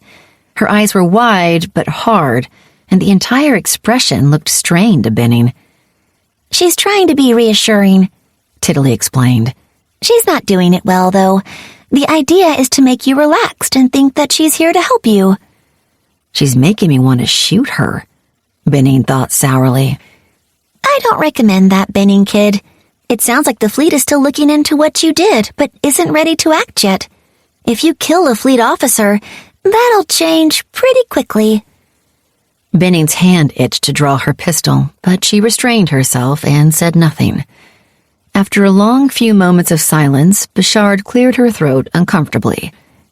You are to come with me for questioning, the lieutenant said, her voice calm but firm. By my authority as an official fleet representative. Are you arresting me, Adeline Bouchard? Benning cut the woman off. If necessary, yes, Benning kid. You will come with me and you will answer the charges leveled against you. Fleet Lieutenant Adeline Bouchard! The voice of the arena manager suddenly sounded in Benning's ears, and from the expression on Bouchard's face, she heard it as well. By the laws of this system, no entrant to a tournament can be arrested, detained, or punished while within the tournament, and for a full solar day after. This citizen is accused of crimes against the collective as a whole, Bouchard replied, her face upturned toward the ceiling. Fleet law supersedes local law, and it's my duty to bring her in. In which case, this system's administrators will file a formal grievance against the fleet, naming you as the injuring party. The manager interrupted. We will demand reparations for the loss of credits and damage to our reputation, and we will request that you be formally reprimanded. Bouchard's face paled at that threat, and thanks to her starship officer training, Benning understood why. A formal reprimand would set the officer's career back at least a decade, if not longer, and any reparations would be garnished from her salary. The arena could claim a loss of thousands of credits, if not more, and Bouchard wouldn't even be considered for promotion until that debt was paid in full, which could take a century. Very well, Bouchard nodded. I'll respect your system's laws in this matter. She leaned forward. I'll be following you out of the station when the tournament's over, though, Benning kid. The moment your amnesty expires, you'll either speak with me, or I will arrest you and impound your vessel. Benning wanted to match the woman's threat with one of her own, but she bit down her response. Anything she said would make the situation worse, and if she goaded the lieutenant enough, the woman might ignore the possible consequences and try to arrest Benning anyway. Benning wouldn't allow that, of course, but the station also couldn't stand by and let a fleet officer be killed or injured.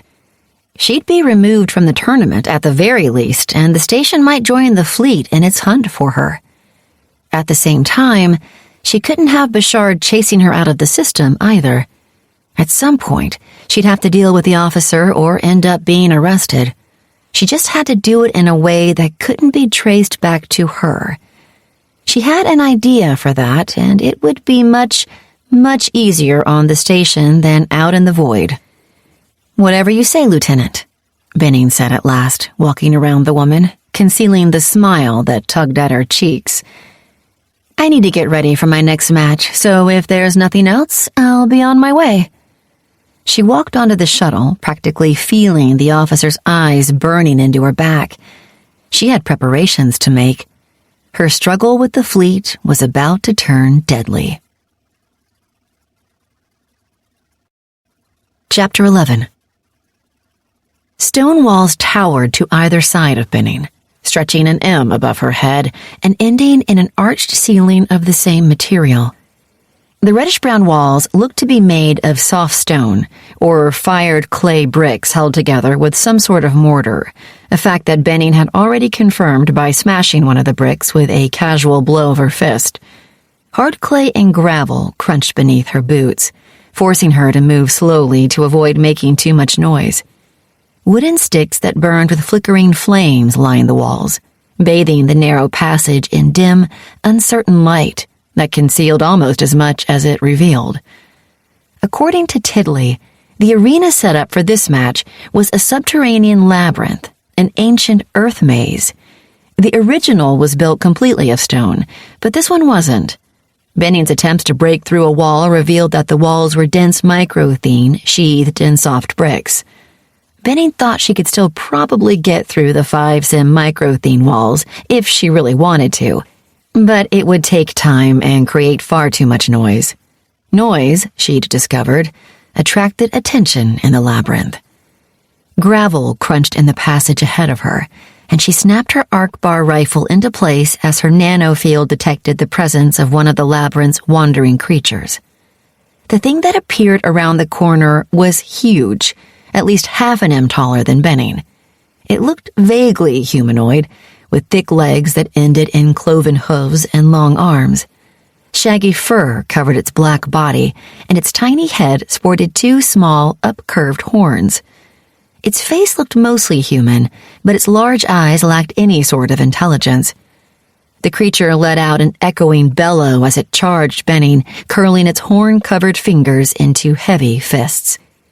Benning's rifle barked, and holes appeared in the creature as she poured 3 rounds into its skull and 3 more into the center of its chest. The abomination barely stumbled, continuing to charge forward, and Benning kept firing at her attacker. The arena's creatures were tough and, as she'd learned the hard way, immensely strong. Their fists struck like sledgehammer blows, damaging her even through her armor, and it took a lot of bullets to bring one down.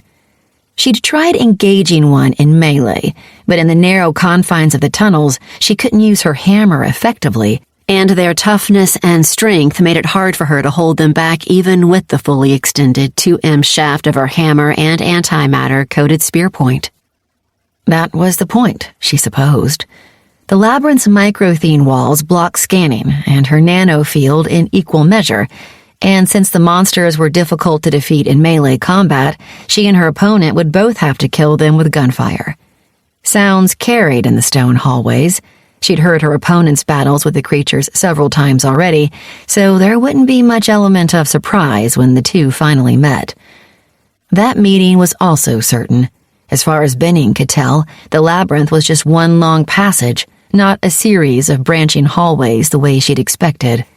That's the difference between a labyrinth and a maze, Benning Kid, Tiddly supplied happily as the arena's creation dropped at last and was reabsorbed by the nanofield. Mazes have multiple paths, many of which are dead ends. Labyrinths have a single long path that leads to the center. My guess is that you'll meet Wayne Liu there, or at least close to there. Benning suppressed a grimace. She wasn't really looking forward to running into Wayne Liu. The man was a professional gladiator, 2 levels higher than Benning, and he was one of the top seeds to win the entire group.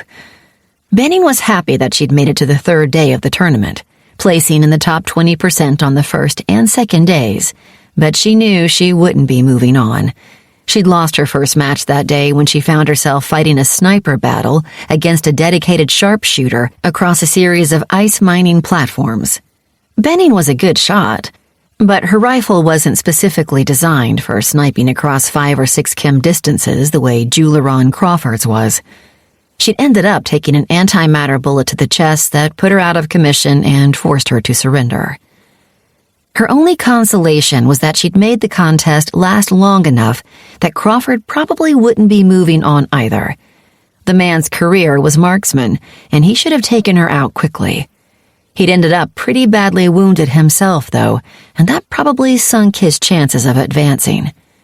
Some of Benning's opponents in past tournaments had told her they hoped she'd advanced, so they at least lost to someone skilled. Benning didn't really understand that concept. She hadn't lost to Juleran Crawford because the man was better than her. She'd lost because the arena put them in an environment that favored him more than it did her. It was luck, pure and simple. Fighting hard enough that she took him out of the tourney with her was the closest she could come to defeating the sniper, and she hoped she'd done it. While that loss would certainly push her out of the tournament, less than 100 contestants would be moving on that day, and most, if not all of those, would be undefeated. It also cleared the path for her to act against Adeline Bouchard. Benning had been tempted to start her plan the day before, but she'd come so close to advancing in the last tournament, despite facing an opponent using prohibited nanotech, that she gambled slightly on making it into day 3. She had a backup plan if she'd failed to advance, but fortunately, she hadn't needed it. That just left her moving forward with her original plan, and she wasn't really looking forward to it. As Tiddly predicted, the passageway ended at last in a wide, circular room that opened to a black, star-filled sky overhead. Large stone blocks lay scattered around the space, and Benning quickly dove for cover behind one. From the sound of Liu's gunfire, he was about to enter the center of the maze as well. As she rolled behind a stone, she caught a glimpse of her opponent darting behind a similar rock across the room from her. The man's emerald armor gleamed in the flickering firelight, making him easy enough to track. Benning rolled to the side, her rifle peeking out, and fired a trio of shots at the stone 100 ems away. Her bullets dug into the soft rock, but she doubted they could penetrate completely, especially if the stone had a micro-thin core. A flash caught her eye as a spot next to the rock flashed red in her visor, and she rolled back as a pair of bullets flashed through the air where she'd just been. She rose to a crouch and popped up at the top of the stone, but as she did, a bullet cracked hard against her helmet, rocking her head and forcing her to drop down. She swore as she guessed that Liu had some sort of long-range scanner that could track her behind the stone. Either that, or he'd gotten lucky. It was safer to assume he knew where she was. Unfortunately, her nanofield didn't reach that far, so while he could presumably see her, she had no idea exactly where he was. That left her with very few options. She slipped out of hiding again, this time ignoring the bullet that cracked against her helm as she unleashed a 5-round burst at the distant muzzle flash. Liu vanished behind his cover, and Benning used the moment to fling a metal orb that pulsed with red light. The fusion grenade bounced off the top of Liu's stone and dropped to the ground, and, as expected, the gladiator leaped from his cover, dashing toward the nearest stone. Benning tracked him as he ran, unloading bullets into his bright green armor, and then ducked behind her rock just before the grenade exploded. The blast filled the room with a blaze of light, and the sound pounded against Benning's head, although her helmet kept the volume from damaging her ears. She slipped back out of cover, her rifle tracking toward Liu's new hiding place, prepared to take another bullet to strike at the man again.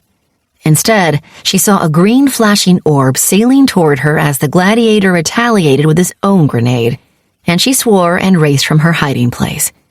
Bullets slammed into her armor, and she felt one round pierce her right hip, but she ignored the pain and dove for cover as Liu's grenade exploded.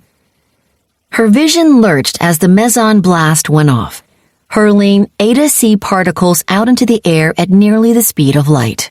The charmed quark-anti-quark pairs zipped through solid matter with ease and decayed swiftly, turning into lighter mesons that then decayed into photons, electrons, and neutrinos.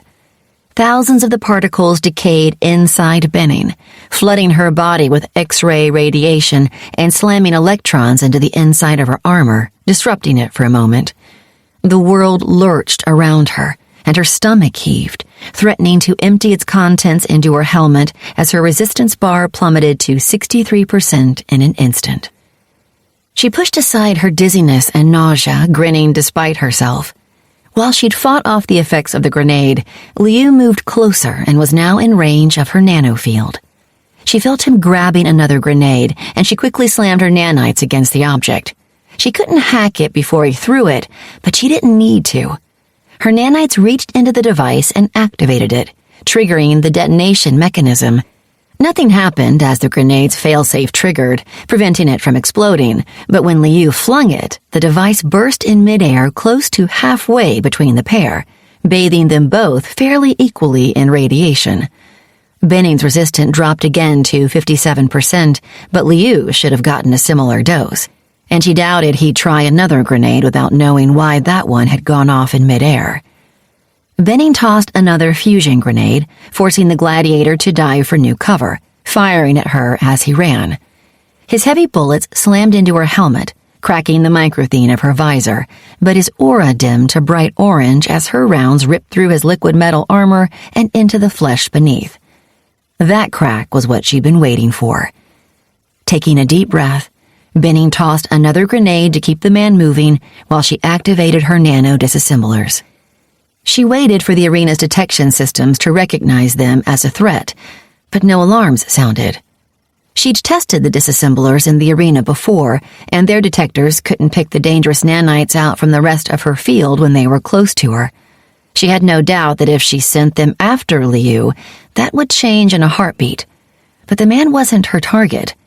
She willed the disassemblers into the crack in her visor, forcing them to deepen and widen it until only a micrometer of material protected her from the exterior atmosphere. She fired at Liu as he ran, tensing herself as his rifle swung toward her. A flash lit her vision as something smashed into her face with the force of a hammer. Pain flared in her as Liu's bullet ripped into her skull, but it ended quickly as the featureless plane of her domain formed around her, along with a bright red screen that she'd been expecting. You have died. As a citizen of the collective, you will never suffer permanent death. Upon your death, a copy of your consciousness was made, and you will be reborn in the nearest respawning facility of Sirius Majoris Prime Station. You will suffer the following respawn penalties. Path advancement, -7%. All stats, -0.1. Conditioning, -0.4. Martial combat, -0.4. Weapons expertise, -0.4. Respawn delay, 46 solar hours. Benning quickly dismissed the screen and rushed to the podium in the center of her domain as Tiddly appeared before her. The death penalty hurt, but it was a lot better than being spawn camped to level 1 or imprisoned for several standard years. She'd just have to work hard to replace what she'd lost. She could probably do that in a few weeks or months at most. Well, that part of your plan worked, Benning Kid, the gnome said, shaking her head. Those losses are rough, but it could have been worse. At least the system didn't interpret this as a suicide attempt. Would that have mattered? Benning asked curiously as she activated her podium and began accessing Prime Station's net. Oh, absolutely. Remember, the entire point of the death penalties was to discourage citizens from killing themselves in creative ways. Suicide penalties are way worse than regular death penalties. You could have lost an entire level or points worth of stats. The AI half smiled. These penalties are more in line with dying in pursuit of your path. Nothing you can ignore, but not crippling. Benning almost asked the gnome why she hadn't mentioned that in the first place, but the Corsair realized it wouldn't have mattered. Benning would have gone ahead with her plan, and knowing the risk would just have distracted her. In the end, it was probably best that she hadn't known. Benning understood that sometimes ignorance was highly preferable to knowledge. Discovering her origins had taught her that well. She turned her focus to the podium. Gaining access to the station's net took only a few seconds, as she'd been hacking it regularly since she met Bashard to keep an eye on the fleet officer and, more importantly, her ship. It took her less than a minute more to gain control of the respawn queue and alter it so she would be reborn in under an hour. She assumed the identity of a citizen named Eve Ribelkina, a mercenary who died in the tournament yesterday, altering the queue so that the net would connect to Benning's domain to respawn Ribelkina and would access the mercenaries during Benning's respawn. Once Ribelkina truly respawned, the station would recognize the error and correct it. But by that time, Benning hoped to be light years distant. Benning chose to respawn with a vastly altered appearance. Her hair was dark blonde and hung to her ears in curly waves. Her eyes shifted from bright blue to deep brown, while her skin darkened to the color of cocoa. Her shoulders widened and her hips narrowed, making her look more muscular and less feminine, and she lengthened her nose and chin.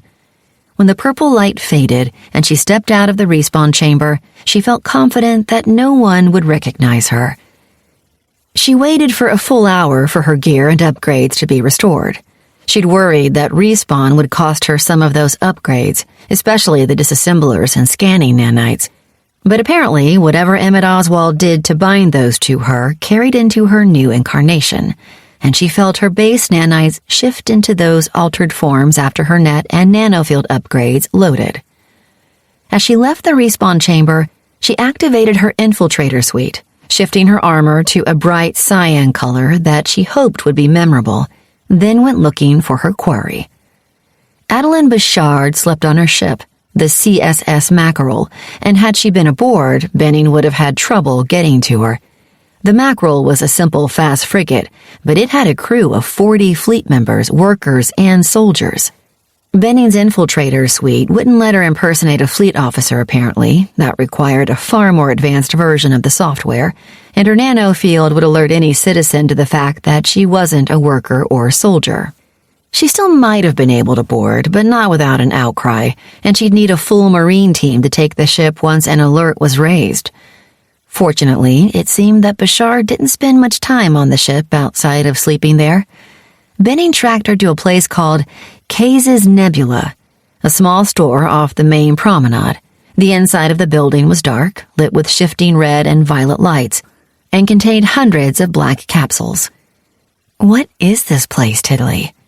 Benning asked as she looked around the dark room with a frown. It's a movie arcade, Benning Kid. Citizens can come here to watch various videos and shows through the overnet. Why would they want to do that? Entertainment, primarily. Some people find watching shows and movies enjoyable. Many of the shows are interactive as well, so a citizen can be part of the movie themselves or even change how it goes if they want to. What kind of shows? Benning asked, her interest piquing. Do they have videos on fleet tactics or combat? Probably, but they're not meant to be instructional. They're meant to be fun. This arcade probably has access to millions or billions of shows, so you can find something to suit just about anyone. There are shows that are funny or frightening or exciting or even sad. Humans seem to enjoy watching sad things for some reason. Benning frowned. Isn't sadness supposed to be a bad feeling? Yes, but many humans enjoy it anyway. The Corsair shook her head. Okay, but why come here? Can't they just watch these things from their domains? Sure, but to do that, they have to buy the movies or shows, Benning Kid. The AI laughed. And that can get expensive fast, since some of these shows charge by the episode, or even by the minute. Here, they pay a few credits to the owner and have access to a lot more entertainment than they could get normally. The arcade's owner, in turn, pays a portion of their profits to one of the corporations that produce these shows to be able to show them to everyone. Benning stared at the closed capsules in silent disapproval. She understood the concept well enough. Entertainment was how the system kept her docile when she'd been a drone. She labored at pointless tasks daily for a single gain credit that let her entertain herself for a few hours and made the day's tasks seem worthwhile. Between the games and the system clouding her long-term memory, Benning and the other drones had few complaints about their existence. Was the system doing the same thing to these citizens? The movies Tiddly spoke of seemed like a massive waste of time to Benning. She could spend that time improving her stats, training her skills, pursuing her path, or even making credits by gambling at the arena. That was entertaining and profitable. By encouraging citizens to be lazy and indolent, was the system keeping them docile? Benning didn't know, but she suspected that was partially the case. "I'll wait for her outside," she said firmly, turning and stalking out the door. Anger filled her. Anger at her old life, at the citizens allowing themselves to be pacified, and at the system for controlling everyone and everything. That anger built, seeking a target, and when Bouchard finally walked out of the arcade, a small smile plastered on her face, Benning finally found one. She moved swiftly, not even bothering to follow Bouchard into a less populated area as she'd originally intended. She stood, drawing her pistol, and leveled it at the woman. A few citizens nearby cursed, and to her credit, the fleet officer grabbed for her own sidearm, trying to draw it before Benning could fire. Benning's Teravolt pistol fired first, though, the injector mixing a stream of protons and antiprotons in the firing chamber that propelled the 20 bullet at a velocity slightly greater than the speed of sound. The tungsten-coated bullet pierced Bashard's comp arm effortlessly, punching into her stomach, and the platinum core shattered. Shards of razor-like platinum ripped through the woman's abdomen, bouncing off the inside of her armor and her ribs and shredding her internal organs. Bashard cried out and fell to one knee, clutching her bleeding stomach. She tried to raise her pistol, but Benning put another shot into the officer's shoulder, shattering her collarbone and rendering that arm useless. She strode over to the bleeding fleet officer and slammed her foot into the woman's chest, knocking her onto her back, then pushed her boot against Bashard's chest to hold her in place. Who are you? Bashard groaned. What are you doing? My designation doesn't matter, Benning said simply. I'm just here to deliver a message. Do you know who I am? Bashard gritted. What I am? Obviously, Benning shrugged. It doesn't matter to me, though. Her hand tightened slightly around her pistol. The anger surging in her begged her to inflict pain on this woman, to punish her for being part of the system that hunted Benning. She pushed that anger aside, though. Torture was a tool, and while Benning didn't hesitate to use it, she only did so for a purpose. She tried not to inflict pain for its own sake or just to enjoy someone suffering. There would be no point to tormenting Bashard. She was doing her job, and the fleet wouldn't stop hunting Benning just because she tortured an officer. In fact, they might hunt her even harder. What do you want? Bashard gasped. Like I said, I'm delivering a message. Benning leaned forward. You're hunting Benning, kid. You should know that you're not the only one, and some of those hunting her don't appreciate interference. She lifted her pistol, pointing it at the woman's skull. Wait, Bashard said, raising her good arm in a warding gesture. I'm with the fleet. You can't kill me.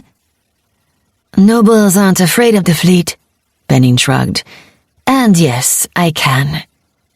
She feathered the trigger, and the gun spoke once. A hole appeared in Bashard's forehead, relatively small and neat, but the back of her skull vanished as the bullet, propelled to low velocity by the pistol's adaptive charge, shredded her brain. Benning holstered her pistol, turned, and jogged off as citizens moved quickly out of her way. Security would be coming soon, and the moment Benning was out of immediate sight, she dropped her infiltration suite and allowed her armor to return to its normal crimson color. She slowed to a walk, removing her helmet and moving purposefully without looking around as she headed for the hammer.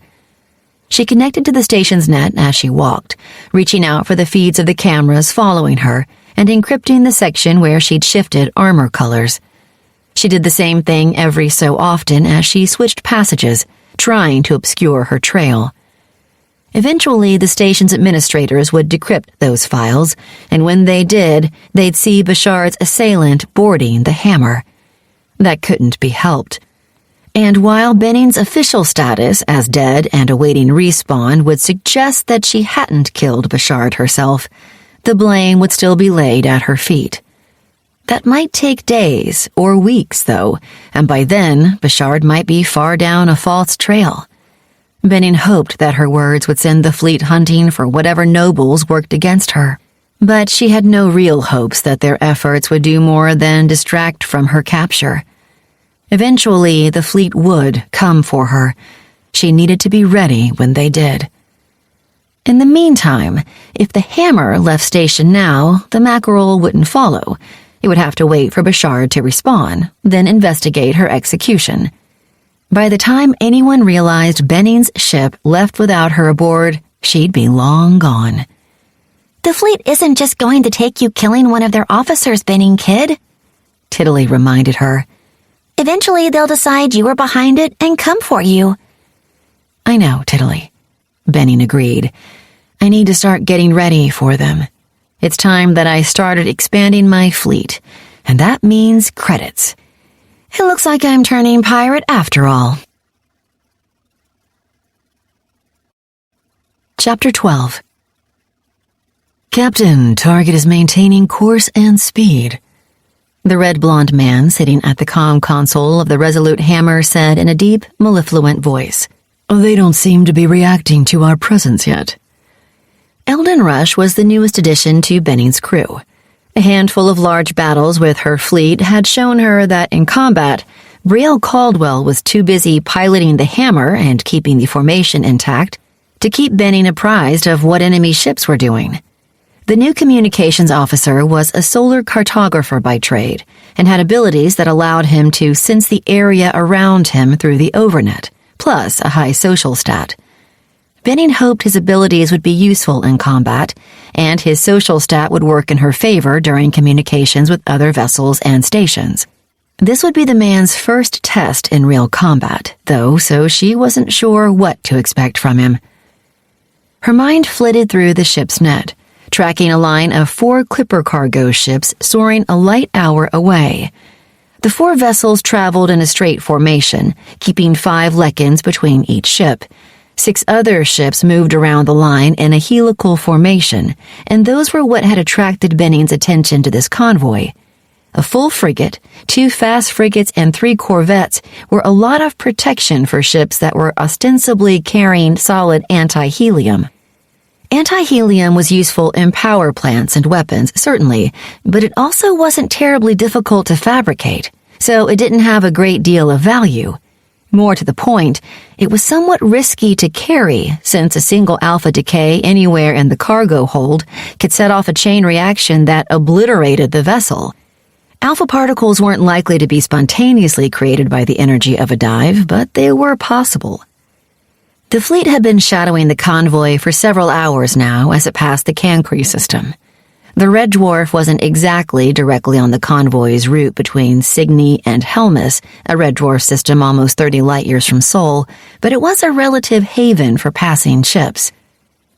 Cancri had been colonized originally by deists, believers in a sort of divine universal being.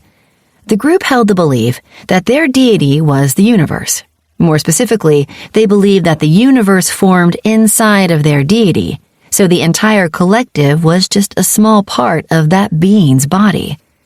None of that mattered to Benning, of course. She'd never seen any sort of signs of a higher power beyond the system, and she didn't really understand why people would fanatically believe in something that was by definition unknowable. What did matter to her was the consequences of their beliefs. The deists considered pirates to be viruses infecting the object of their worship, and they responded very harshly to acts of piracy in and near their system.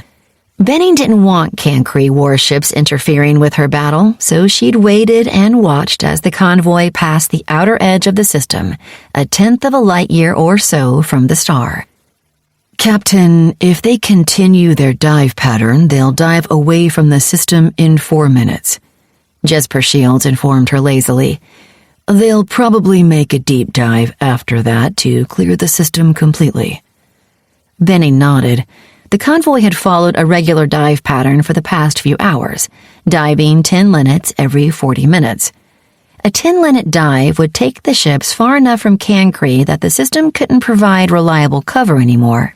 So they deep dived toward the next system, Lyton, 5 light-years away and closer to the galactic plane, which the convoy would have to cross to reach Helmus. If they entered a deep dive, Benning would have trouble following and tracking them. She'd need to hit them soon if she was going to hit them at all. Helm, ready for double dives, 5 linnets distance each, and send coordinates to the fleet, Benning ordered. Fleet, prepare for a double dive. While a full 10-linnet dive would be faster than 2 5-linnet ones, the longer the dive, the higher the risk both to each ship in her fleet and to the fleet itself losing its formation. She'd lose 30 seconds or so, but she could make that up by accelerating to flank speed. The convoy was traveling at 1.5 Toks, and the fleet would overtake them rapidly at double that speed. Aye, Captain, Brielle Caldwell replied. Transmitting coordinates. Fleet is ready for dive, Jesper Shields acknowledged several seconds later as the commanders of her vessels responded to her command. Begin double dives, she instructed. Reality flattened and ballooned around her as her ships dove beneath the fabric of the universe, into Psi-space, emerging from that higher dimension only to plunge back into it once more. Benning's thoughts stayed focused on her ships, monitoring their status, watching for signs of damage or drift, and making sure her commanders were following their orders explicitly. Most of her attention stayed on her newest acquisition, the Arcturus, since this was the first time its commander, Kalrin Amari, would be participating in a battle outside of training drills. The universe snapped back into place around Benning as they exited their dive. "Fleet status report," she said tersely, even while eyeing her fleet screen. "Merciless standing by," Aviana Roble reported in. "Vindictive standing by and looking forward to this," Fodor Hendrik spoke next. The fleet dove rapidly at the convoy, staying ahead of their dive splashes, and descended on the ships in a storm of grazer fire and missile blasts. Benning had all ships in her fleet target a single escort vessel, the frigate she deemed most dangerous. Their first salvo slammed into the frigate in a storm of radiation and neutron blasts, tearing open holes in its hull and dropping its engine power to 12% in an instant. The remaining escorts reacted swiftly, targeting individual ships in the fleet, while the clippers powered up their dive engines and prepared to flee. Benning's sinkhole generator burst to life, wrapping around the convoy and trapping 3 of the 4 cargo ships inside it. Her fleet continued to focus their fire on one escort at a time, bathing the target's entire evasion cone in gamma radiation and antimatter and rocking their hull with warhead blasts. The first fast frigate fell in 20 seconds, its wildly spiking power plant forcing it to shut down its engines and weapons, while the second lasted a minute longer. Meanwhile, the Arcturus opened a pair of bay doors, revealing a massive interior hangar nestled within the ship. Dark energy welled from within the depths of that hangar, and the gravitational waves surging from the ship disgorged 6 tiny flyboats, spherical vessels only 5 ms across, each manned by 2 crew members. The flyboats were lightly armed and armored, but their small size made them fast and maneuverable, and they quickly closed with one of the corvettes. At a third of a lekend, the flyboat's low-powered grazers and antimatter beams tore into the corvette's hull with ease, while the larger vessel struggled to target the tiny, chaotically moving ships. The corvette's engine dropped offline in a minute or so, and the flyboats raced back to their carrier to refuel before heading after the second corvette. As the last fast frigate and second corvette both went photonic, their power plants losing containment and exploding in a blast of radiation and energy that tore the vessels apart, shuttles launched from the Mary Messenger, carrying teams of 8 Marines each. 2 went to secure the drifting corvette and fast frigate. Those would either make solid additions to Benning's fleet or bring in credits from resale if they were too damaged, while 3 of them headed for the clippers. Benning ordered the Hammer to intercept the frigate they'd attacked first. Oddly, the captain of the vessel had locked the exterior hatch, forcing Benning's boarding party to cut it free with an antimatter torch. They stormed into the airlock behind a wall of neutronium-coated shields and an EM pulse grenade. The grenade temporarily disconnected the automated defenses set up in the airlock from the ship's net, causing them to fire at anything that moved, which included one another. While the turrets attacked one another, Benning sent her nanofield out, linking it to the least damaged autocannons. The turrets had decent defenses against hacking, but her direct link through their nanofield allowed her to worm her way into their command trees fairly swiftly. The turrets hesitated before swinging around to point away from the boarding Marines, pouring their blasts of high-energy photons through the transtanium walls of the airlock and into the startled ship's Marines who waited beyond. Rather than hack the airlock door, Benning shredded it with her disassembler nanites, and her Marines stormed out into the ship's receiving bay. She wielded her arc bar rifle, firing strategic bursts designed to keep the defenders' heads down as she rushed forward at the vanguard of the assault. Her bullets shattered a microthene visor, killing a soldier instantly, and punched through another's foam tungsten chestplate, piercing the psi-leather underlayer and the Marine's heart with equal facility. Bullets and gamma radiation both slammed into her armor, and she watched her resistance bar creep slowly down to 78% before the last of the defenders fell. Her nanites linked to the ship's nanofield, giving her a deeper layer of access than she would normally have when hacking a strange vessel, and she used that access to grab a map of the vessel and seal its doors, separating crew members from one another. The captain could override those locks, of course, but they'd have to do it manually, and by the time they unlocked each door, Benning would have either taken the ship or abandoned the attempt. Her party raced through the vessel toward the bridge, engaging the ship's bot defenders as necessary and dealing with the few crew members who got in their way. Benning unlocked the doors they encountered and sealed them behind her, at least until they reached the main bridge hatch. The captain had locked that down tightly, and while Benning could hack it open in a matter of minutes, she instead tore the door to pieces with her nano disassemblers. Bullets and blasts of grazer fire streaked toward the invaders as they rushed into the bridge. Benning and her Marines slammed down their shields, forming a solid wall behind which they took cover and carefully returned fire. Benning ordered her Marines to focus fire on the enemy soldiers while she sent her nanites out to disrupt the bot defenders, scrambling their foe recognition protocols so that they considered everything to be an enemy. The bots blasted the ship's Marines from behind, quickly whittling them down before turning their fire on one another. By the time the ship's net regained control of the automated defenders, most of them lay in smoking hunks of microthene and metal, and half of the ship's Marines were too badly wounded to fight.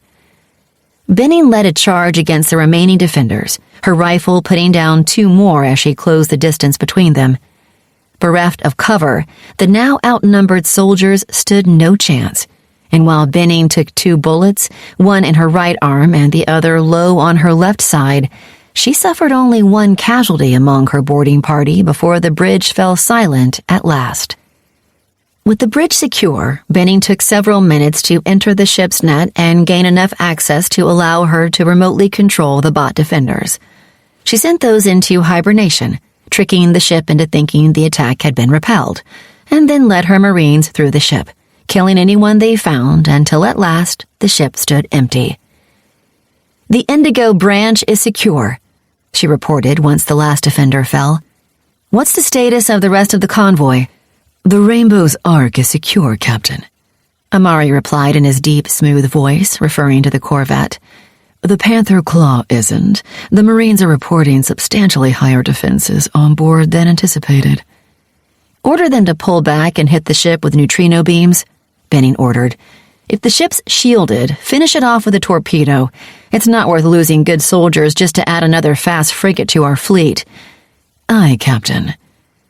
"Captain, we've captured all 3 of the clippers," Fodor Hendricks spoke over the comm system. "What do you want to do with them?" "We don't have the cargo space to transfer their cargo to our ships, Commander. Kill the crews and take the ships under tow until we can gain control of their helms." "As you wish, Captain. Stealing the ships is going to make the owners angry, though." "Angrier than stealing or destroying their escorts and taking their cargoes?" Benning chuckled. "I don't think it's going to matter. Besides, once we get the cargoes offloaded, we can always sell the ships back to their owners." "Ransom," the pirate corrected. "What?" "When you take something from someone and make them pay to get it back, it's called ransoming, Captain." Benning rolled her eyes. "Fine, Commander. We'll ransom the ships back to them. Unless one of the new merchants on our station wants to buy them. Either way, we'll make credits." "I'm a big fan of credits, Captain," Hendricks laughed.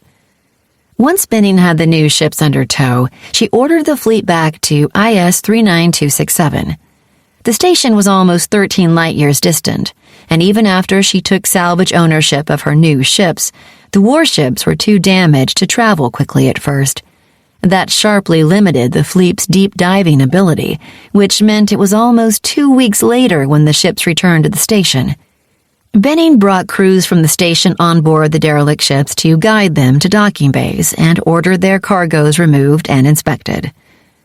I have a feeling this will be a good haul, Benning kid, Fodor Hendricks told her as the pair watched the hexagonal crates moving along negative energy lifting platforms that turned the crates' mass into a lifting force, making them virtually weightless and easy for her workers to move. I agree, Fodor Hendricks, she nodded. So far, we've found 268 gigs of stable tenebrium hidden under the anti-helium. Hendricks whistled. That stuff's highly prohibited, Benning kid. He shook his head. It's an integral part of dreadnoughts and titanospheres, although no one outside the fleet's engineers knows why. Any corporation caught carrying it could lose their transport license at a minimum. Can Teresa Adeli even sell it? Easily, I would imagine. If nothing else, I'm sure the ship's original owners would pay us to make sure the fleet didn't know they were carrying it. She laughed darkly. I wonder if the fleet would give me a reward for that information. They probably would, but they'd require you to come claim the reward in person. Hendricks grinned at her, his teeth bright against his dark skin. You know, by heading over to fleet headquarters back in Seoul, alone and unarmed. Or they'd offer to bring it to me, she added wryly. Maybe inside a battle frigate or two. Or that, he agreed. Benning glanced at the tall man, who'd taught her most of what she knew about being a pirate and naval combat. The ache in her chest eased as she looked at him, and she felt an odd sort of comfort from his presence.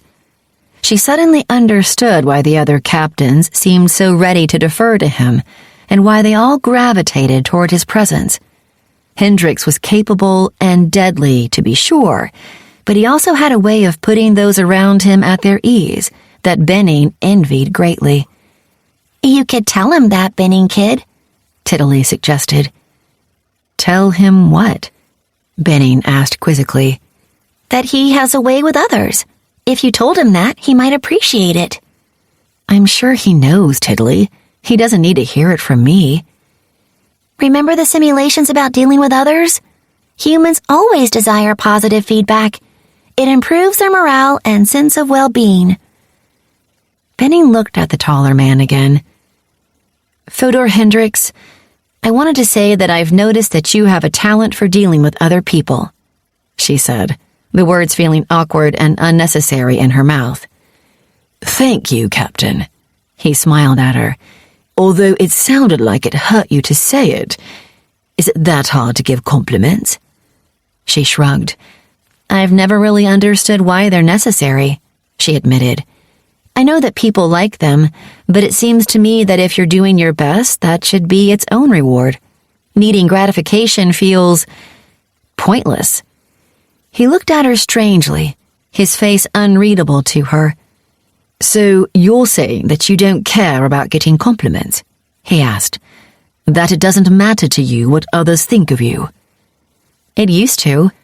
I used to worry about if what I was doing would be considered right or wrong, and who might think I was evil for the things I do. Really? He laughed. I never would have guessed that you had moral doubts.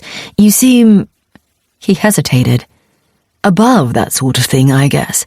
As if you're certain of your path, and morality doesn't factor into it. He gave her another unreadable expression. Do you still worry about it? No. I decided that good and evil are too subjective to matter. As long as I think I'm doing the right thing, then it doesn't matter what anyone else thinks. There. He clapped his hand on her shoulder. That's what I'm talking about. That confidence that you're on the right path. He shook his head. I wish I had that. You aren't certain of your path, Fodor Hendricks? She asked, slightly startled. He shrugged nonchalantly. Oh, I love being a pirate captain, don't get me wrong, but I've had my doubts over the decades. Such as? He made an almost pained face. That's a very personal question, Benning Kid. You brought up the subject, she pointed out, and I told you about my doubts. That you did. He sighed. Fine. He looked away, leaning on the railing by which they stood, staring down at the crates still being offloaded from the captured clipper ships. It was about 20 years ago, he said in a soft voice. I was pretty low-leveled then, relatively new to my career. I'd stolen a Bruce-class corvette and refitted it to be a ship hunter, but the only ships I could go after were the little cogs, the in-system freighters. Those aren't very profitable, so I thought I'd take a risk and go after a Lux cruiser. Benning frowned. A passenger liner? She asked. You always said those are too dangerous to take, Fodor Hendricks. They are, he nodded. They're fast, hard to catch, and they usually have escorts to keep them safe. Plus, if you do take one, their owners don't respond very well. He grimaced. I hadn't learned all that yet, though.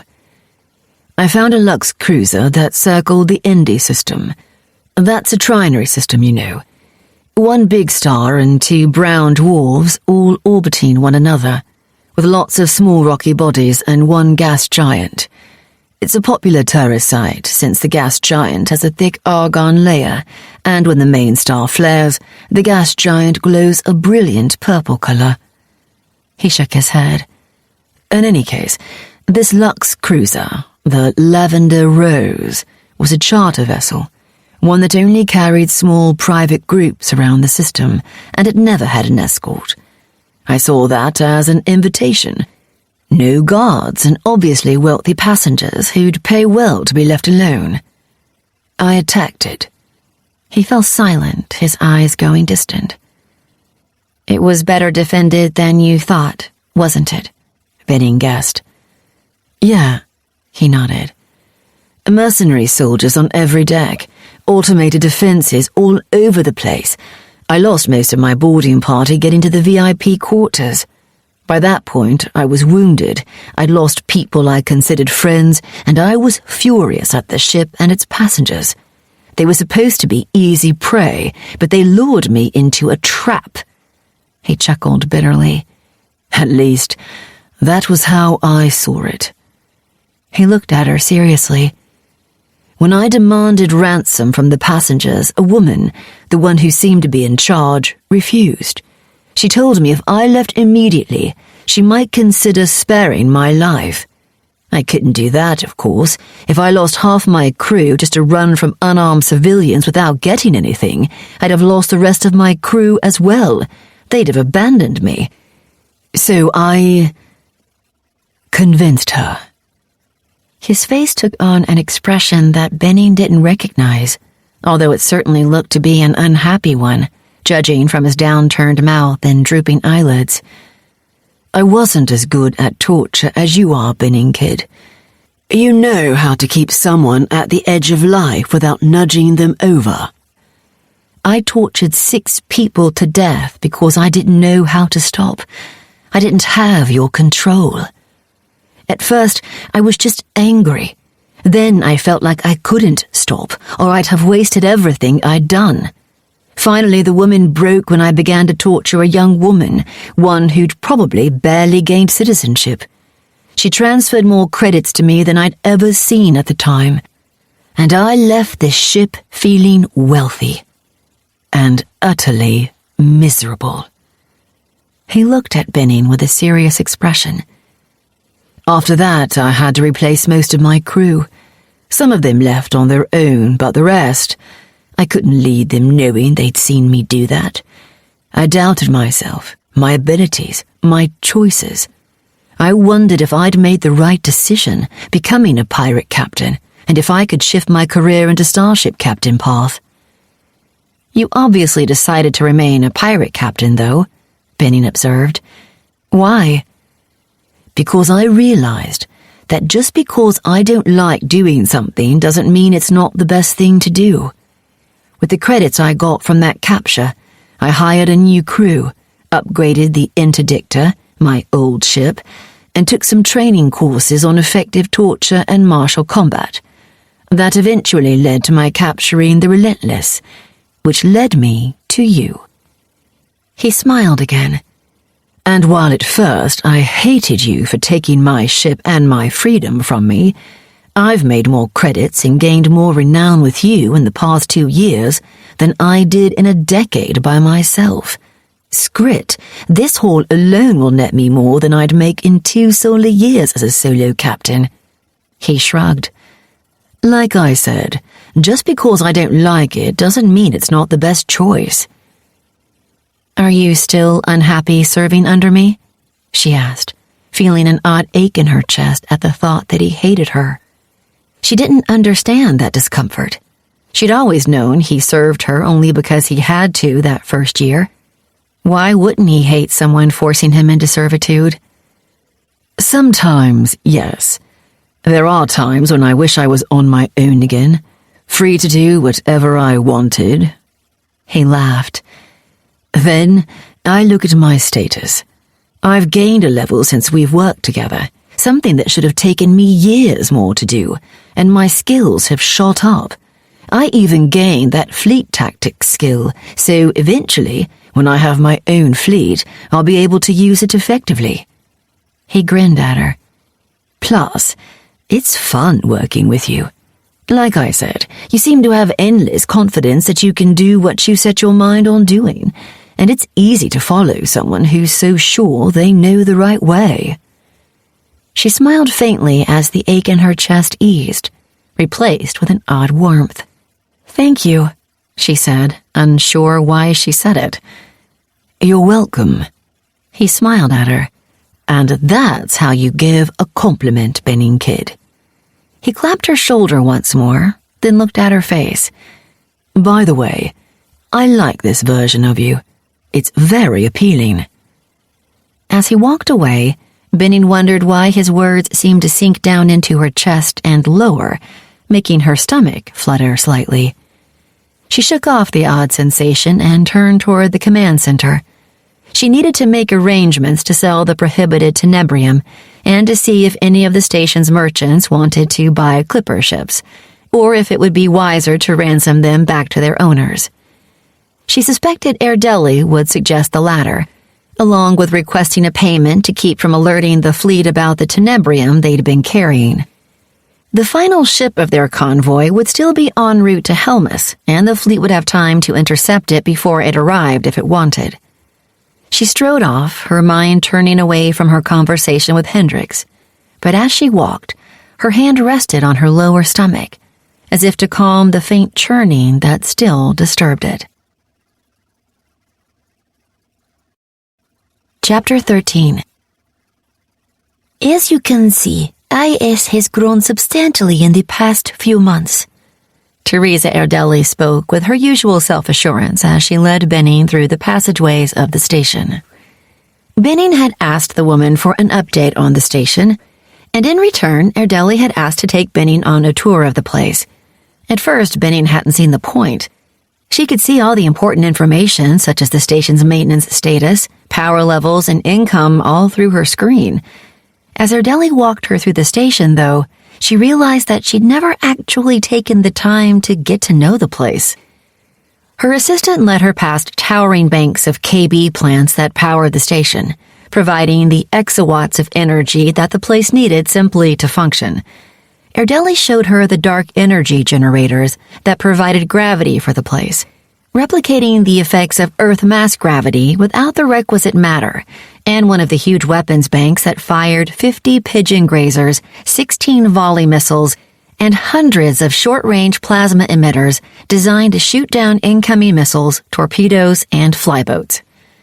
They walked down kim-long hallways, whose walls and ceiling bore perfect holographic images of the surrounding space, making it seem like they walked outside in the void, and through the deeply buried algae gardens, where kilotons of genetically modified algae were harvested daily to provide the station's nanofield with matter to use for repairs, expansion, and the nanoreplicators that created food, beverages, and most of the goods the merchants on board sold. Benning even learned that her station had its own small arena. It wasn't functional yet. They had no arena manager, and there weren't enough people on the station to make it a decent source of income or entertainment, but it was there. Hopefully, in the future, Benning would be able to compete in her own station without needing to worry about the fleet or the vagaries of various systems. Benning realized that her station was impressive, something beyond what she'd intended it to be. Originally, she'd taken the station simply to deny it to her enemies. She'd arranged to pay the lease on it so it could serve as a temporary base of operations. Nothing more. It was a place to park her ships, for her people to gather and train, and perhaps to provide her vessels with some extra firepower when the fleet inevitably came to capture her. It had always served as a simple pirate base, and when she'd taken it, the station had been barely functional, so damaged by the Strangelet bomb she'd hit it with that it could hardly maintain its orbit above the rocky body below. She'd never imagined that it could become more than a naval fortress. Stepping out onto the promenade and seeing hundreds of citizens, workers, and soldiers walking about, going to stores or restaurants, talking amiably or just sitting quietly, presumably surfing the overnet, Benning realized she'd been short-sighted. IS 39267 looked like a regular space station. It was a small one, to be sure, but it resembled any other station she'd visited in her travels. Under Erdeli's management, the facility had grown into something Benning barely recognized. Something more than just a basic place to rest her head and supply her ships. I admit I'm impressed, Teresa Erdeli, Benning said slowly, remembering Tiddely's suggestion with Fodor Hendricks earlier. This looks nothing like the station I first conquered. That isn't saying much, the woman replied, her voice dry and sarcastic. Repairing that damage took time and resources, but anyone could have done that. The station's nanofield would have fixed it eventually without any help from anyone, in fact. True, Benning agreed. And that's all I would have done. Let it repair itself so it served its basic purpose of letting my ships dock and nothing more. It would have been a massively wasted opportunity. The blonde woman looked around with a hint of a smile on her face. In fact, this place has been wasted for far too long in the hands of pirates who didn't realize how useful it could be. Because of the nearby refueling station, Benning nodded. No. Well, in part, I suppose, but it's more that Frostwise is in an excellent position. The woman stopped and looked at Benning. Do you happen to know how big the collective is? No one does. Benning shrugged. The outermost systems will take decades to be established enough to show up in the Overnet's registry, and the Overnet limits communication until they do. For all we know, the collective could spread out for thousands of light years. While that's true, the commonly accepted answer is that the collective is spread across a 300 light-year diameter. Erdeli replied with a sigh. Those are the systems well established in the Overnet's registry. Anything beyond that is the fringe, and no one cares about the fringe except, well, those living there. The farther you go from Sol system, the less populous the inhabited systems are, and the fewer of those systems are fully inhabited, with complete Dyson swarms. Every rocky body and gas giant mined for material to produce habitats in stations, and habitats spread out in orbit of the star as much as possible. That means that the outlying systems are far more dependent on trade, and the inner systems make a good profit sending materials outward. She resumed walking, and Benning followed along, unsure what the blonde woman was leading up to. She knew all of this, of course. It was part of the starfaring training she falsely remembered receiving. Most citizens probably didn't, but every starship officer did. What she didn't know was why Erdeli was explaining it to her in the first place. So? She finally asked the assistant. So? Erdeli stopped once more and turned to face Benning. So, Frostwise is a registered system in the Overnet. That means it has to either write up a system-approved charter detailing its laws or enforce the standard fleet regulations. Interstellar Object 39267, though, isn't on the registry. That means we don't have to enforce fleet regulations, customs, and duties. That tenebrium you acquired? If you take it into practically any other system, it'll either be seized and given to the fleet, or seized by the station and resold for profit. Here, though, we can allow its sale and passage without breaking any laws. She gestured at the closest building, what looked like a trading store with the name Invictus floating holographically above the door. That's what made this place an excellent pirate base. Merchants like Invictus, a dealer in ship electronics and drive systems, could come here and buy stolen goods or seized vessels from the pirates, then ship them to other systems without ever running afoul of the fleet. They still can, in fact, and they do. But that's only part of its appeal. Here, they can buy and sell anything they want, even things that are prescribed, restricted, or prohibited. Negmass plants? You can sell them here. Subdimensional weapons, nano-weapons, genetic modifications. You can buy and sell them all here. And since we're only 7 light years from Sol, we're easy to reach and convenient for people all over the collective. As I said, the outermost systems are 150 light years distant, Bending Kid. That's a year's travel at standard deep dive velocities, and the trip takes gigs of gas. Those traders can go to one of the inner systems, pay fleet duties on their goods, then pay system taxes, and pay all those again, buying cargoes and gas for the return trip. Or they can come here, get gas cheaply at Frostwise, and only pay those duties when they get back home. She shrugged.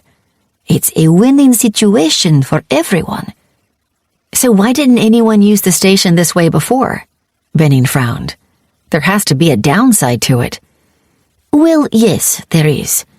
Being outside fleet regulations also means being outside fleet protections.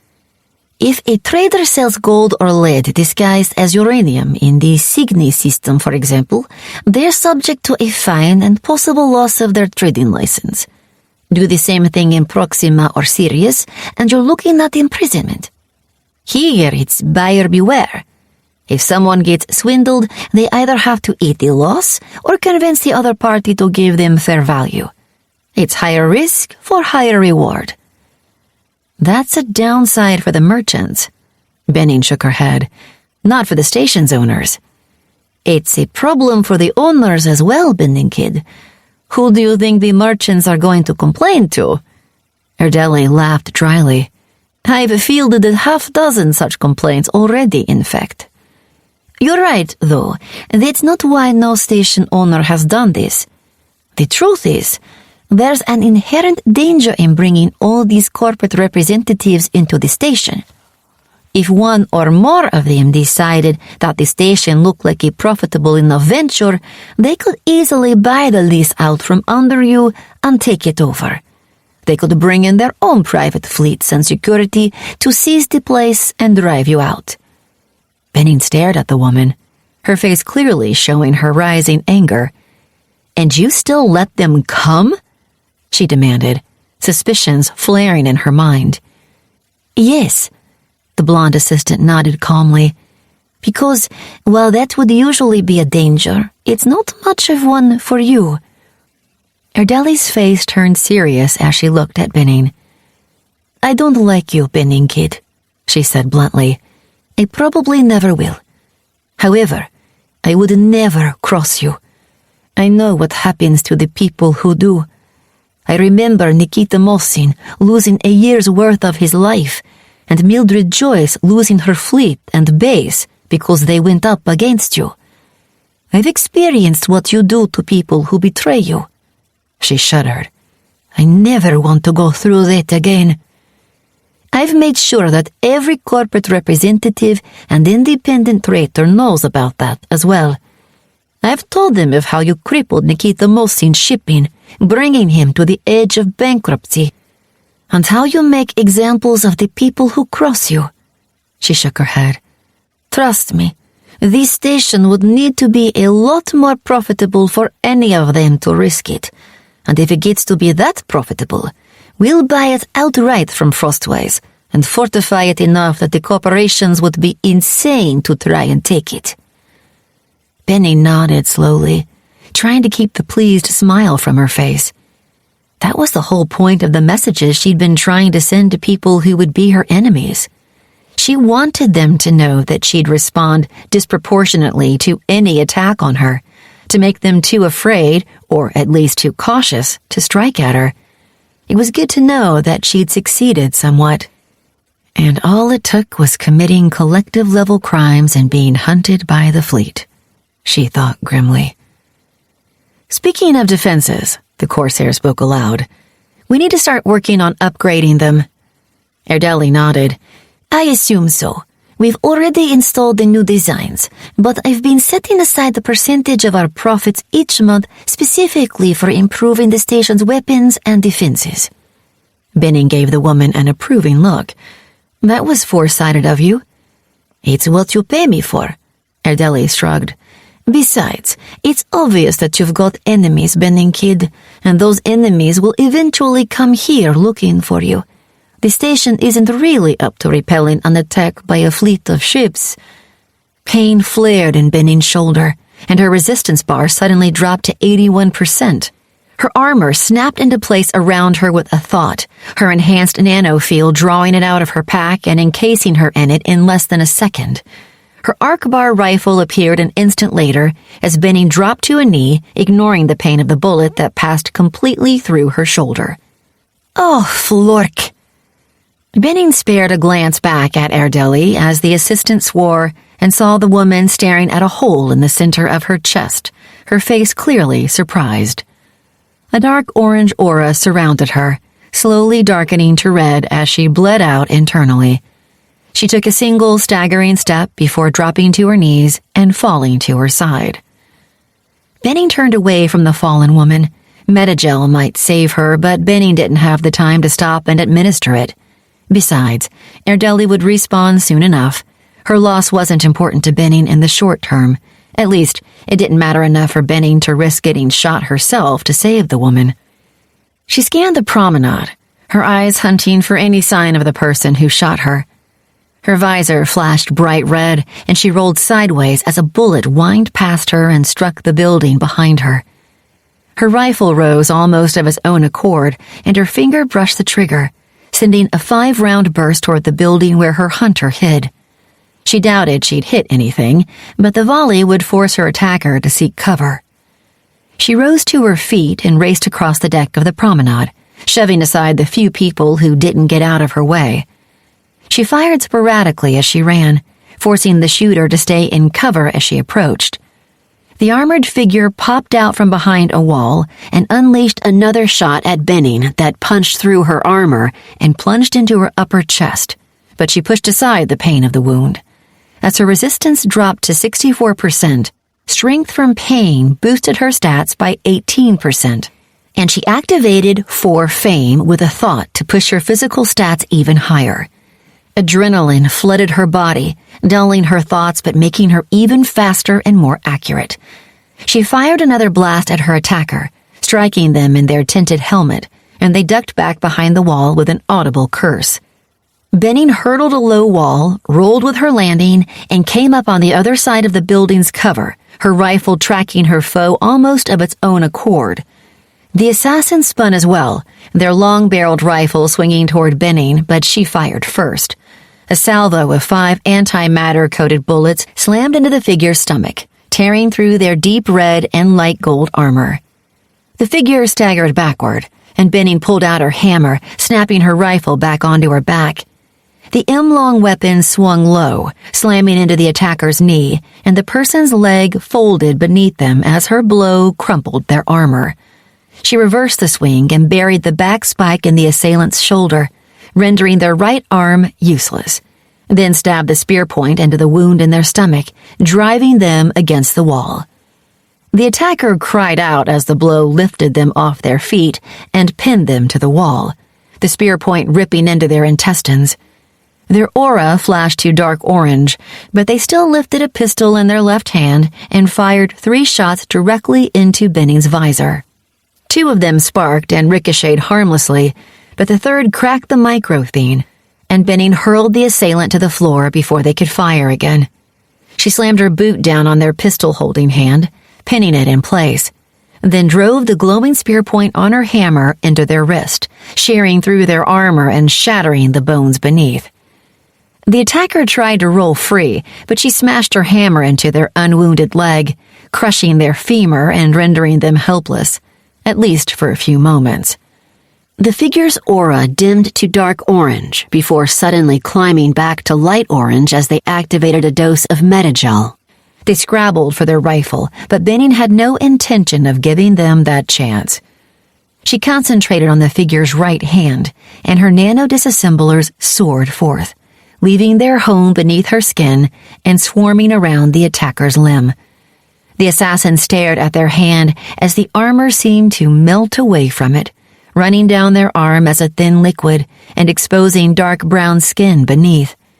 Their moment of stunned amazement turned into screaming, though, as the skin on that hand bubbled and churned, dripping from their limb as dark brown liquid and revealing a layer of muscle, bone, and nerve beneath. Their screaming intensified as Benning carefully controlled her nanites, allowing them to dissolve the man's hand slowly, leaving his nerves as intact as possible. Her practice with her disassemblers gave her far more control over them than she once had, but Tiddly told her that compared to a nanomancer, Benning was still clumsy and awkward with her nanites. Apparently, a skilled nanomancer could eat a hole through a person that would resemble a bullet wound, dissolve them from the inside out so that they looked fine to casual inspection, or even dissolve a limb but leave the nerves behind so that the pain of the lost appendage never faded. Benning couldn't do that, but she could make sure the disassemblers took their time ripping apart her attacker's flesh to draw out the agony as long as possible. Fat and muscle slowly liquefied, splattering to the deck below in a viscous soup of blood and flesh. Cartilage and bone turned to dust, then drifted in the air, and after half a minute, nothing remained of the man's hand but a slowly bleeding stump. "Flock!" the man screamed, his voice filled with panic. "What the hell did you do? My hand can't grow back!" Benning stepped back, releasing his now-healed left hand, and he clutched his stump, curling up in a ball around it as if it would somehow protect it from further damage. Benning took the moment to send her scanning nanites out, and a moment later, the man's status appeared in her vision. Tobis Copel, Level 11 Bounty Hunter. Damage rating, 12.6, parentheses, Strora Lancer 5. Defense rating, 11.9, parentheses, Mithraline Shockplate makes 7. Resistance rating, 11.1. Stats, Physicality, 8.1. Coordination, 10.3. Resistance, 8.2. Acuity, 10.0. Willpower, 9.1.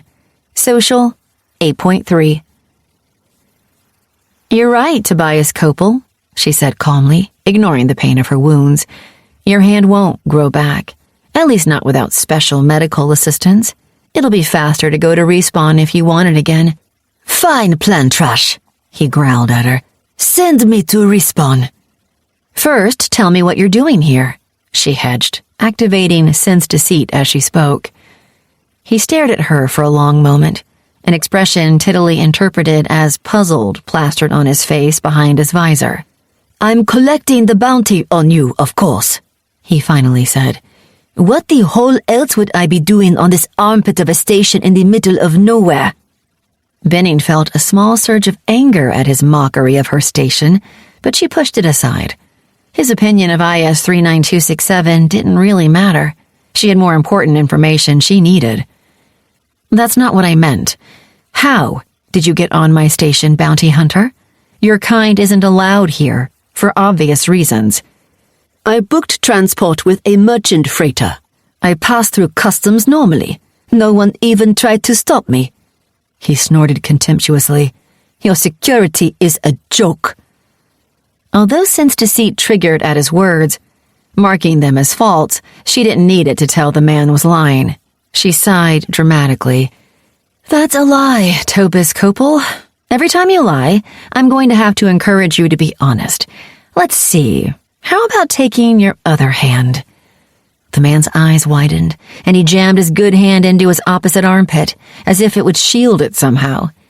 His lips opened, his face angry, but whatever he was going to say was lost, as Benning's disassemblers burrowed into his skin and began liquefying his remaining hand.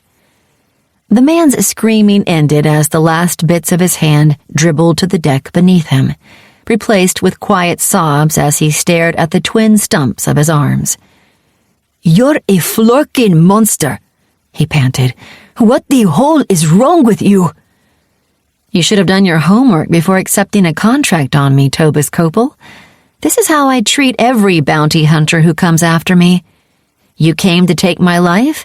That means I get to kill you as slowly as I want. She leaned over him, and the man flinched away, his eyes wide and panic-filled. Benning felt a surge of satisfaction at that. She wanted him to be terrified of her. You can end this, she told him simply.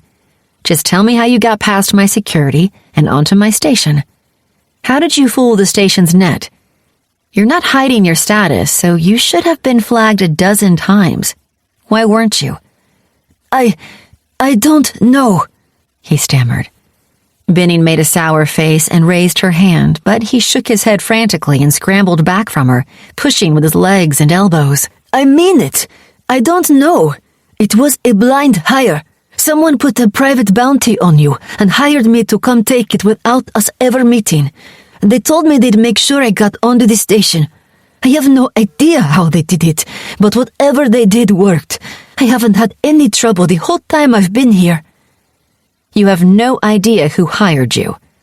Benning asked, even as she began probing deeper into his net. No, none at all. It was an anonymous contract, but the payout was too good for me to ignore. 100 credits to not only kill you, but spawn camp you down to level 5. He slumped before her. It seemed like easy credits. It took her only a few seconds to find both his credit account and the contract he'd received. He'd told her the truth. It offered 100 credits for her death and spawn camping back to level 5. Half paid up front as a deposit, and the other half paid when she reached level 5. The contract was sent anonymously, and her first cursory attempts to hack into it to find the sender met formidable firewalls. Whoever sent this took their anonymity very seriously indeed. How did you get here? She asked absently as she went after the contract's defenses from different directions, trying to overload its firewall so they registered a system failure and automatically dropped. I flew here. I have a ship, the Blazing Streak, and when I approached, your station gave me a berth right away. It was like they were expecting me. That's a problem, Benning kid, Tiddly said, her voice troubled as she spoke. Why? I'm guessing one of the nobles hunting me shut down the security protocols for Tobus Copel and arranged for him to get a berth. They might have shut down the protocols, sure. That's within a noble's power so that they can allow their agents to infiltrate one another freely. The system encourages that since the only real limit on a noble's power is the rest of the nobility, and allowing them to work quietly against one another is in everyone's best interests. But arranging a berthing on a station they don't own? That's a different story.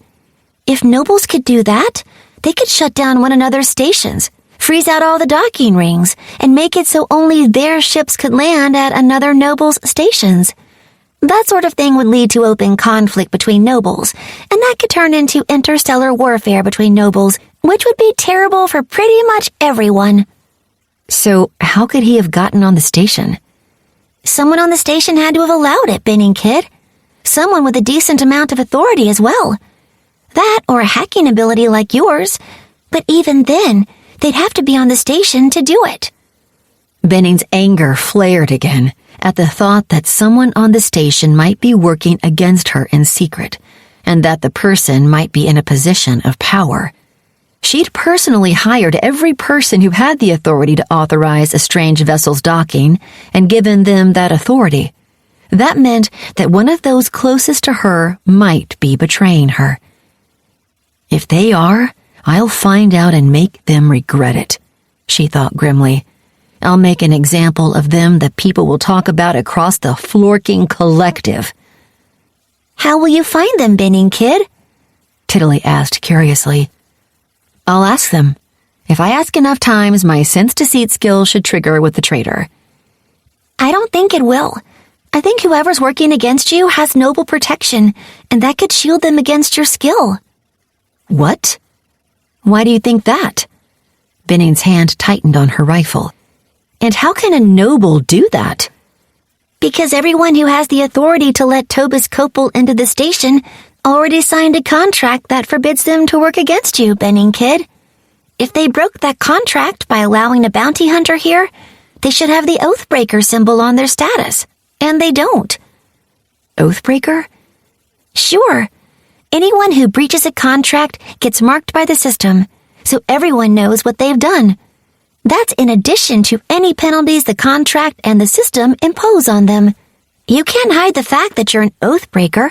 Not even your cyber warfare skill would conceal that. So, someone had to have released them from the contract. Only you or a noble could do that. They must be working for a noble. And that noble can shield them from my skill? Yep, but only by making them a designate of that noble. That means that they speak with the noble's voice, at least as far as the system is concerned. It would free them from having to follow their contract with you, and it would prevent you from using your skills against them. Tiddly hesitated. That's a really big deal, Benning Kid. A noble can only have one designate at a time, and that person usually runs their businesses for them and is the highest person in their organization. For a noble to send someone with that much status here means that they really want to hurt you. Benning snorted. So what else is new? I'll just have to figure out another way to find them. There'll be a trail of some kind, and I'll pick it up. She raised her rifle and sighted on Copel's skull. Never come back here, she told him firmly. Drop the contract, and never take one against me again. If I ever see you again, I'll kill you as slowly as possible, and you'll scream in agony the entire time. Are we clear? Yes, he said quickly, nodding his head. Good. Enjoy your respawn, and stay the whole off my station. Her rifle spoke, and she turned and walked away as the bounty hunter's aura flashed to black. The contract still resisted her efforts, but she'd taken it from Copel, along with most of his credits, and eventually she'd trace it back to its originator. When she did, she'd make that person pay, along with anyone else who'd worked against her. The bounty hunters, it seemed, were losing their fear of her. If they weren't scared of her anymore, then the fleet wouldn't be either, and they'd come hunting before she was ready. She needed to remind people why coming after her was a terrible idea. I need to build my fleet and my reputation. I can't just become a pirate. I need to become something that people fear. She smiled grimly. Fortunately, she had several ideas how to do just that. Chapter 14. The Bold Wanderer was a powerful ship. One of the newest cruiser-class vessels, the Wanderer was designed to be the linchpin of a small fleet. The cruiser didn't carry as many weapons as its chem-wide spherical hull might suggest, only being armed similarly to a much smaller fast frigate, but it wasn't really meant for ship-to-ship combat. It was meant to survive in combat long enough for its supporting fleet to tear apart enemies, and to help them do that much more easily. The Wanderer had heavy armor, 10 sims of neutronium sandwiched between a layer of liquid metal beneath and reactive osmium over top. The superdense osmium had atoms of neg-mass hydrogen spread thinly throughout the metal. When an attack struck the armor with force, The hydrogen responded by moving toward the force, supporting the osmium and making it incredibly difficult to crumple or pierce. The ship's EM shield and dark matter shroud both had their own dedicated KB plants, making them far more powerful than normal. The cruiser could take an antimatter warhead directly to the hull without a breach. Even a singularity warhead in close proximity might not get through the ship's armor. All those defenses allowed the Wanderer to remain in the very center of a naval battle to perform its main function, reinforcing the ships in its fleet. The Wanderer boasted several technologies that made the ships around it far more powerful. Its hive mind linkage system connected the nets of the various ships into one, letting them all respond as a single unit. It carried a warp field that surrounded each vessel in a bubble of slightly warped spacetime, allowing them to react faster than the enemy could, and making each of their seconds pass slightly more quickly than their foes. Its advanced targeting array organized the ship's beam weapons and fired them in a fractal pattern that covered large regions of space without losing intensity, and its Higgs intensifier slowed the passage of enemy missiles and torpedoes, giving the ships more time to react and shoot down the weapons before they exploded. The upshot was that any fleet with the Wanderer as its flagship was far more powerful than it should have been. Its current fleet, a destroyer, 3 frigates, and 8 corvettes, could give a battle frigate a run for its credits. It would lose, but the battle would be a lot closer than it should have been, and that knowledge would keep any sane Commodore well away from the Wanderer and its escorted convoy. Alestra Byrne was incredibly proud of her ship and exulted in being its captain. Most starship officers wouldn't have, and the cruiser class never gained much popularity outside the fleet.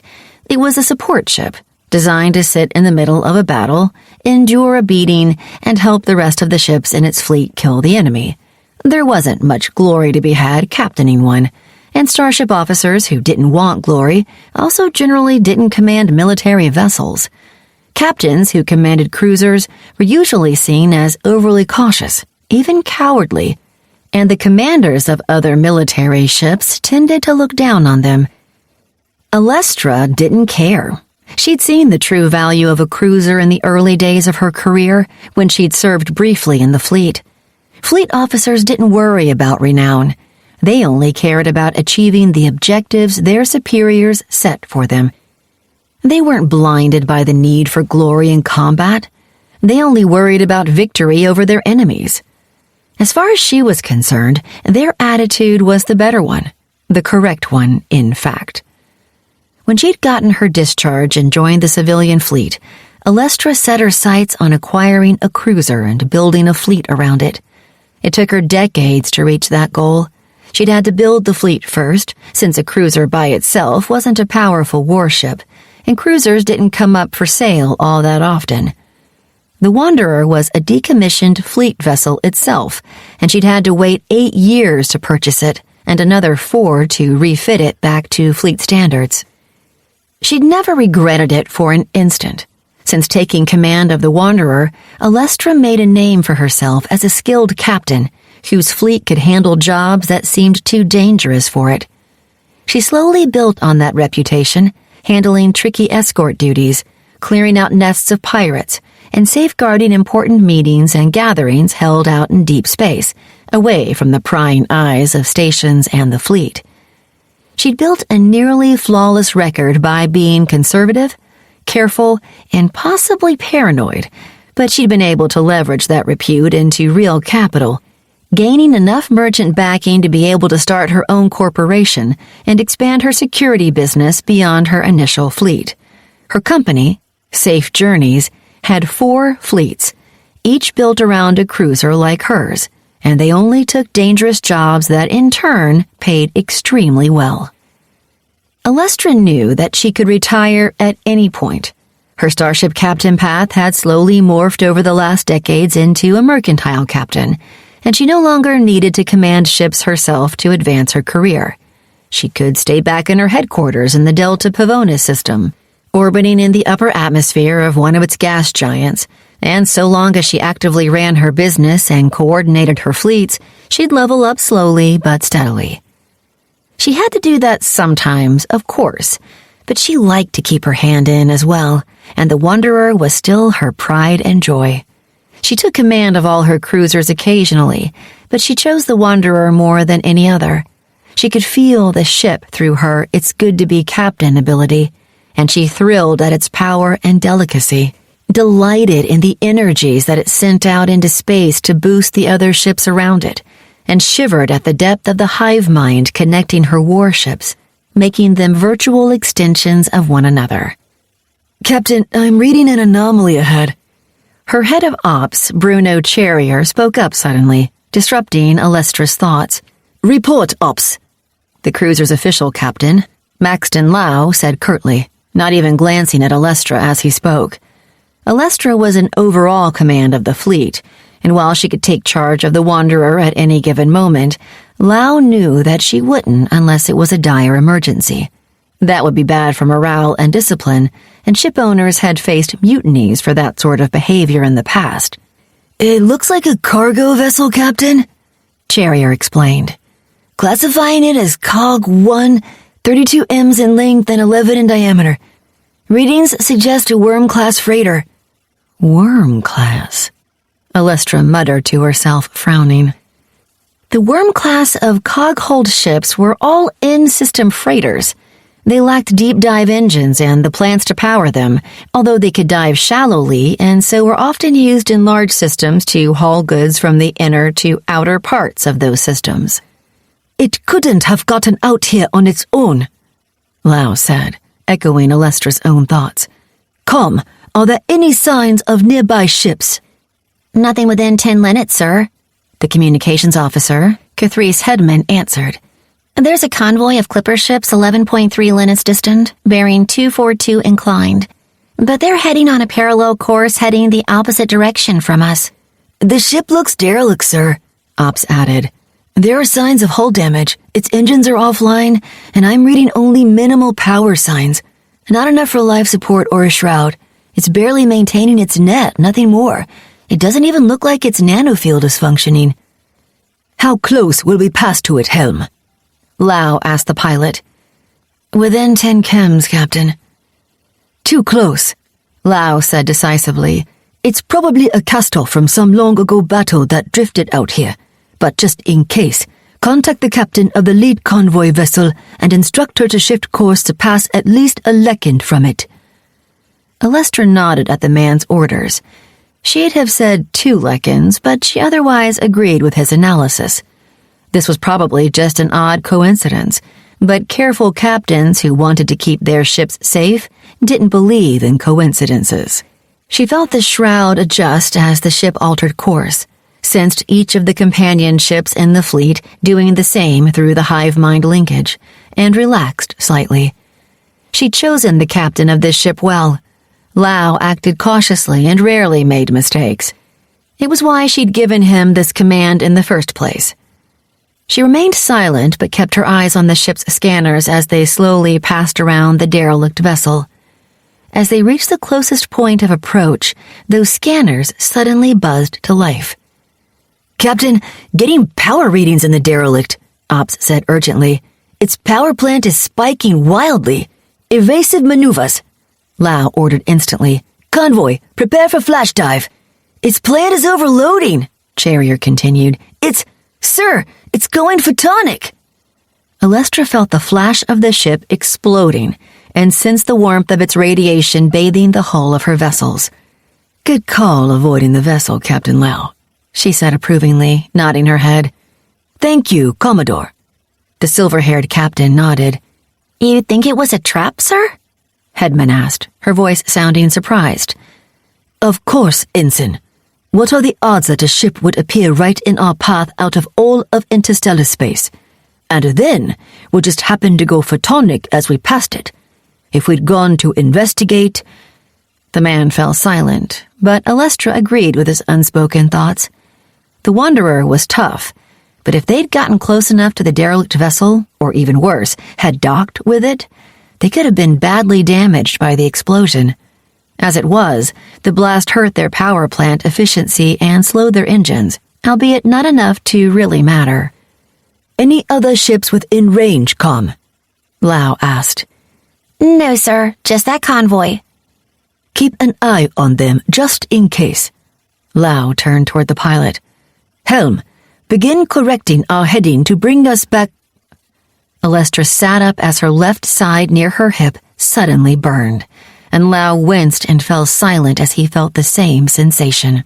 Sir, the young officer sitting at the damage control station said frantically, his eyes wide. I'm reading a hull breach. Where? Liao demanded, not facing the man. Port side, declined, Captain, the man answered quickly. Away from the derelict ship, Alestra observed with dawning realization. It was definitely a trap, and we sprung it. Multiple hull breaches, damage control added, the man's voice getting ever more frantic. No ships in the area, Captain, Headman said.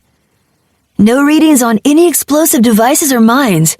Cherrier spoke up as well. I can't find a cause for the hull breaches, sir.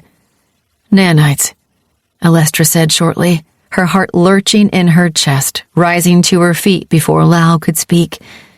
Weapons, overcharge the EM shield and irradiate the hull. Commodore, with the hull breaches, that will kill. The brown-haired weapons officer stared at Alestra, her eyes wide. I'm aware that we'll lose people weapons. If we don't stop those nanites, we'll lose the whole ship. Do it. The ship shuddered as the officer altered its grazer array to bathe the hull in radiation, instead of firing it into space. That radiation sent free neutrons racing through the vessel, dropping her power plant to 62% efficiency and reducing her engine power by 23%. But hopefully, the radiation combined with the EM shield suddenly blazing with 200% of its normal power would disable the attacking nanites. If it didn't... Captain, the fierce wind is reporting hull breaches as well, Headman said nervously. So are the savage current, the raging tempest. She paused. Sir, the entire fleet is suffering numerous hull breaches. Captain, I'm picking up dive splashes, Cherrier announced, his voice louder than normal. Less than a lecon. The waves of blue shifted energy slammed into Alestra's fleet, tearing into already damaged hulls and flooding the interiors of their vessels. One of her corvettes dropped out of formation as its engine went offline, but the others held steady.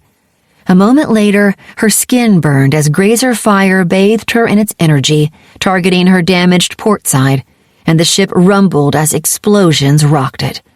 She quickly analyzed the enemy fleet, a destroyer, 2 frigates, 2 corvettes, a modified brigantine that was probably a troop ship, and a carrier vessel trailing behind.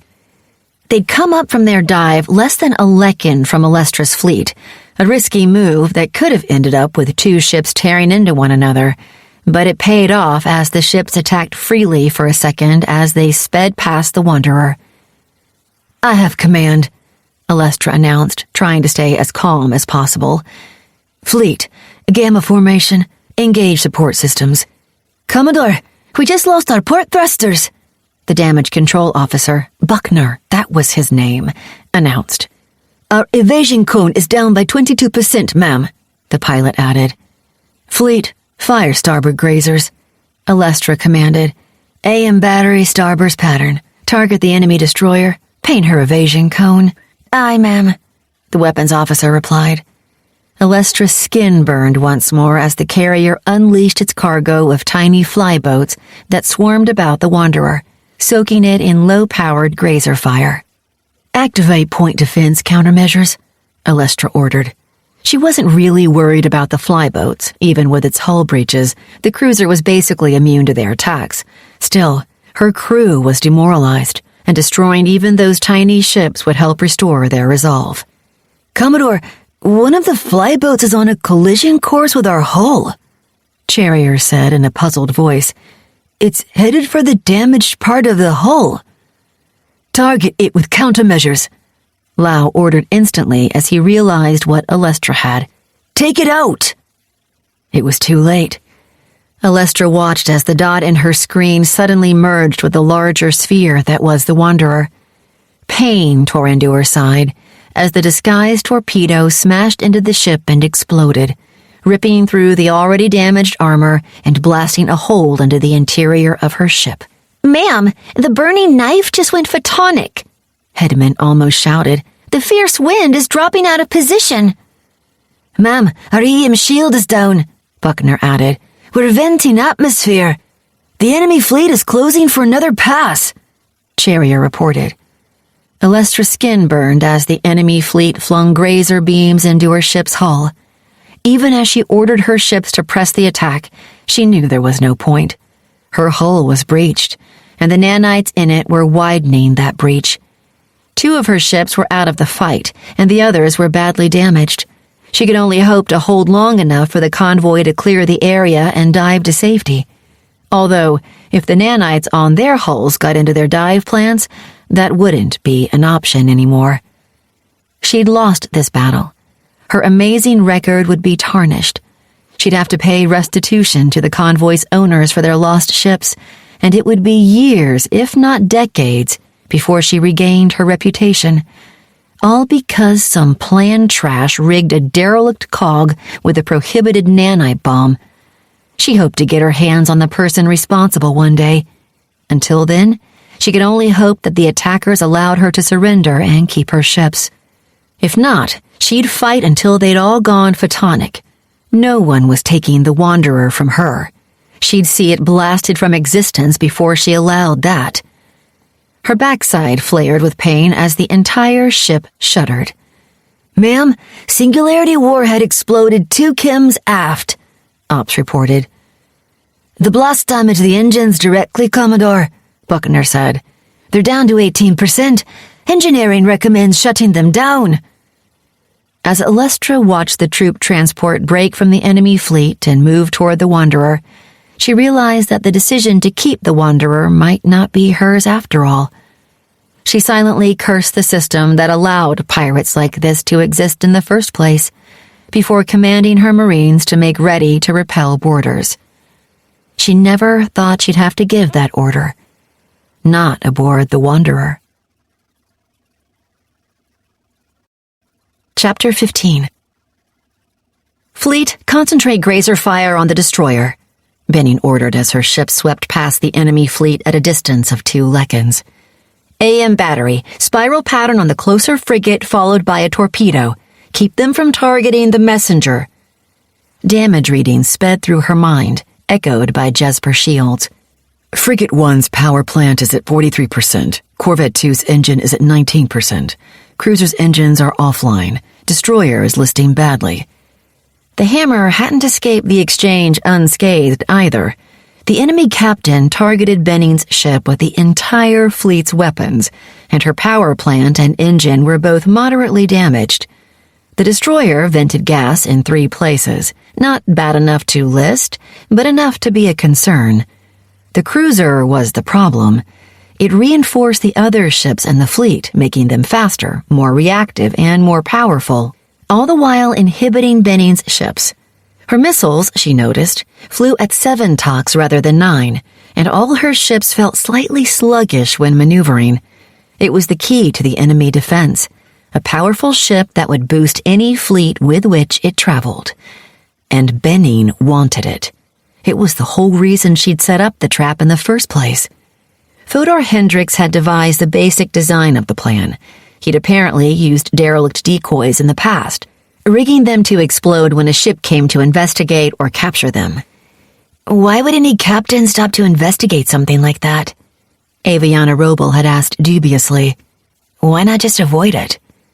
The key is to either use something like a cog that doesn't belong in the middle of interstellar space, or a carrack that could be holding incredibly valuable cargo, Fodor Hendricks replied with an evil smile.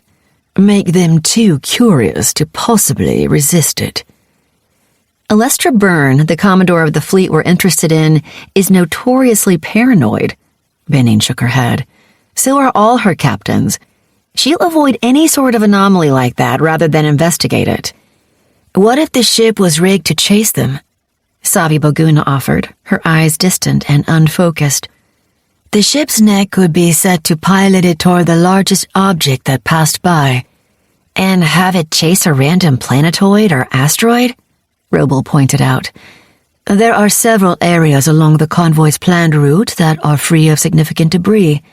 In fact, it's passing through the edge of Kielholz's void, an area where a rogue planet cleared all debris in its path 40 millennia ago. If I got power readings like that from a drifting ship, I'd dive away from it. Trevor Sando interrupted the woman's bit of trivia.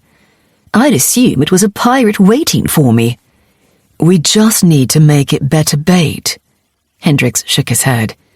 If we could make it look like it was carrying a really valuable cargo, something like anti-iron or negmass, then I'd wonder why the cargo hadn't been taken by whoever damaged the ship.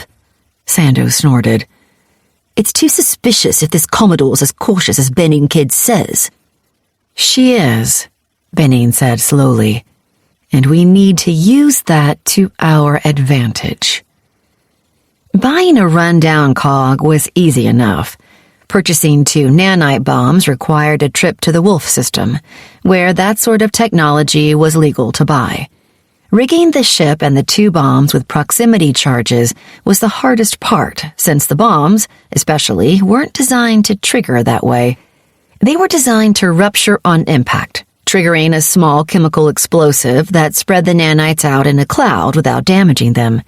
The antimatter proximity trigger was too powerful and had to be scaled back, which meant finding a weapons engineer that specialized in explosives.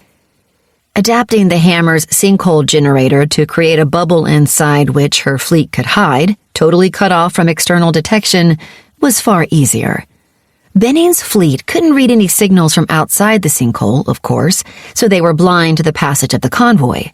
That limited its utility as a stealth device. Ships inside the sinkhole couldn't track anything outside it, so they wouldn't normally be able to drop the sinkhole to ambush their prey at the best time. Fortunately, the overnet still functioned within it, which meant that Benin knew when her derelict cog destroyed itself, and thus when the convoy was closest to it. Tiddly called it an exploit, but Benin just considered it unconventional tactics. The whole setup cost Benin over 300 credits, a week's worth of traveling and another week of prepping their equipment and ships for the attack. As Benin watched the enemy destroyer's list increase as a torpedo exploded less than a kim from its hull, triggered by one of the vessel's plasma point defenses, she considered the cost to be completely worth it.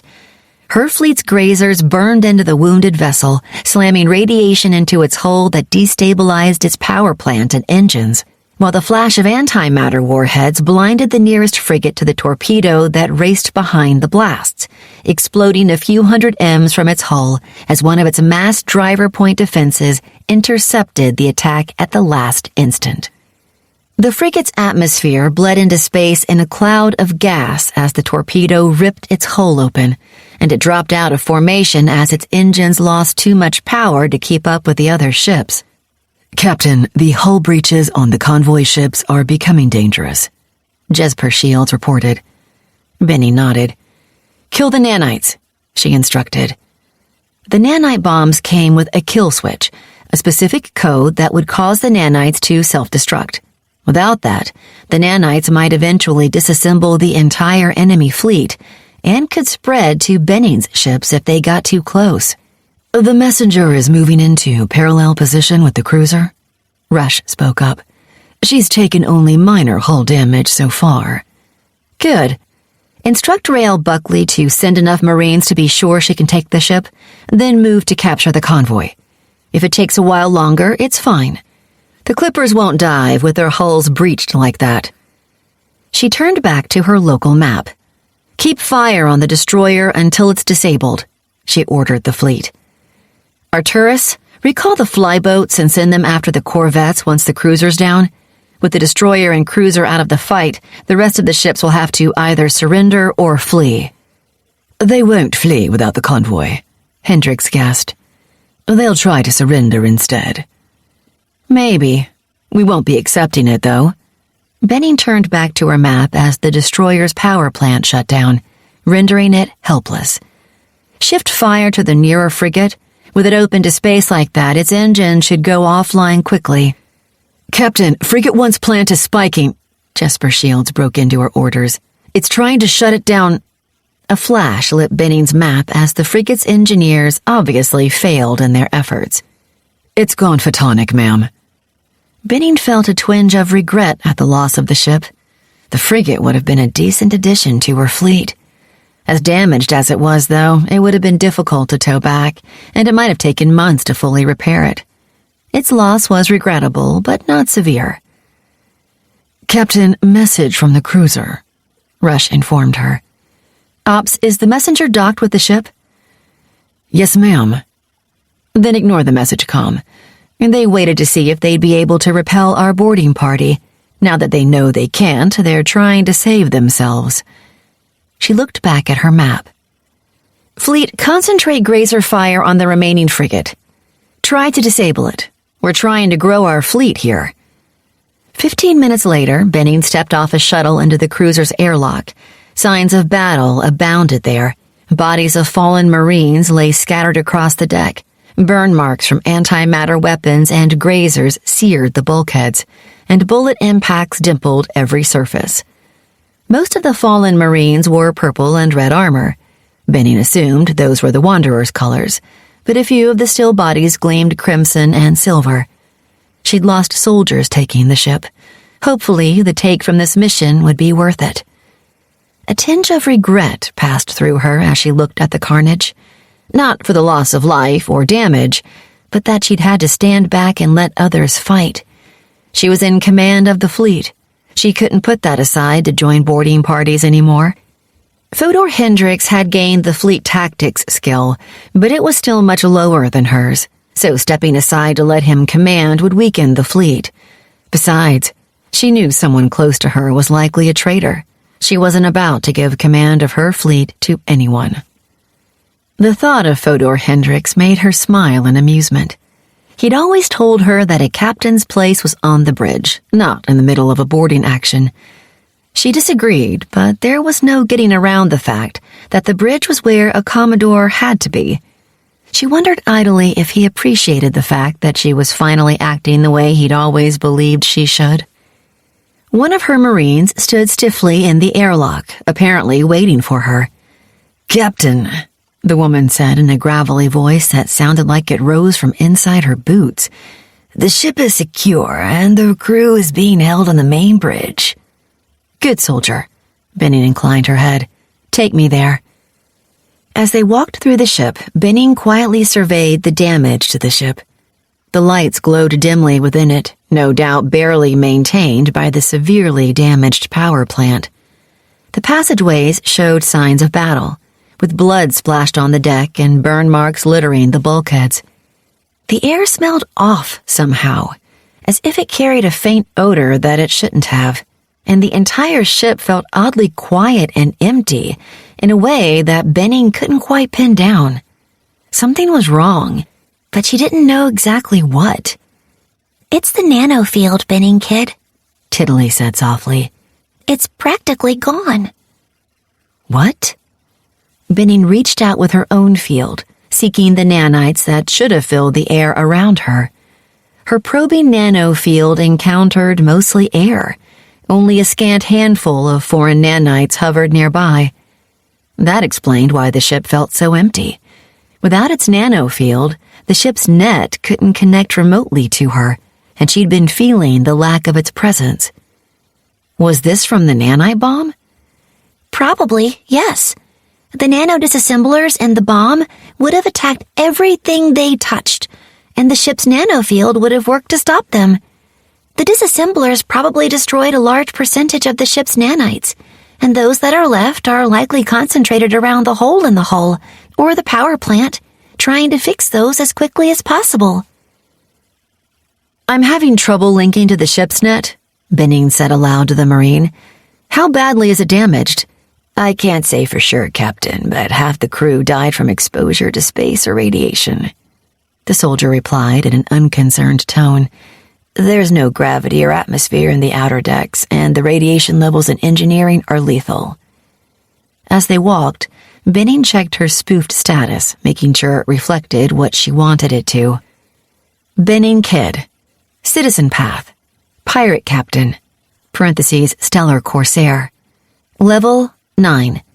To next level, 73%. Credits, 47,812.4 standard credits. Physicality, 12.8. Coordination, 12.6.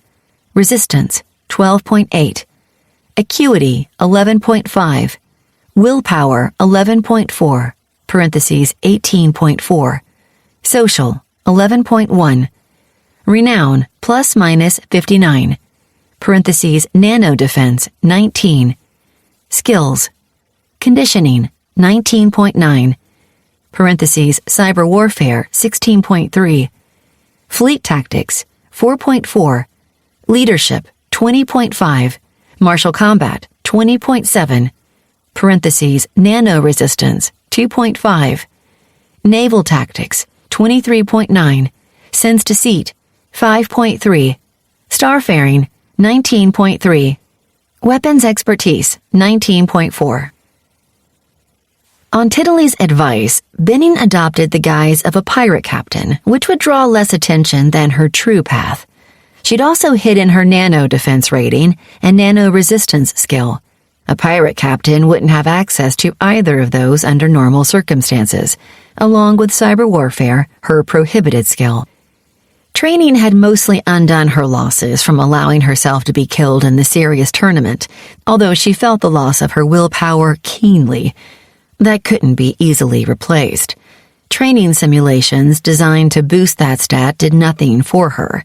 According to Tiddly, that was because she had willpower similar to a noble's, not a citizen's, and she'd need advanced training devices to improve it.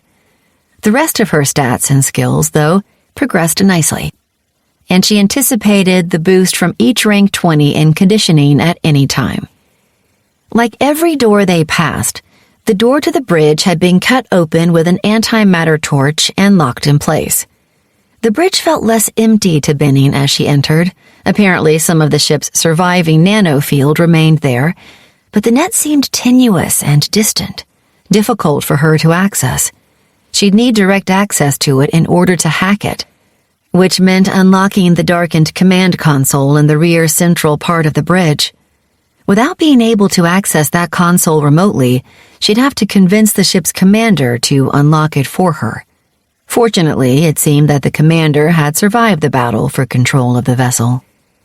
Benning's Marines surrounded 7 people, 4 citizens and 3 soldiers. The soldiers stood around one of the citizens, a shorter woman with honey-colored hair cut below her jaw, brilliant green eyes, and a squarish face.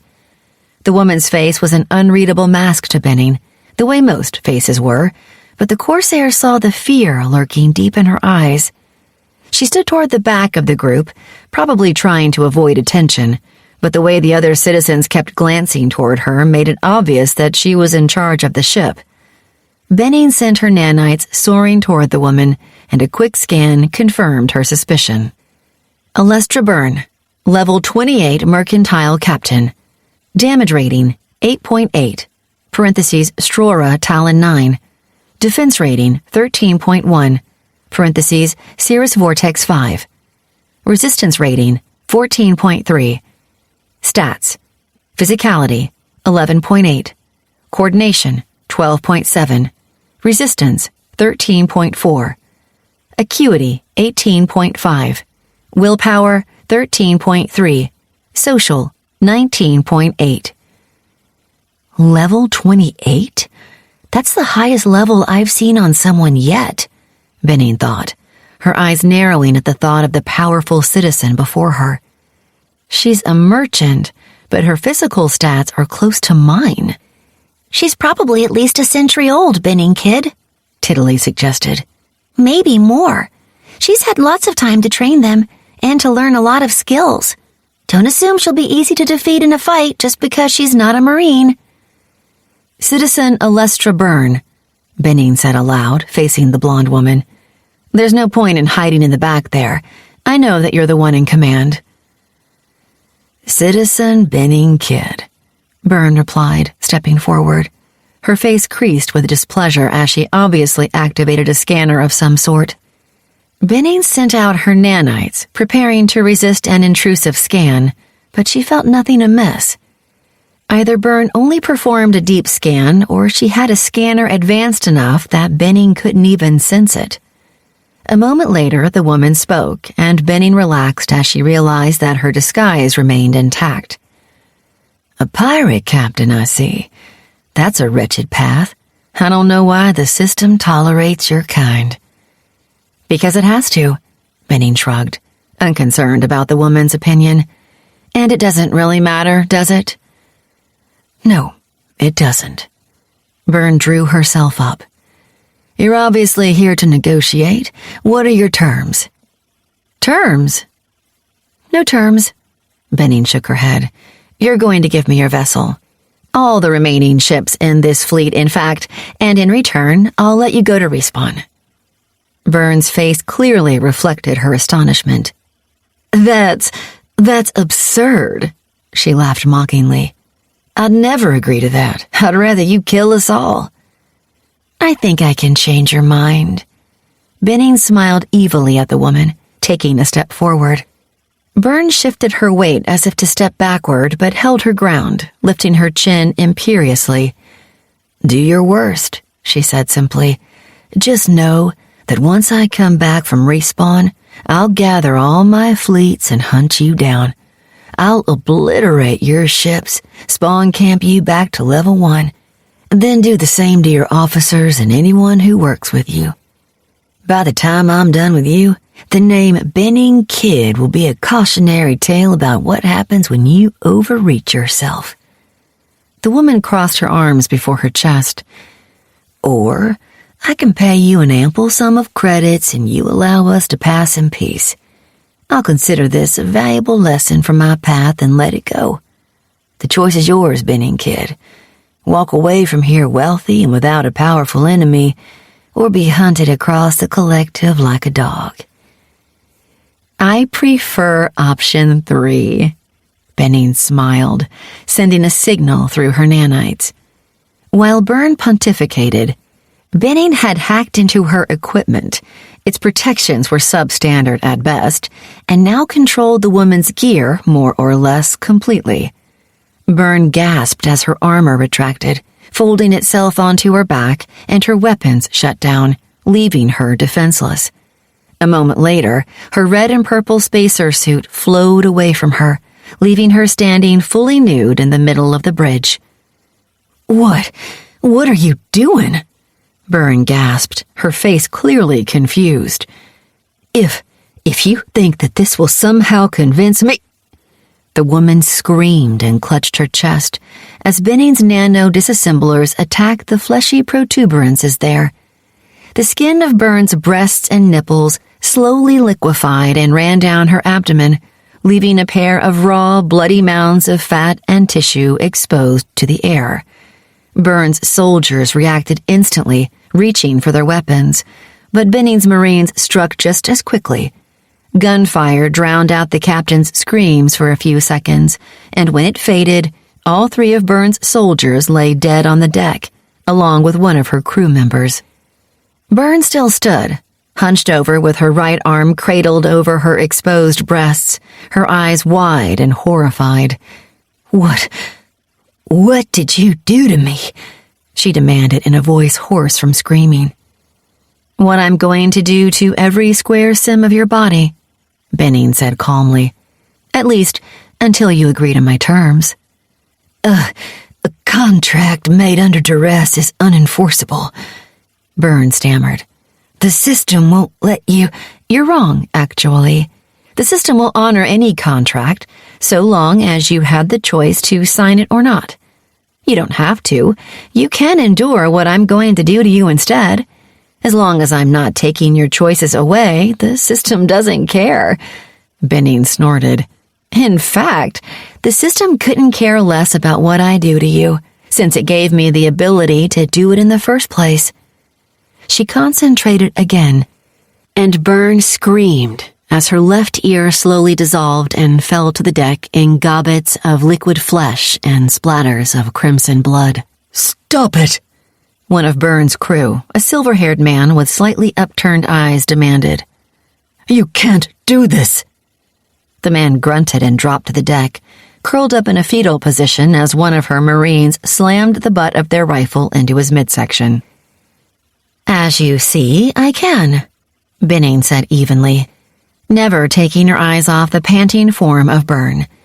And I can make it last a really, really long time. She leaned forward. Let's see how long you can hold out, Alestra Byrne. I hope it's a while. I could really use the practice. Byrne lasted longer than Benning thought she might.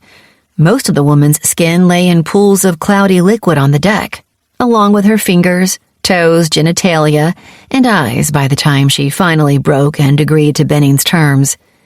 Benning forced the woman's crew to watch in horrified awe, and 2 of them wept freely after only a few minutes.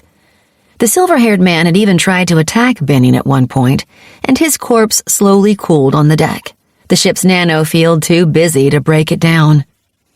You're a monster, Byrne panted thickly as she shuddered and spasmed on the deck, her aura a dark orange in Benning's combat sight. I can see why you'd think that, Benning agreed, but I'm doing what I have to do to survive, Alestra Byrne. I'm not enjoying this, but it's necessary. She crouched down over the blinded woman.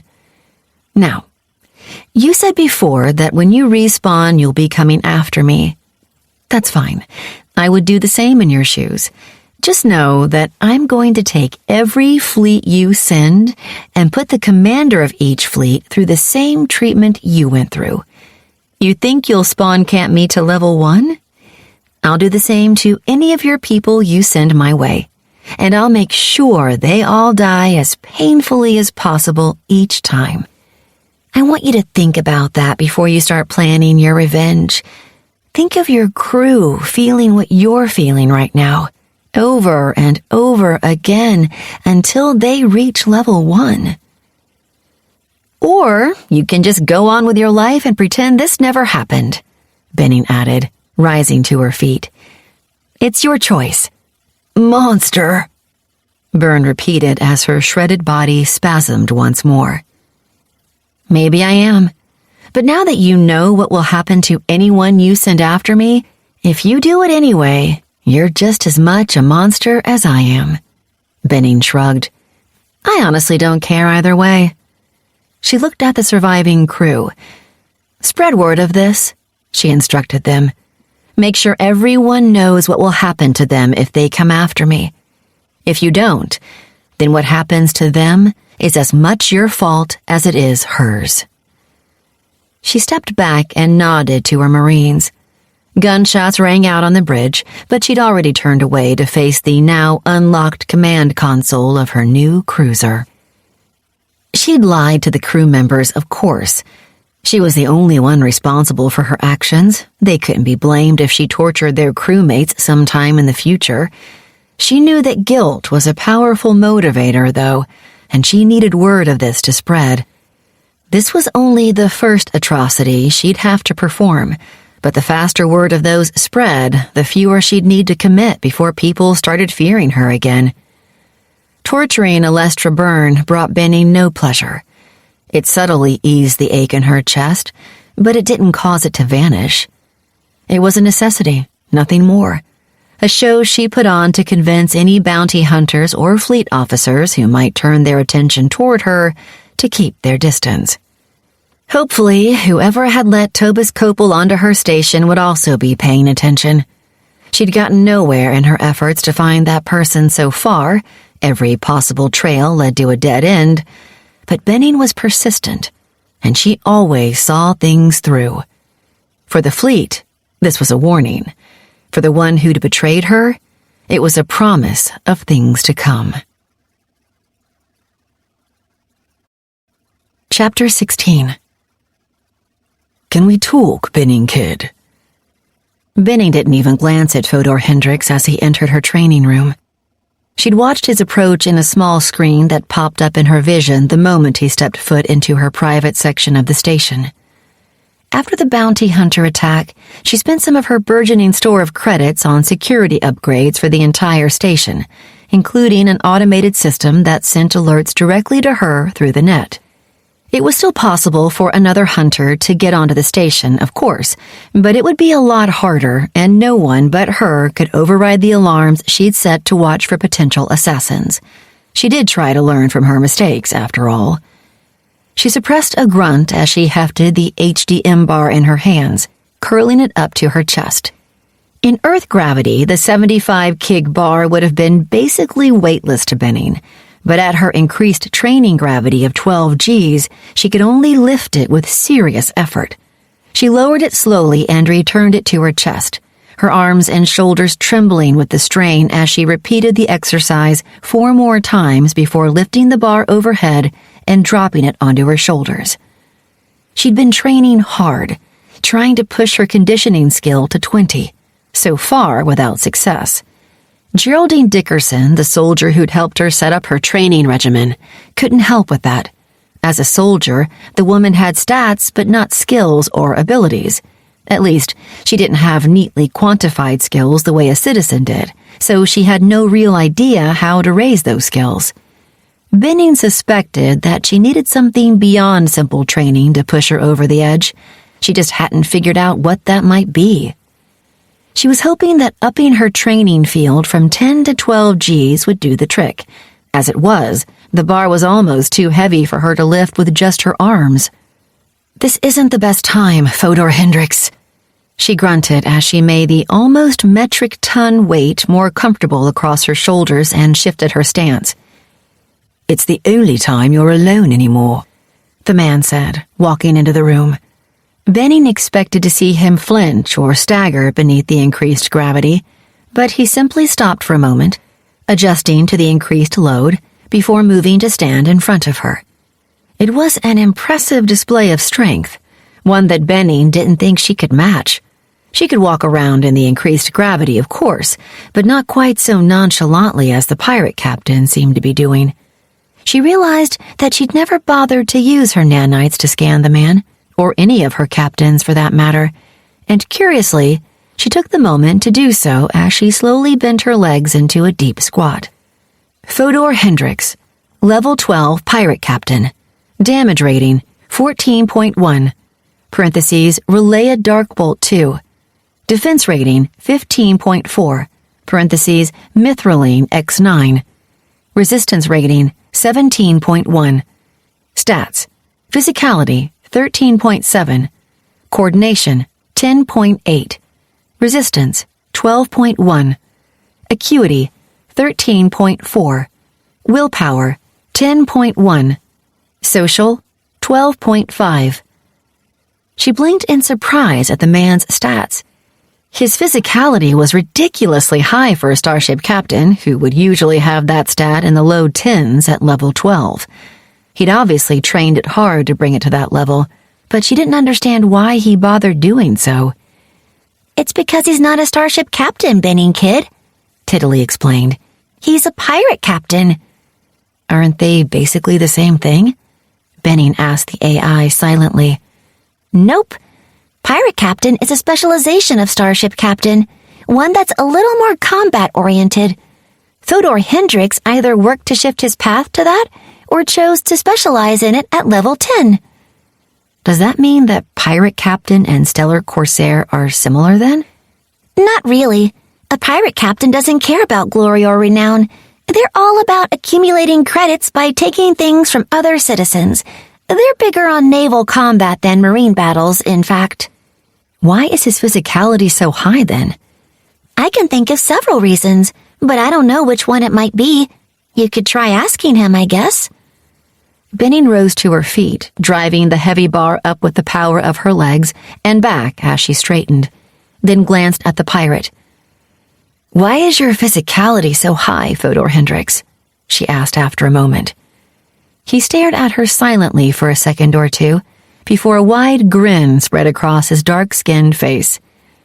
"The same reason yours is," he said at last. to make me a better melee fighter. But you always say that a captain shouldn't be fighting in marine battles, she pointed out. Why do you need to be a better fighter then? To hold on to my command, he shrugged nonchalantly. A pirate captain only commands as long as he keeps his crew in line. There's always some upstart junior officer who's trained with a plasma sword and thinks they can challenge me for my captaincy. She lowered slowly into another squat, grunting as she pushed herself back upright. Your crew can challenge you for command? She asked dubiously. Of course. That's part of the pirate's code. The strongest commands. Everyone else follows. And you allow that? She asked incredulously, shocked by his words. That's ridiculous. Being a better melee fighter doesn't make you a good captain. It's not so much that I allow it as that it's what every crew expects, he chuckled. And that's the real secret, Binning Kid. Any captain, fleet, starship, pirate, or whatever, only commands as long as their crew is willing to follow them. If you lose your crew's loyalty, at best, they'll do a terrible job serving under you. At worst, they'll actively refuse your commands or even mutiny. He picked up a bar similar to Benning's and hefted it a few times before lifting it over his head with only moderate effort. One of the benefits of being a pirate is easy upward mobility. All you have to do to become captain is challenge the current captain to a duel and win. He snorted contemptuously. Of course, if you fail, you end up tossed out the airlock, and if you succeed, you have to actually be captain. Most young hotheads fail at that as well. Benning considered his words, then nodded. They just want to be in command without realizing what it meant, she guessed. They concentrate on winning the challenge, not on the skills they'll need to command afterward. Exactly. As I said, if you want to keep command, you have to have a crew that's willing to serve.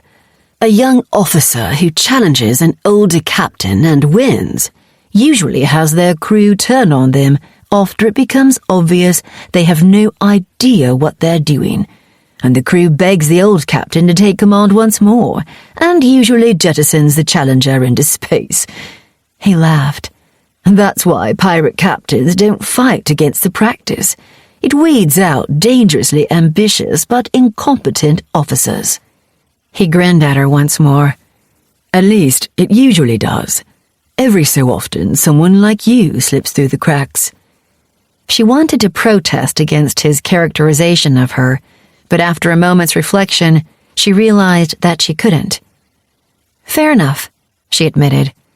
I really had no clue what I was doing back then, and I wasn't remotely prepared to be an actual captain. No, you weren't. However, you were smart enough to know that, and to keep me around to teach you. He lifted the bar overhead once more. More importantly, you actually listened and were eager to learn. That's rarer than you might think, and it's one reason why I still follow you. I think that's a hint, Benning Kid, Tiddly suggested. He's saying that if you turn him away now, he might not want to keep following you. Benning dropped low once more, then straightened, locking her legs to hold her steady. Fine, Fodor Hendricks, she sighed. What did you want to talk about? Oh, you picked up on that, he chuckled. I wasn't sure if you would. Subtleties aren't always your strongest suit. He lowered the bar and set it back to the side. Benning Kid, I'm a little concerned by what we've been doing lately. Concerned how? She asked with a grunt as she rose back from a squat. Obviously, piracy doesn't bother me, and you've picked excellent targets. That convoy we hit, the one carrying all the anti-iron, made us all enough credits to keep anyone from complaining about funds for a couple solar years at least. She nodded.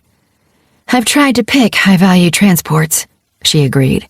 Ones with more protection than their stated cargoes justify. It's more than that, and we both know it. Most convoys with too much protection just have overly nervous owners, nothing more. Some of them are traps for people like us, with even the convoy ships armed to the teeth and just waiting for pirates to descend on them. You've avoided both of those somehow. And although we've lost a couple ships, we've captured enough that we won't be able to crew them all for a year or more at minimum." "I agree with all of that," Benny nodded. "So what's the problem?" "The brutality," he sighed. "Benning, kid, you've always been ruthless. I admire that about you, in fact. You don't let things like conscience or morality get in the way of what you have to do. Lately, though..." He made a strange face that she couldn't read. "Lately, things have gotten pretty extreme. You've tortured ship captains who already surrendered and made their crews watch. You've taken your time killing people who should have been put down cleanly, and sometimes it seems like you're making their deaths as gruesome as possible. That last captain," he shuddered. "Even I had trouble sleeping after that, Benning, kid." He gazed at her, his eyes piercing as he stared into hers. "So, I have to ask, has it finally happened?" "Has what finally happened?" she asked, puzzled. "Have you finally started losing yourself to the violence? Started enjoying it? Or is there still method buried in your madness?" Benning paused her workout and simply stood, considering the man's words seriously. In the past 2 months, she'd taken 4 more convoys, all of them profitable. She'd lost the grim streak and vindictive in the process, but she'd replaced those ships with upgraded ones. Savi Boguna now captained the fast frigate Signy's Eye, while Fodor Hendricks once again commanded a full frigate, the Implacable. Her captured cruiser was still docked and being repaired along with a pair of destroyers. She planned to take command of the cruiser eventually and hand over her 3 destroyers to her most trusted captains, and with the cargo she'd taken, cargoes that she'd been able to bring back thanks to the Orion, the Carrack she'd taken and finally refitted to travel with her fleet on its raiding missions. The sales of those cargoes brought her tens of thousands of credits, and she'd used those to upgrade all her ships and purchase new ones. She'd also made a point to kill the captain of each convoy's most powerful escort ship in spectacular and brutal fashion. Her renown had jumped sharply to 78, although it usually showed as negative infamy in most stations. To her, that meant her plan was working. People were talking about her excesses, and according to Bentlix Gibbons, her bounty hunter ally, most hunters considered the payouts on her bounties too low for the accompanying risk. At the same time, she had noticed that torturing those captains slightly eased the aching in her chest. It was as if their pain lessened hers, as if she somehow temporarily transferred her own agony to her victims. She didn't know if that counted as enjoying the torture. Her own pain didn't exactly disappear, after all. Tormenting her victims didn't make her feel good, not the way leveling up did. "I don't think I am," she finally said. "Enjoying torture, that is. It's not unpleasant, but it doesn't make me happy either. It's just something that's necessary." "Why?" he asked, his voice and face both oddly intent. She shrugged and answered as simply as possible. "Bounty hunters and the fleet." "The fleet?" He leaned back from her. "What about them? Are you trying to give them more reasons to come after you?" "Just the opposite." She lifted the bar over her shoulders. Her trembling legs wouldn't support her through another squat. Instead, she began slow sets of triceps curls, lowering the bar to the back of her neck and lifting it back overhead. "I'm hoping this makes them think twice about coming after me."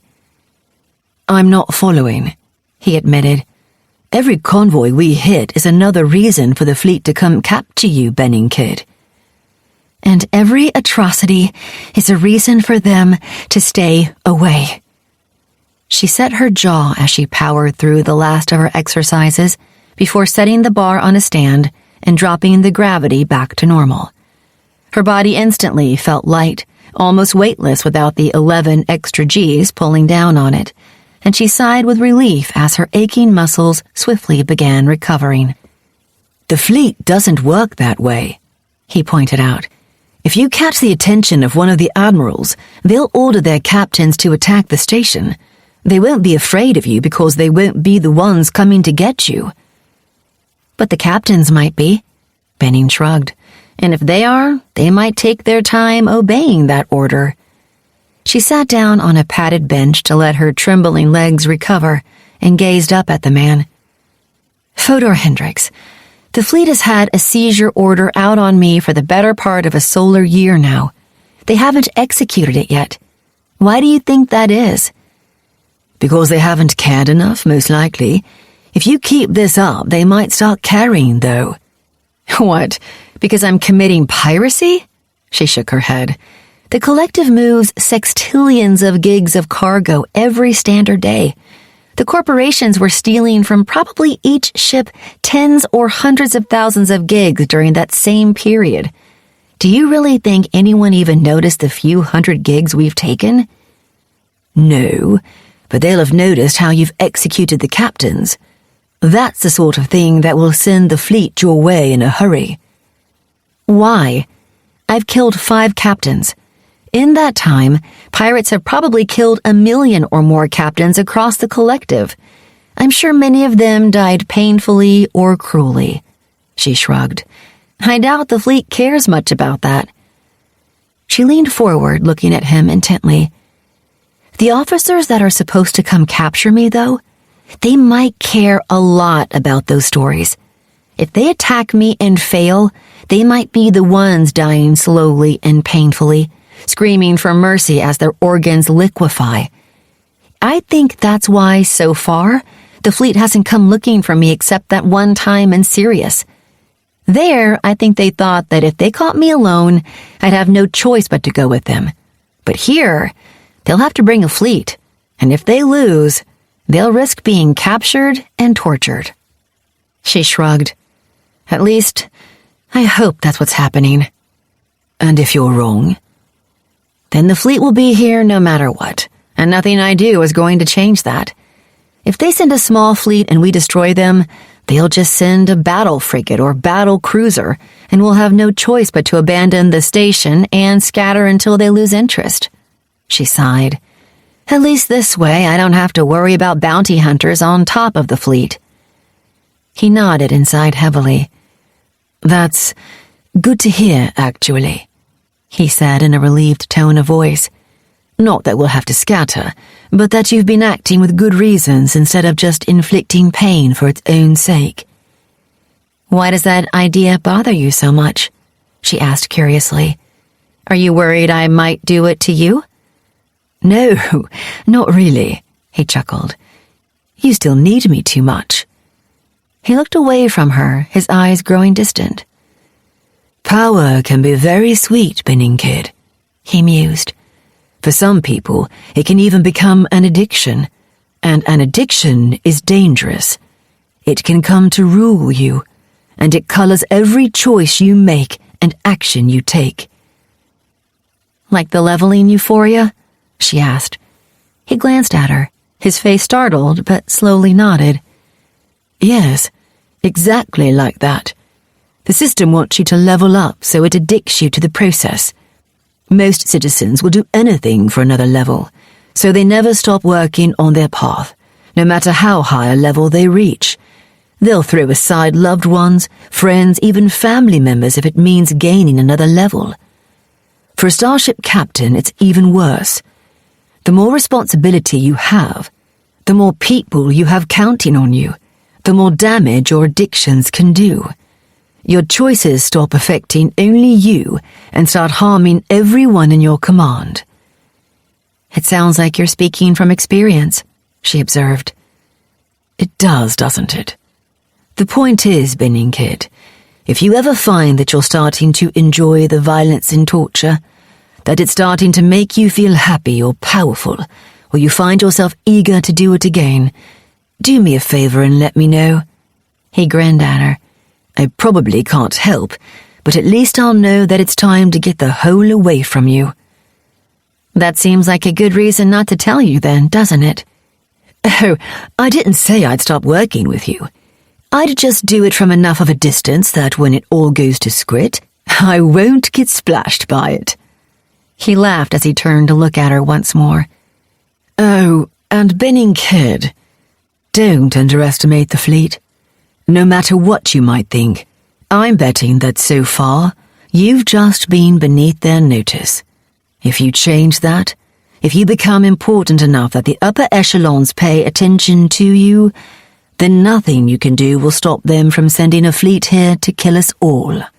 To them, you're just a tiny bug, an annoyance, but nothing worth worrying about. If you bite them, though, they'll stomp on you. You can count on that. Chapter 17. Incipient storm, you are approved for docking. A rough-sounding voice sounded across the bridge of the Resolute Hammer. Proceed directly to docking ring 116, Bay 21. Confirm. Acknowledged, Adrian Station 17. Brielle Caldwell spoke crisply into the air. We are proceeding to docking ring 116, Bay 21. Affirmative, Incipient storm. Please be aware that any deviation from your expected flight path will be considered sign of hostile intent and dealt with appropriately. Acknowledged, Adrian Station. Caldwell said, shaking her head and cutting communications. She glanced back at Benning. They seem fairly strict here, Captain. I've never heard of threatening a ship if it deviated course en route to its docking bay. Van Manen is one of the most disciplined, tightly regulated systems in the collective, Brielle Caldwell, Charlo Herrick said, her voice eager as she spoke. It's also one of the most militaristic, though, and you can get military upgrades here that you can't find for another 30 light years or more. The orange-haired woman rubbed her hands together gleefully. I can't wait to see what design upgrades we get. Settle down, Charlo Herrick, Benning ordered.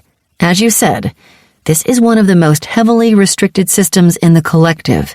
It's going to be a while before we're allowed on station. They won't let us off until they've scanned every cubic sim of our vessel.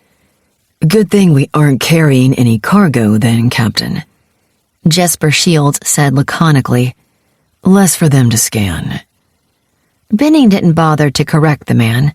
The reason the Hammer's holds were empty was that all sales in the system were so heavily tariffed that it bled away all potential profit from an outside trader. Van Manen merchants paid a much lower tariff, of course, so typically their traders bought goods out-system and brought it to one of the 3 planets. If a captain like Benning had goods that would sell well in the system, she'd have brokered a deal with a local merchant and had them pick up the merchandise somewhere else. She'd lose money by essentially footing the merchant's travel costs, but it was still better than paying an 80% tariff. Most systems in the collective relied at least partially on tourism for their economies. For citizens who lived for hundreds or even thousands of years, boredom was a real danger.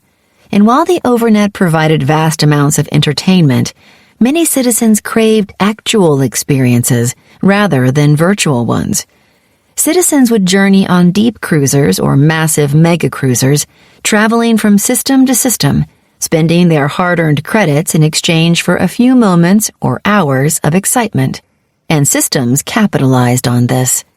They provided the citizens with the experiences they desired and catered to the whims of these tourists. Proxima built spherical stations from which tourists could observe a rare trisolar sunrise.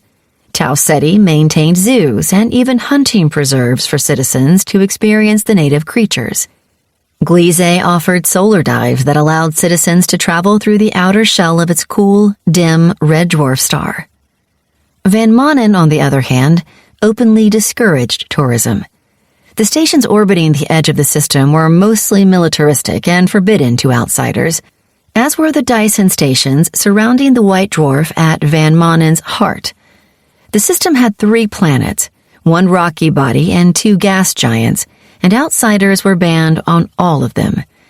Upon entering the system, the Hammer, like every other foreign vessel, picked up a pair of warships as an escort to make sure they didn't try to dock at any prohibited stations or meet clandestinely with someone out in space. The system's governor ruled with an iron fist, not bothering to conceal it in a velvet glove, and almost all visitors were encouraged to take their business someplace else. Most citizens came to the system for one reason alone: to purchase ship upgrades that they couldn't easily find elsewhere. That was what brought Benning to the system, and if not for that temptation, she wouldn't have come within a light year of the place. The customs inspector came aboard within minutes of the ship's docking. The tall woman strode forward, her back erect and her steps precise, followed by a pair of workers and 4 soldiers. The entire group wore navy blue with a vertical carmine stripe across the left breast, and the inspector had a gold badge fastened to her chest in the center of the stripe that Benning assumed denoted her rank or status. She stopped before Benning, not even glancing at the 4 Marines flanking the captain as she spoke. "Captain Rebecca Graves, my designation is Junior Inspector A1721984, and I'm here to perform the inspection of your ship and cargo." "Welcome aboard, Inspector." Benning nodded. "You're welcome to scan the ship, but we're not carrying any cargo." Benning had to admit that she was a little surprised at the woman's numeric designation. She wondered idly if all citizens in Van Manen had such designations, but pushed the thought from her mind as a pointless one. If it were the case, she'd probably know soon enough. "So your manifest claims, Captain," the inspector said crisply. "I'm here to verify that fact with a deep scan. Do you acquiesce to such a scan? Please know that refusal will result in your expulsion and future prohibition from this system." "Scan away," Benning shrugged, stepping back and indicating the hatch behind her. "The cargo hold is this way." "I have a blueprint of your ship's layout, and I'll conduct the scan according to that layout." The woman walked past Benning.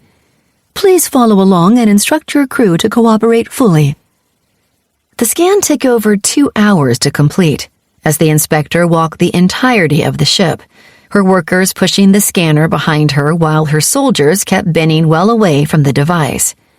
She assumed that was to keep her from interfering with it or tampering with the scanner in some way, but the guards' efforts were basically futile. Benning hacked the simple scanning device within the first 10 minutes of their tour of her ship and monitored its results closely.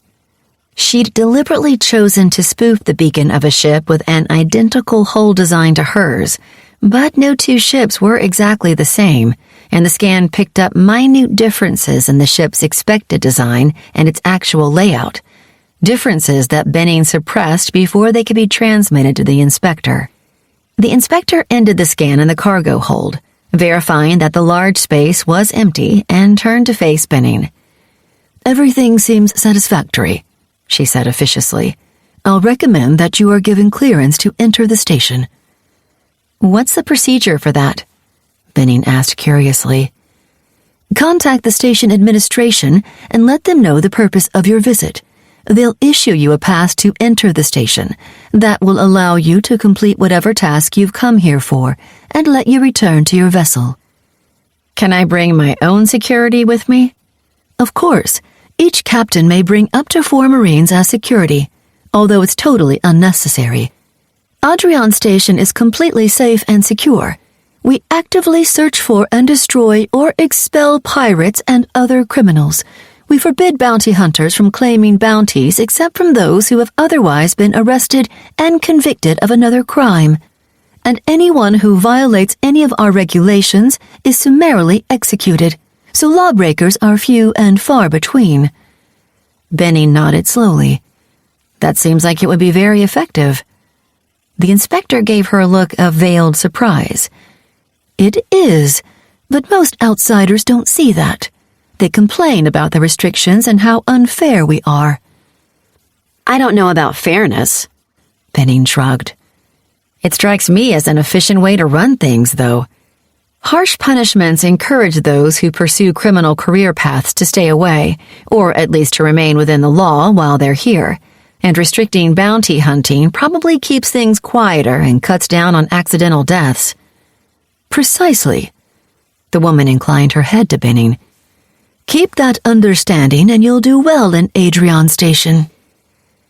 Another hour passed before Benning got approval for herself, Charlo Herrick and her engineer Grayson Barry to enter the station, escorted by 4 of her soldiers.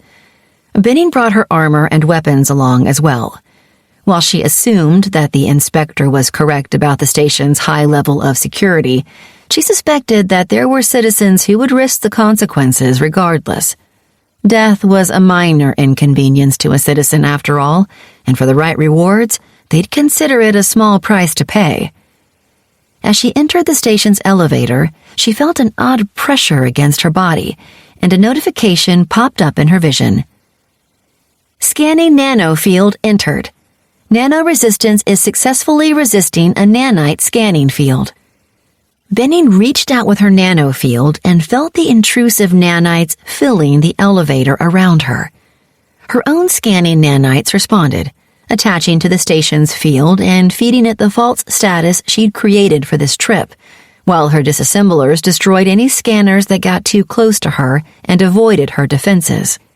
She considered hacking some of the scanning nanites and adding them to her field, but that would mean a trip to Sirius to recalibrate her field, and that risked another encounter with the fleet. She'd return there eventually, but she wanted to hold off on it as long as possible and perhaps resolve her issues with the fleet first. The scanning nanites remained behind in the elevator, but Benning's net warned her of 3 more intrusive scanners as she traveled through the station toward the district known as the Armory.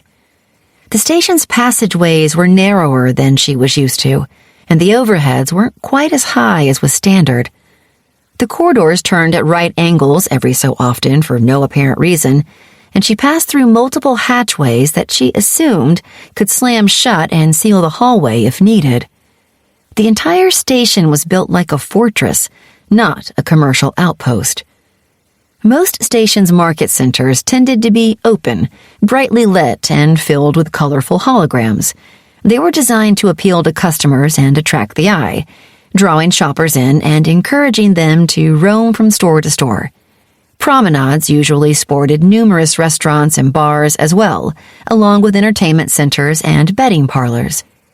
All this encouraged those with credits to linger in the marketplace as long as possible and buy more than they originally intended.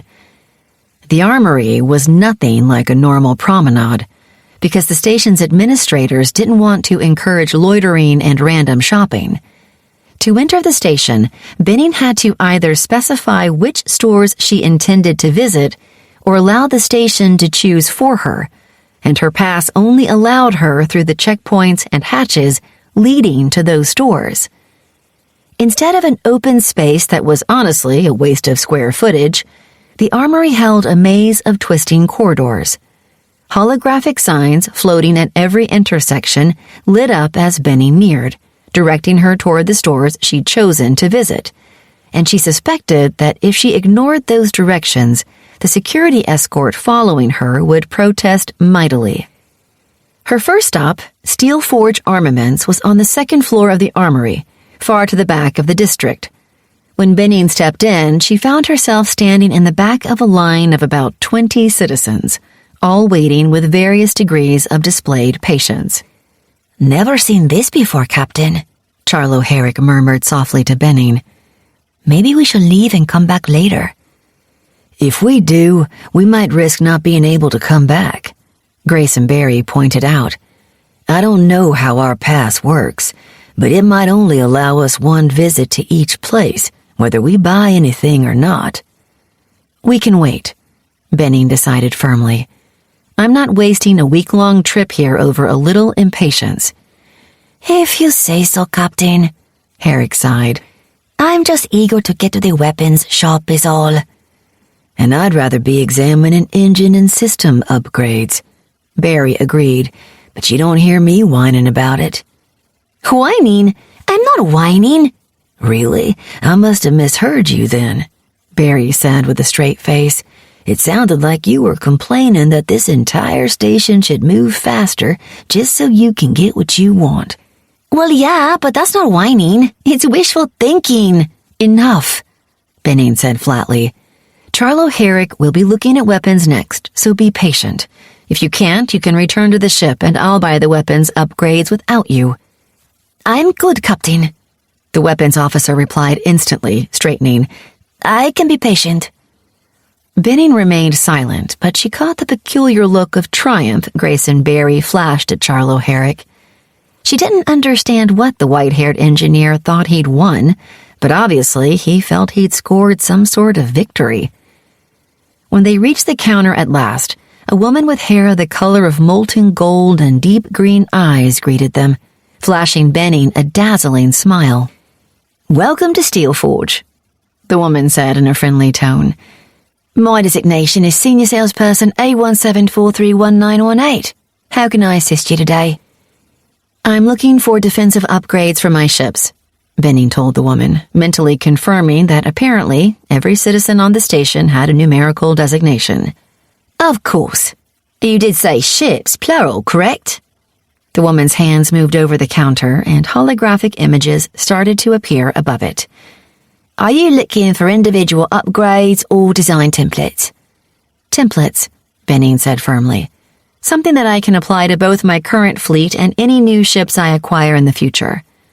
The saleswoman nodded brightly.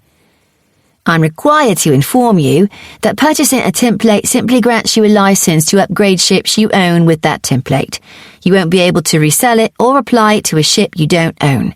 Also, templates cost a minimum of 10 times the individual repairs, so if you only have 2 or 3 ships, it will be cheaper to upgrade them individually. Will those limitations apply to me, Tidley? Or can I hack the licenses and free them up to be resold? She asked silently. You can probably unlock them, sure, Benning Kid. The thing is, I don't know how much good it would do you. They'll still carry the maker's mark of the corporation who licensed them, and people who might buy them will know that they're being sold illegally. They might refuse to buy in case the corporation manages to lock the template down again and make it useless to them. You would be able to put the upgrades on someone else's ship, though. So, no real point in hacking them, Benning sighed. That's fine. I really just want them for my ships anyway. She nodded to the salesperson. I'd still like to purchase the templates. I understand the limitations and the cost. Excellent, the woman smiled. That's what I expected you'd say. Most people come to this system to buy templates after all, since they're usually impossible to purchase. She made a face. I should say that you can purchase them anywhere, but they'll be locked and unusable. How can I buy them here, then? Benning asked curiously. One of our governors brokered a deal with the major corporations quite some time ago. We're allowed to sell templates, but only with a heavily restricted license, and we pay the corporations a portion of the sales costs for each template, which, as I said, is higher than refitting several ships individually. Benning frowned. That still seems like a losing proposition for the corporations. A starship captain might find it cheaper to purchase individual upgrades, but every shipping and security company out there could save hundreds of thousands of credits in the long run with one of these designs. What do the corporations get out of it? Our business, she replied evenly. Van Monnen is the 3rd largest purchaser of ships and naval equipment in the collective behind the Fleet and Soul system, and we only buy ships and upgrades from the corporations who've entered into this agreement with us. The corporations allow us to sell the templates knowing that most of those credits are going to end up back with them, and that they'll make far more in the long run. That makes sense, Benning nodded. It does, the saleswoman agreed. Now, what sort of upgrades are you looking for? Better armor and shielding, Benning said immediately. Reactive armor if you've got it. Also, better point defenses. Armor and shields are easy. Reactive armor is very expensive, though, and it can't just be created with a basic template and nanoreplicators. It requires neg mass, so you'll need a supply of that to use it. I understand, Benning nodded. Good. As far as point defenses, do you need better weapons or do you need a better targeting array? What's the difference? Well, if your point defenses are 50 tow mass drivers and 50 TEJ plasma cannons, you might need a weapons upgrade. We've currently got high field mass drivers and 100 TEJ plasma cannons, Herrick interjected eagerly, her eyes bright as she spoke. We could use a static field generator, though, or high-density plasma cannons. I have templates for both, the woman smiled. However, the real question is, will your targeting array make the best use of those weapons? Most of the time, the best way to improve your point defenses is to upgrade your array, not the weapons themselves. What do you mean? Benning asked. The targeting array is a dedicated system that controls the ship's weapons, Captain, Herrick replied. If we upgrade it, the weapons will respond faster and more accurately, but not enough to justify the expense of the upgrade, in all honesty. For standard ship's weapons, that's correct, the woman agreed. You rarely need pinpoint accuracy when fighting at 3 lekins or more. However, point defense weapons only fire at distances below half a lekind, and for them, accuracy and reactivity are more important than raw power. She looked at Benning with a smile. Think of it this way, Captain. The average AIM warhead travels at 9 toks and has an effective damage range of around 3,000 kims. That means that your point defense systems, most of which fire at about 9.99 toks, have a quarter of a second to locate the missile, track it, and plot a firing solution to destroy it before it reaches its damage radius. That's not long when most of your ship's processing power is being used for the main battle. And it's why most ships' point defenses have about a 50% success rate at destroying incoming targets. And upgrading the targeting array might improve that to 60 or 70%. Herrick shook her head. Unless we replaced it entirely. That's what I would suggest, the clerk said, waving her hand over the counter so that a new schematic appeared above it. Herrick peered at the design and whistled sharply. This system has its own negaputer and combat analysis system, Captain, she said eagerly. It will be able to handle our point defenses without relying on the ship's main weapons grid. That would improve our point defense accuracy to around 90% and would free up the main grid to target and power the primary weapons. And it would let us add some weapons that the grid might otherwise not be able to handle. I'm talking battle frigate weapons on our destroyers. That's mostly true, Benning Kid, Tiddly allowed. But your grid isn't the only limiting factor on your weapons. You need a power plant and capacitor bank able to handle them. You can't fire a 12-POW grazer from a 6-POW capacitor bank after all. That new system would drastically improve your point defenses, though. How useful would that be compared to just doubling the number of point defense weapons, or that static field that Charlo Herrick mentioned? A static field creates an antimatter barrier around your ship that warheads impact. It'll probably destroy 30 or 40% of them and damage the rest, so that your point defenses are better at bringing them down. It's a power suck, though, and you can't keep it up for long at speed since gas impacts against it will quickly bring it down. It'll certainly work, but this new array would make it a lot more effective. Doubling your weapons honestly won't do much. The salesperson is right. Your ship's negaputer only allots so much processing power for the point defenses, and that limits how quickly and well they fire. Right now, a warhead that gets within a half a lekend of the Resolute hammer has 6 to 8 mass drivers and plasma cannons targeting it, and they miss about half the time. Doubling that means they'll hit about 60% of the time instead. And this new array would be 90% effective? Probably closer to 80.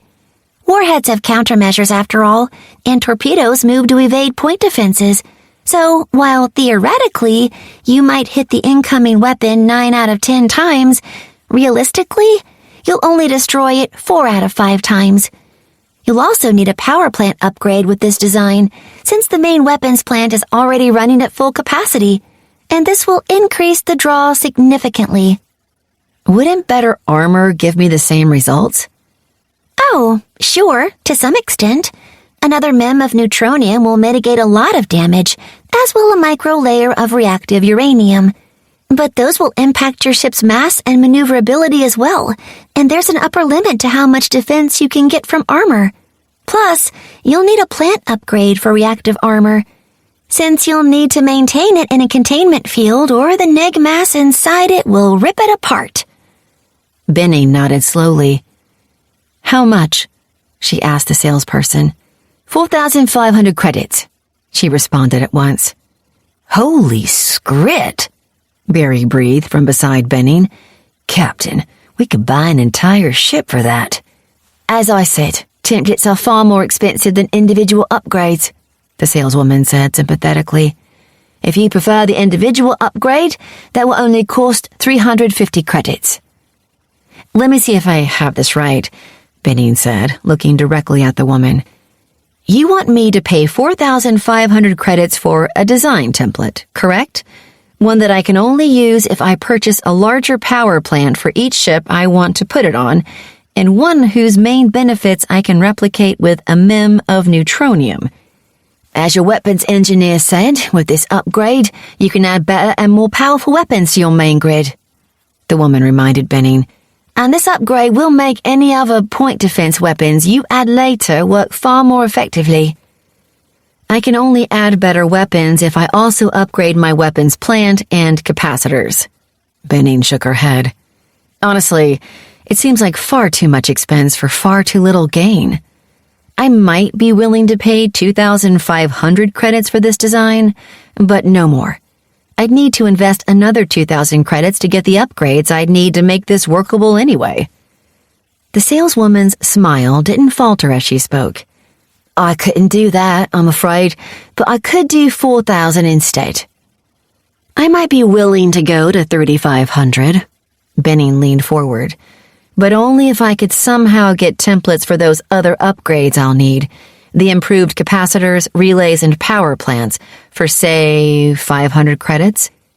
I can't help you with power plants, the saleswoman shook her head. Unless you're trying to run your ship off fusion plants, which I sincerely hope you aren't. No one has access to neg-mass plant tip plates but the fleet. You have to buy those pre-made. She hesitated. However, I could add templates for the improved capacitors and relays for 500.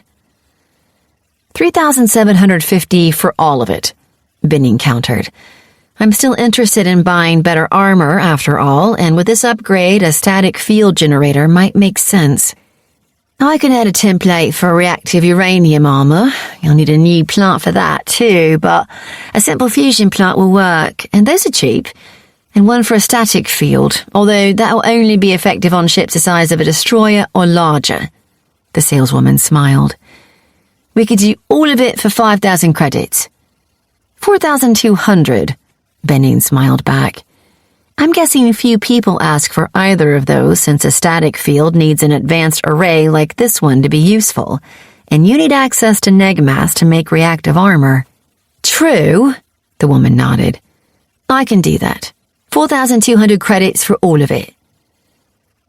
By the hole, Captain, Grayson Barry breathed silently. 4,200 credits? That's an absurd sum. Not if we can make the entire fleet all but immune to warheads and torpedoes. Herrick shook her head. With advanced point defenses, a static field, and reactive uranium armor, we can ignore anything short of a singularity warhead. And even then, one would have to explode within 100 chems or so of the hull to have any effect whatsoever. Benning left the store 4,200 credits poorer, but with her new design templates uploaded to her ship's net. She would have liked to have gotten a schematic for a neg-mass plant, but she knew that was a long shot. The fleet kept the secret of creating neg-mass securely, and even the system itself seemed to help keep that knowledge from spreading. That was fine, though. One of the convoys she'd hit carried a load of neg-mass plants, and she had enough plants to refit 20 ships, plus enough neg-mass left over to cover at least one vessel in reactive armor. She went to Stellar Armories next, where she bought the designs for 10 POW and 6 POW grazers, 4 Pigeon antimatter cannons, and Singularity warheads. She wanted to buy the schematics for weapons like a subspace tunneler or strangelet bomb, but the salesperson assured her that she wouldn't find weapons like that anywhere in Van Manen, and that buying or selling them was a death sentence in the system. After, she visited Mavis Engineering and purchased plans for more powerful engines and thrusters, as well as an upgrade for a ship's net and nanofield. She knew from personal experience that an improved nanofield could grant huge benefits to a citizen, and Tiddly assured her the same was true for her ship. All told, the upgrades cost her over 7,000 credits, but once she applied the designs to her ships, her fleet would be significantly stronger. As she exited Mavis Engineering, Benning stopped with a frown. She glanced up and down the passageway, noticing that it was strangely empty. A moment later, another anomaly registered in her mind. "Where did our escort go?" she asked grimly, activating her armor and weapons as she did. "What?" Grayson Barry replied, his eyes unfocused as he examined their new templates. "Our escort. They're gone." Benning peered around. And so was everyone else. Something's wrong. She fell silent as a voice suddenly echoed along the passageway, crashing into the group's ears. "Citizen Benning Kidd," the voice declared. "Deactivate your weapons and armor and remain where you are. By order of Governor VM 1-001, you are to be arrested and held pending the imminent arrival of fleet officers. Submit, and your crew will be allowed to leave peacefully. Resistance will result in execution and imprisonment." "Scrit!" Charlo Herrick whispered as soldiers appeared at both ends of the hallway, their weapons pointed at the group, pinning them in. Benning couldn't help but agree. Somehow, the station had deduced her identity, and they'd called the fleet to come pick her up. If she was here when the fleet arrived, she'd face imprisonment at best and loss of levels at worst. But if she fought back, the administration could shut the entire station down around her, trapping her in place. It was a no-win situation. She hefted her rifle. Even if she couldn't win, Benning intended to make her pursuers pay dearly for crossing her. Chapter 18. "Down!" one of the Marines shouted, shoving Grayson Barry to the deck while another did the same to Charlo Herrick. The other two Marines dropped to a knee and leveled their rifles, providing cover for the unarmored officers. Benning wasn't worried about them herself. The odds were good that they'd both die in the first minute or so of the coming battle, and trying to protect them would hamper her and her troops. If the group fought their way free, she could arrange for the pair to respawn back at IS 39267. If not, their respawn location wouldn't much matter. "Taking the right," Benning said calmly. "One of you with me, the rest hold our rear." "Yes, ma'am," one of the Marines said, moving to Benning's side. "This is your final warning, Benning Kidd." The administrator's voice rumbled loudly in the corridor. "Surrender or we will be forced to open fire. You have 5 seconds to deactivate." The droning voice faded as Benning's fusion grenade crashed into the wall of soldiers facing her and exploded.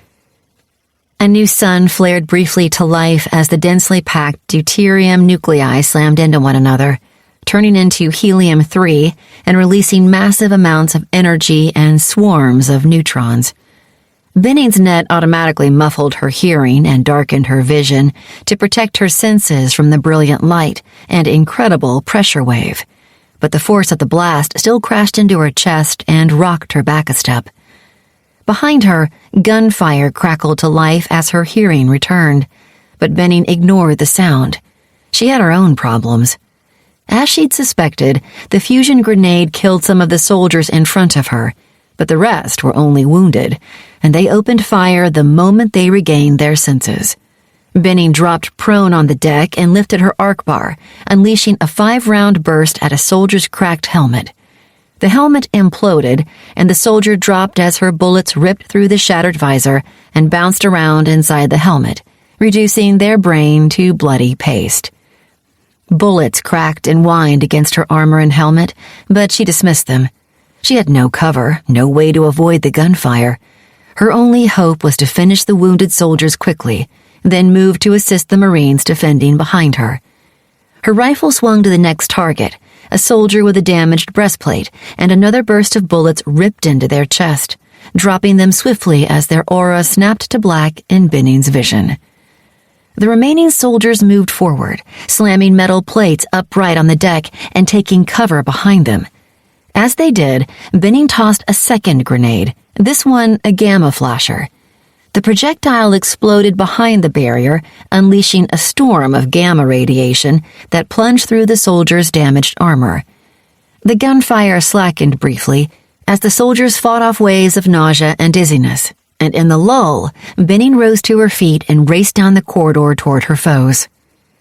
Benning covered the 50 Ms to her foes in 2 seconds, but in that time, the soldiers began to recover.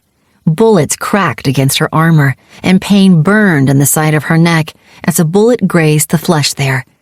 She shrugged off the minor wound and leaped over the barrier, her warhammer snapping to life and glowing with the radiance of antimatter.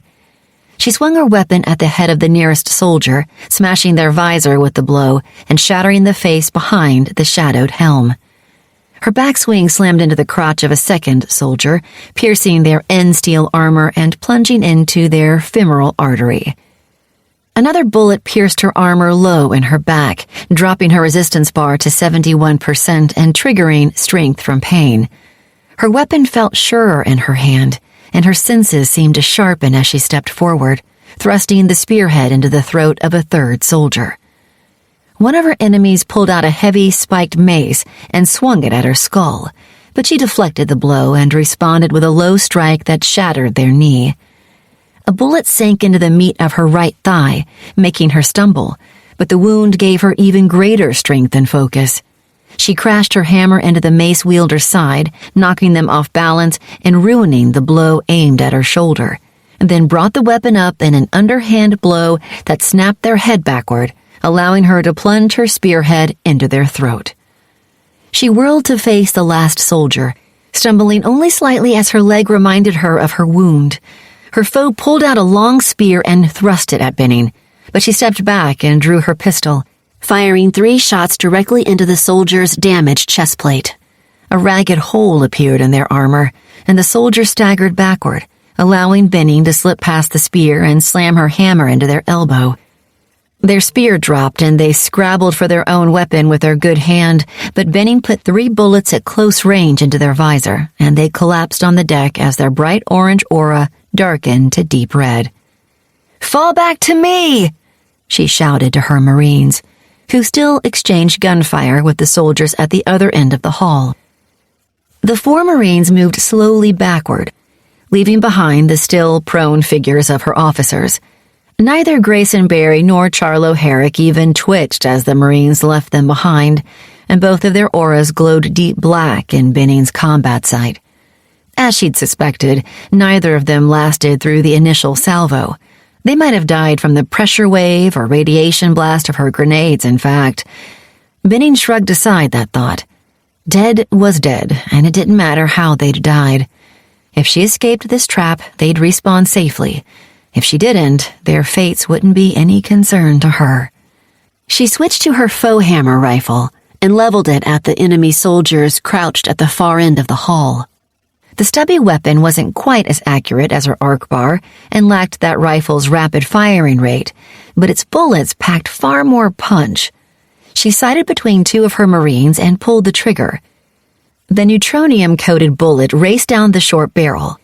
As it exited, it picked up a shroud of dark matter that drastically increased its mass and a layer of antimatter to help it penetrate armor. The bullet streaked down the hall, crossing the 100 m distance in 6 milliseconds or so.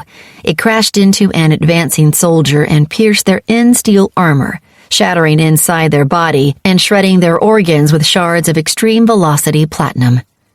"Form wall!" one of the enemy soldiers shouted, and Benning had time to put a bullet into the helmet of one more soldier before the rest erected a barrier similar to the one she now stood behind. Benning kept her rifle tracked on the low wall, firing at any helmet that appeared over it and giving her Marines cover as they retreated to her position. "Orders, Captain," one of the Marines asked gruffly. Benning's first instinct was to make directly for her ship, but she had no doubt that the station's administrators sealed that route and had it heavily guarded. She needed a less obvious path, one that would be harder for the station to follow. Her eyes narrowed as an idea occurred to her. Tiddly, do you know where the drone living quarters are? I can try to access that information, Benning Kid, but... The gnome hesitated. The system isn't going to let you into that area, Benning Kid. You probably won't even be able to see the entrance to it. I know, Tiddly, but the drones should have maintenance tunnels leading all over the station. At least I know there were endless tunnels back on Mars, and I'm pretty sure they led all over the planet. I'm assuming it's the same here. I never thought of that, Tiddly admitted, her voice slightly excited. The station's administrators probably don't even know about those areas, in fact. Hold on a second.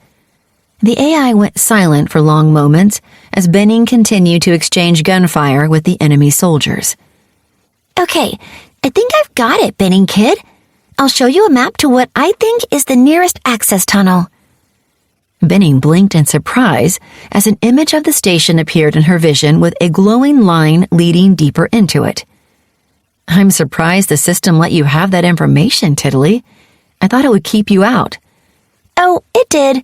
I can't actually find the access tunnels, sorry, but there's a part of the station nearby that I can't account for on any of its maps. And I'm guessing that it's one of the access tunnels you mentioned, especially because it seems to link up with other areas that I can't find. It was that easy? Why hasn't anyone else figured out that the tunnels are there then? Probably because the system doesn't let them. I'll bet it only let me work it out because I already know that drones exist, and so do you. Anyone else who looks at that map won't see empty spots, though. She hesitated. Knowing that it's there won't let you access it, though, Benning Kid. I doubt you can even hack into the door to open it up. The system will have it totally sealed. Probably, but I'll bet my disassemblers can rip a hole in the bulkhead. I don't think the system will physically stop me from walking through a hole in the wall, especially if I can't interact with the drones in there anyway. Tiddly laughed silently. I'll bet you're right.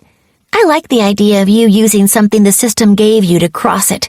Let's see if it works. Okay, we're falling back, Benning ordered her Marines. I have what I hope will be an escape route to the ship. Grab the portable shields and let's get moving. Benning and her fighters slipped back through the passageway, firing at their pursuers to keep them from closing too quickly. Benning tossed another fusion grenade, but her attackers had grown wise to that tactic, and they slammed more shields into place, blocking most of the blast and funneling it back down the hall toward the Marines, who fortunately took cover behind their shield and avoided most of the explosion. More soldiers appeared as they reached an intersection, trying to block Benning's retreat, but she and her fighters slammed into them before they could set their defenses in place. The soldiers outnumbered Benning and her troops, but her Marines had better armor, weapons, and training. More importantly, they were veterans of dozens of naval battles, while it was likely the soldiers they faced had never been in real combat before. That experience made all the difference, and Benning and her Marines cut through the enemy soldiers like a plasma knife through scythe leather. As the survivors of that attack joined her pursuers, Benning switched from her faux hammer to her newest weapon, a rifle that looked like a solid rod of tungsten. She leveled it at the shield walls protecting her pursuers and pulled the trigger. The soldiers behind the barrier cursed as her frostburn cloud gun fired a shower of tiny fletchets, needle-like neutronium projectiles coated in antimatter. The fletchets burned through the shields and slammed into the soldiers behind them, the antimatter searing away their armor and flesh and leaving gaping holes behind. A gamma flasher followed the blast, and the radiation that poured through the holes in her attacker's armor slowed their advance long enough for Benning to lengthen her lead on them. Here, Benning Kid, Tiddly spoke suddenly, and a section of bulkhead beside Benning glowed white in her vision. As best I can tell, there's an unmapped space large enough for people to move through behind this wall. It might be nothing more than an oversized power conduit, but it's the only chance we've got. Benning finished the gnome's thought. Thanks, Tiddly. You're welcome, the AI replied, her voice sounding a bit startled. Benning focused on the bulkhead, testing it with her nanofield and net. The metal felt perfectly solid to her nanofield, with no seams or cracks that might indicate a door, and when she reached out to it with her net, cyber warfare insisted that nothing was there to hack. Taking a deep breath, she hurled her disassemblers against it, willing them to destroy the bulkhead. The metal before her pitted and corroded as her nanites attacked it, ripping it apart atom by atom. Holes slowly formed in the metal, holes filled with utter darkness that let her see nothing behind them. At last, a gaping wound in the bulkhead stood before her, one large enough for her to pass through. Darkness filled the hole, which looked like it ended after a few sims, but when she sent her nanofield against it, her nanites assured her that it was an open space. She looked back at her Marines. "This way," she ordered. "Through the hole." "Captain?" one of the soldiers said dubiously. "There's nothing there, ma'am. How can we—" "Follow me, Marine," she cut the woman off. "That's an order." "Aye, ma'am," the soldier replied crisply, her training winning out over her common sense. "As you command." Benning's eyes screamed that she was walking into a metal wall as she stepped forward, so she closed them. Her senses couldn't be trusted.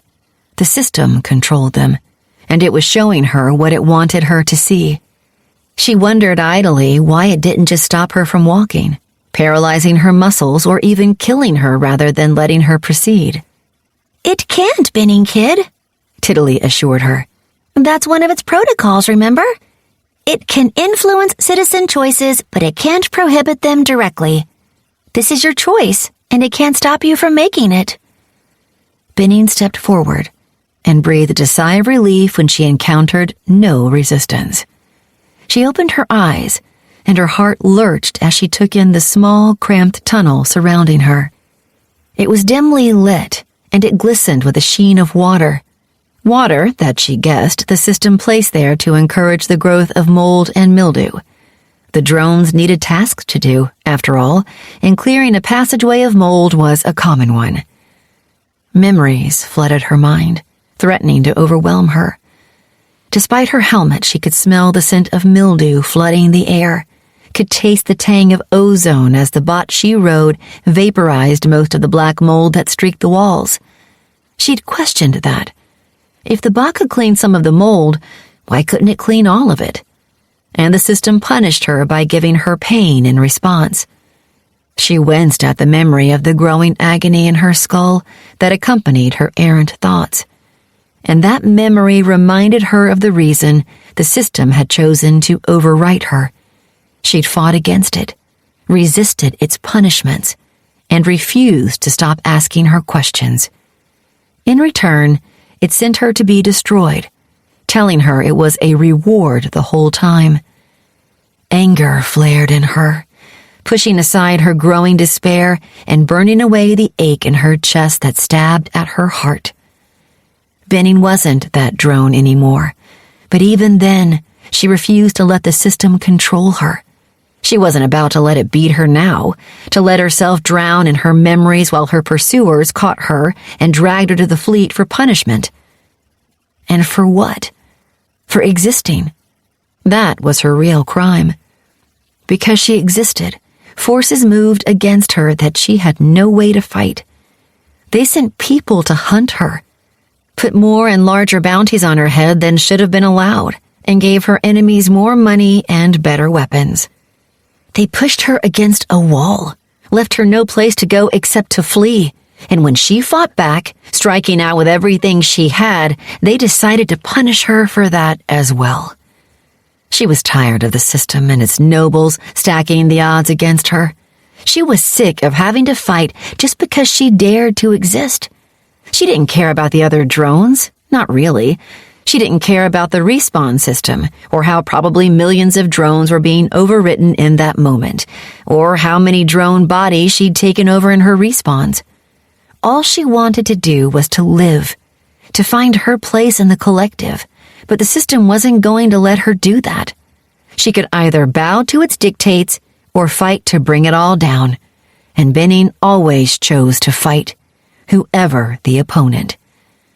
Her fury at the system held back the flood of memories. She'd deal with them later. At that moment, she had a fight to win, and she would win, no matter what it took, even if it meant taking the entire station with her. She smiled grimly as she sent a signal to her ship through the overnet. She might not make it back, but if she went down, she'd take as much of the station with her as she could. When her Marines failed to appear within a few seconds, Benning turned back toward the entrance to the tunnel. "Tiddly, will the system let them follow me?" I don't think so, Benning Kid, the gnome said in a subdued voice. The system's protocol only applies to citizens and nobles. It can stop them from entering here no matter what you order. You're probably on your own now. Benning nodded. Losing her Marines was a setback. She'd still have to fight her way onto her ship, she was sure, and that would be harder without the extra firepower. But leading them through the station would have been suicide. If she had to choose between sacrificing her Marines or being captured by the fleet, well, soldiers could be replaced easily enough. She took a step forward, but before she did, she lifted her rifle, pointed it down the hall, and pulled the trigger experimentally. As she'd suspected, the trigger clicked, but the weapon refused to fire. She tried activating it, but the rifle's net refused to respond, even to her nanofield. The system had deactivated it, as she'd guessed it might. It wouldn't want gunfire down here that might kill drones after all. If she encountered resistance, she'd be reduced to melee fighting only. You shouldn't have any resistance, Benning Kid, Tiddly assured her quietly, her voice somber and subdued. I'll bet the soldiers all saw an image of you dying or disappearing, so they won't follow you, and the administrators won't be able to track you down here. You should be fine, at least until you head back into the main station. That's something, at least. Benning jogged through the seemingly abandoned tunnels, although she knew that wasn't the case. She stumbled occasionally, her feet seeming to tangle or slip on a wet spot and crashing her into the bulkhead. And each time, she suspected the system had just guided her around an unseen drone that she would otherwise have crashed into. A spike of pain lanced through her chest as she passed a cleaning bot, one with an apparently empty seat atop it that she was certain held a drone. Memories crowded her thoughts, clamoring to be acknowledged, but she stubbornly pushed them aside. Instead, she kept her focus on the tunnels before her, and the map Tiddly kept in her vision. The journey back to her ship would take much longer than the one into the station. She climbed up ramps that switched back upon themselves where she'd ridden in an elevator before. She wound around main passages that would have taken her directly where she needed to go. The tunnels felt oddly empty, and Benning realized why quickly enough. The station's net wasn't accessible in the drone areas. Only the overnet existed there.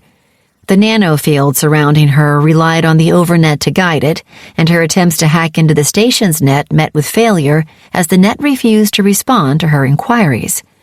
It was like she was in a wholly separate station, totally disconnected from the world of citizens around her, and in a way, she was. She wasn't supposed to be there. She no longer belonged to that existence. Of course, I don't really belong out there either, she realized grimly. That's not true, Benning Kid, Tiddly protested. It is, Tiddly. The system doesn't really have a place for me in the collective. But that's fine. It just means I'll have to make my own place, doesn't it? A place that the system, the nobles, and the fleet will all have to acknowledge, like it or not. Her path ended in another blank wall, but this time, Tiddly could feel the doorway sealing her inside. She smiled to herself. The system didn't want her getting down in the tunnels, but it was more than happy to let her leave. The tunnels wouldn't take her to the docking rings, of course. There was probably no need for them to. She doubted that drones had any reason to come into or leave the station, after all. That was fine, though. Benning should have shaken off her pursuit, and her own abilities could see her the rest of the way to her vessel. She stepped out 5 minutes later, beaconing a new designation, that of an engineer named Kasana Sims, who was awaiting respawn in the Procyon system. Her armor gleamed bright green and sapphire blue, clashing with her light purple hair. The disguise wouldn't hold up forever. If the administrators still hunted her, they'd be doing random identity checks, and a search for Kasana Sims would reveal that the engineer had never visited the Van Manen system before. But it would last long enough to get her back to her ship. She walked confidently through the passageways, guided by Tiddly's map. Her pass to the station had probably been revoked, of course, but that just meant that she'd set off alarms venturing into the station, not out of it. She nervously held off the scanning nanites in the elevator. Somehow the station had pierced her earlier disguise, and she still wasn't sure how they had. It might have been a random check, of course.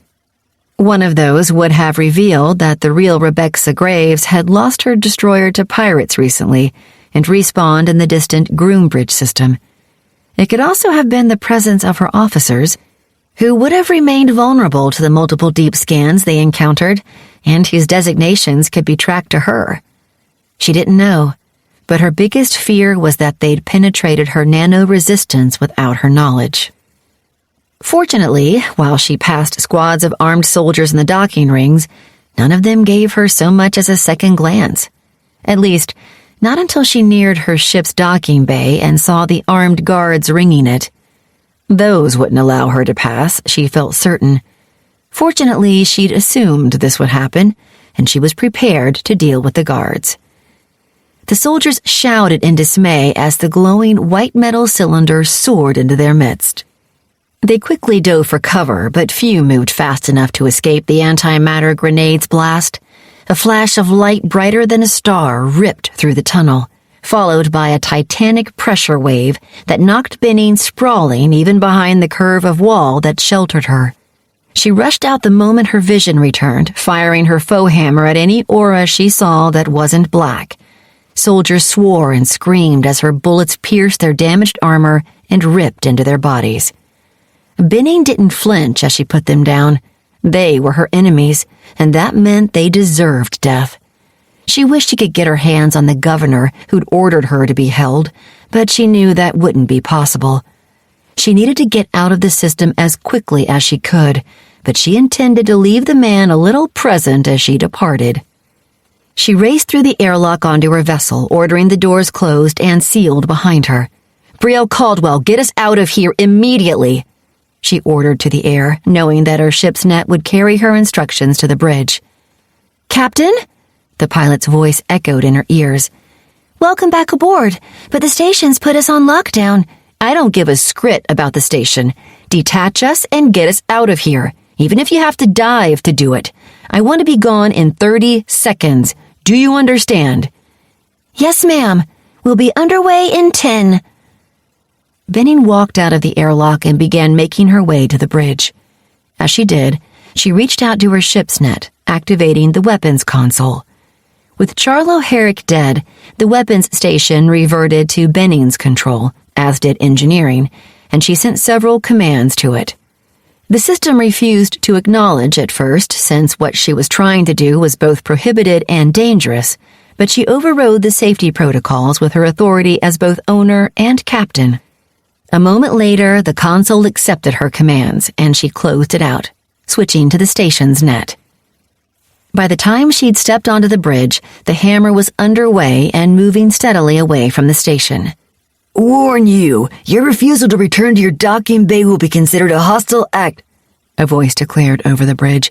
"Heave to immediately and prepare—" "Enough of that," Benning said, cutting the voice with a mental command. "What's our situation, pilot?"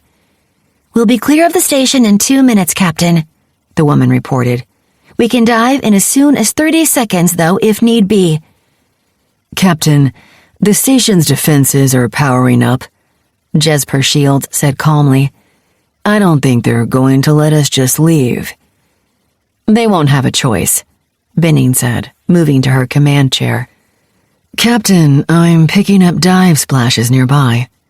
Eldon Rush spoke up. 4 of them, entering the area in formation. Probably local military, Benny nodded. By the time they move to intercept us, we'll be long gone. Ma'am, we're receiving a message from one of the ships. A fleet officer, Adeline Bouchard.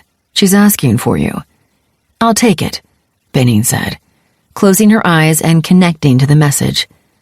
The familiar face of the white-haired fleet officer appeared in her mind, staring at Benning with intense displeasure and possibly even dislike. Citizen Benning Kidd, the woman spoke in a flat voice. You are hereby ordered to stand down and prepare for boarding. If you refuse to comply, we will seize and impound your vessel and imprison you and your crew for failure to follow fleet regulations. I think you're going to be too busy to bother with me, officer, Benning replied with a smile.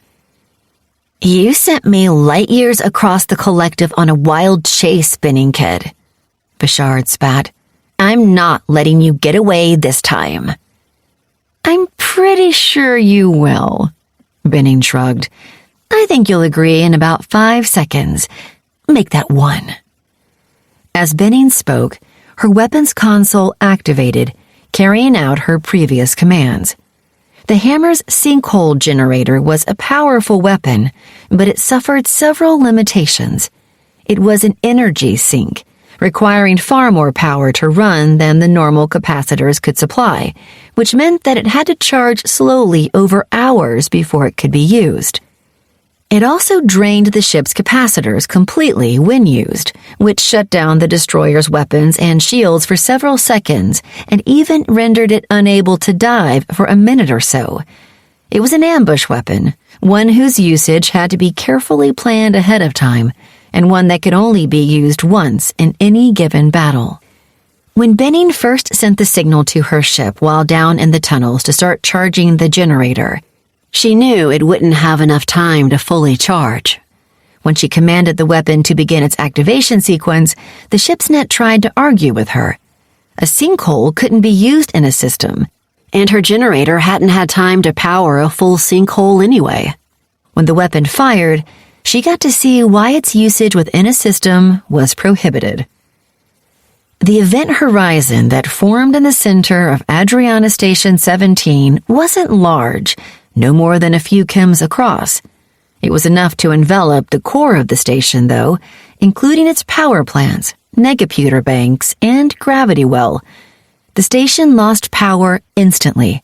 Even worse, it lost its net and nanofield in the same moment. Every system on the station crashed.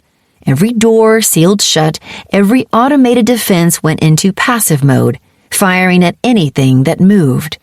Gravity vanished, and with it went the force holding the docked ships in place. Those tore free of their docking rings, slamming into one another or the station as they were tossed about like billiard balls. What the hole did you do? Bouchard screamed, her face gone white as she stared past Benning in horror. The center of the station. It's gone. I don't know what you're talking about, officer, Benning shrugged. However, I think that right now the fleet should be more concerned with a rescue mission than with me, don't you? Bouchard's face flushed with anger. This isn't over, Benning Kidd, she growled. I'll be coming for you soon enough, and there'll be no place for you to hide from me. I'll be watching for you, Benning nodded. Just know that things like this tend to happen to those who come after me. So don't be surprised when it's your ship that's suddenly without power next. She ended the transmission and looked at Brielle Caldwell. Take us out of system Max 5, she ordered. Then plot a course back to IS 39267. I think we're all done here. Chapter 19. This is beyond the pale, fleet officer, Governor VM1-001 roared, spittle flying from his mouth. His golden hair, usually neatly coiffed and styled atop his head, looked tousled and unkempt, and his tan skin was purple with his fury. I'm not sure what you mean, Governor. Adeline replied as calmly as she could, despite the butterflies swirling in her stomach. This debacle wasn't her fault, not in any way, shape, or form. She arrived too late to have influenced matters in any way, but the governor wasn't going to say that. He wanted someone to blame, and Adeline would make a handy scapegoat. She just had to make sure that didn't happen. What do you mean?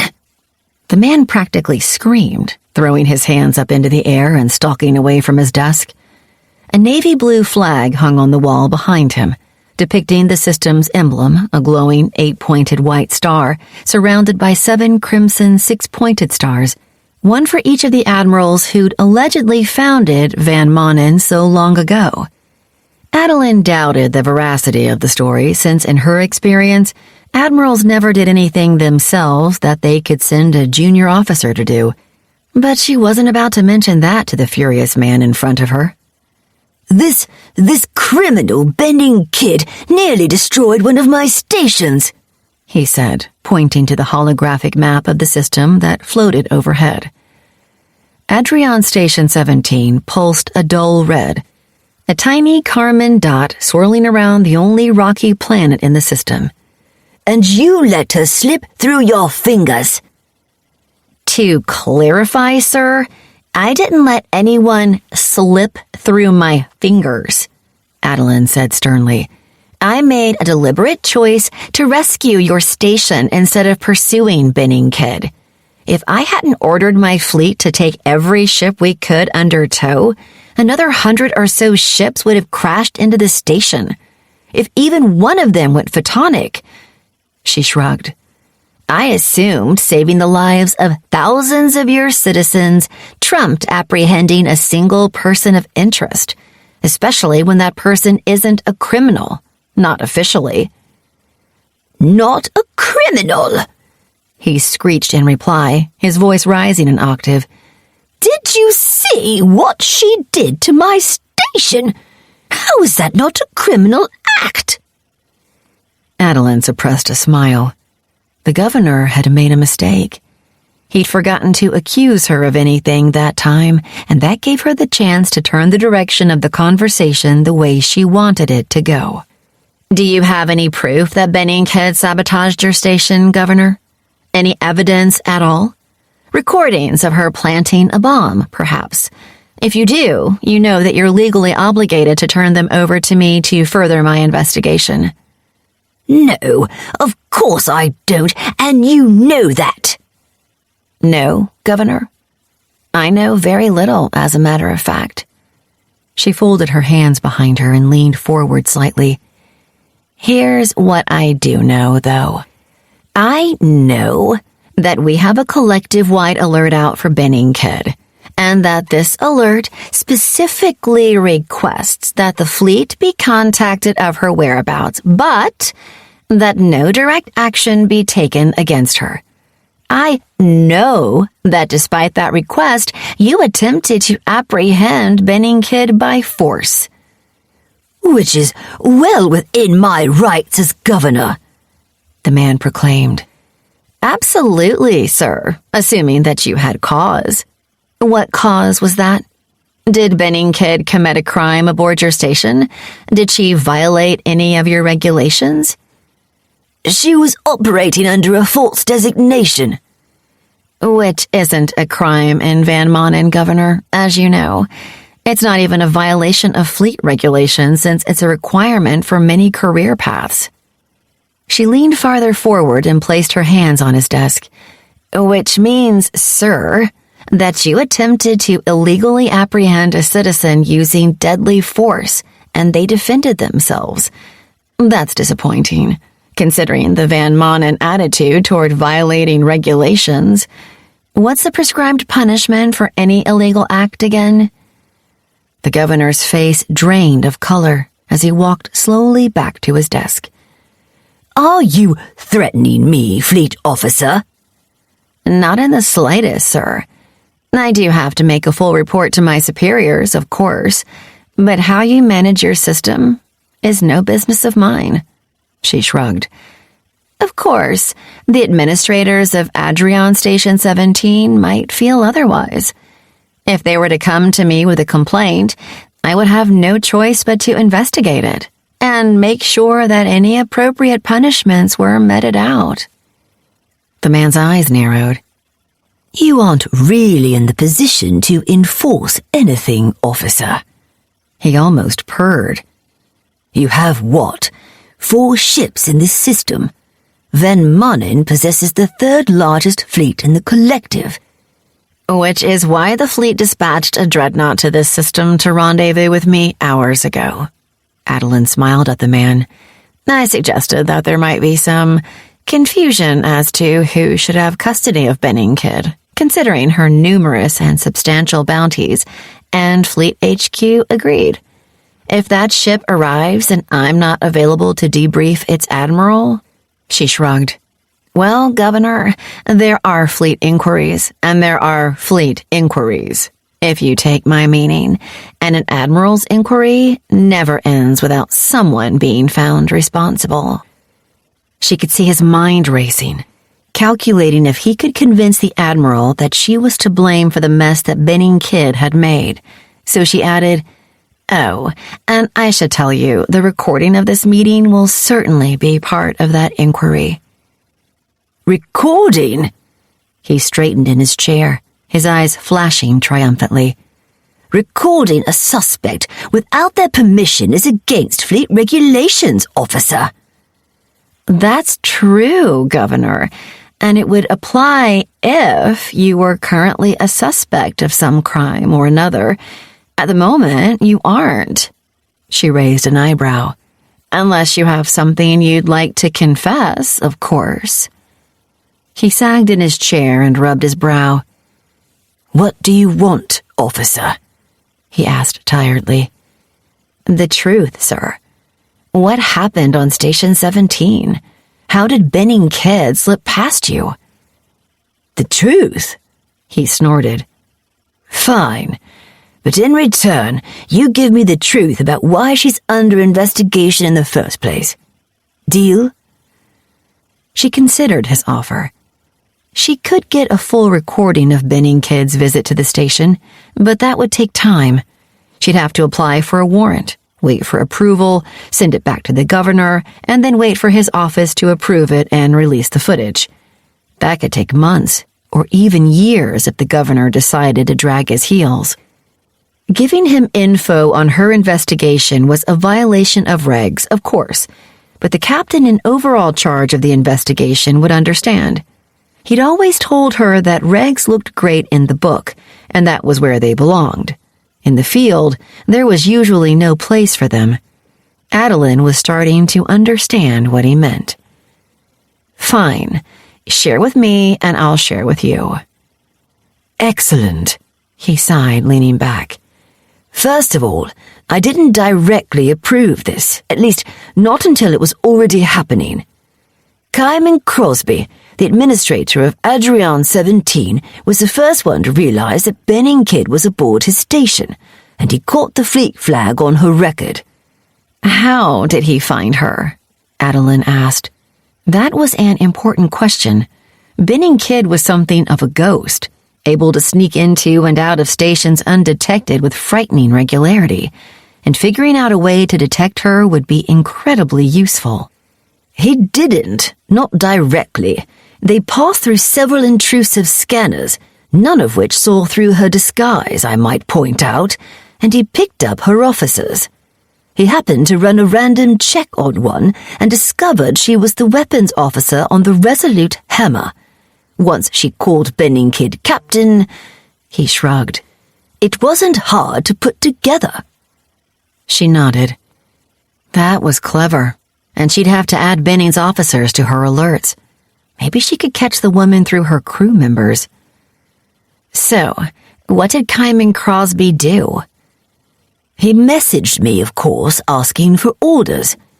While he was waiting, though, he discovered the bounties on her head and decided that claiming them would be worthwhile. And you didn't countermand that decision? She asked sternly. He snorted derisively. Being governor has many perks, Fleet Officer, but a steady income isn't one of them. Benning Kidd has over 2,000 credits worth of bounties on her head, and I could use those credits." He sighed. "That's why I eventually signed off on the capture order." 2,000? Adeline asked, confused. That's not possible. She's not high enough level for that sort of bounty." "My guess is that some noble is gunning for her." The governor shrugged. "They can override bounty limits after all. Whatever the case, it's a matter of record. Feel free to check for yourself." Adeline made a mental note to do just that.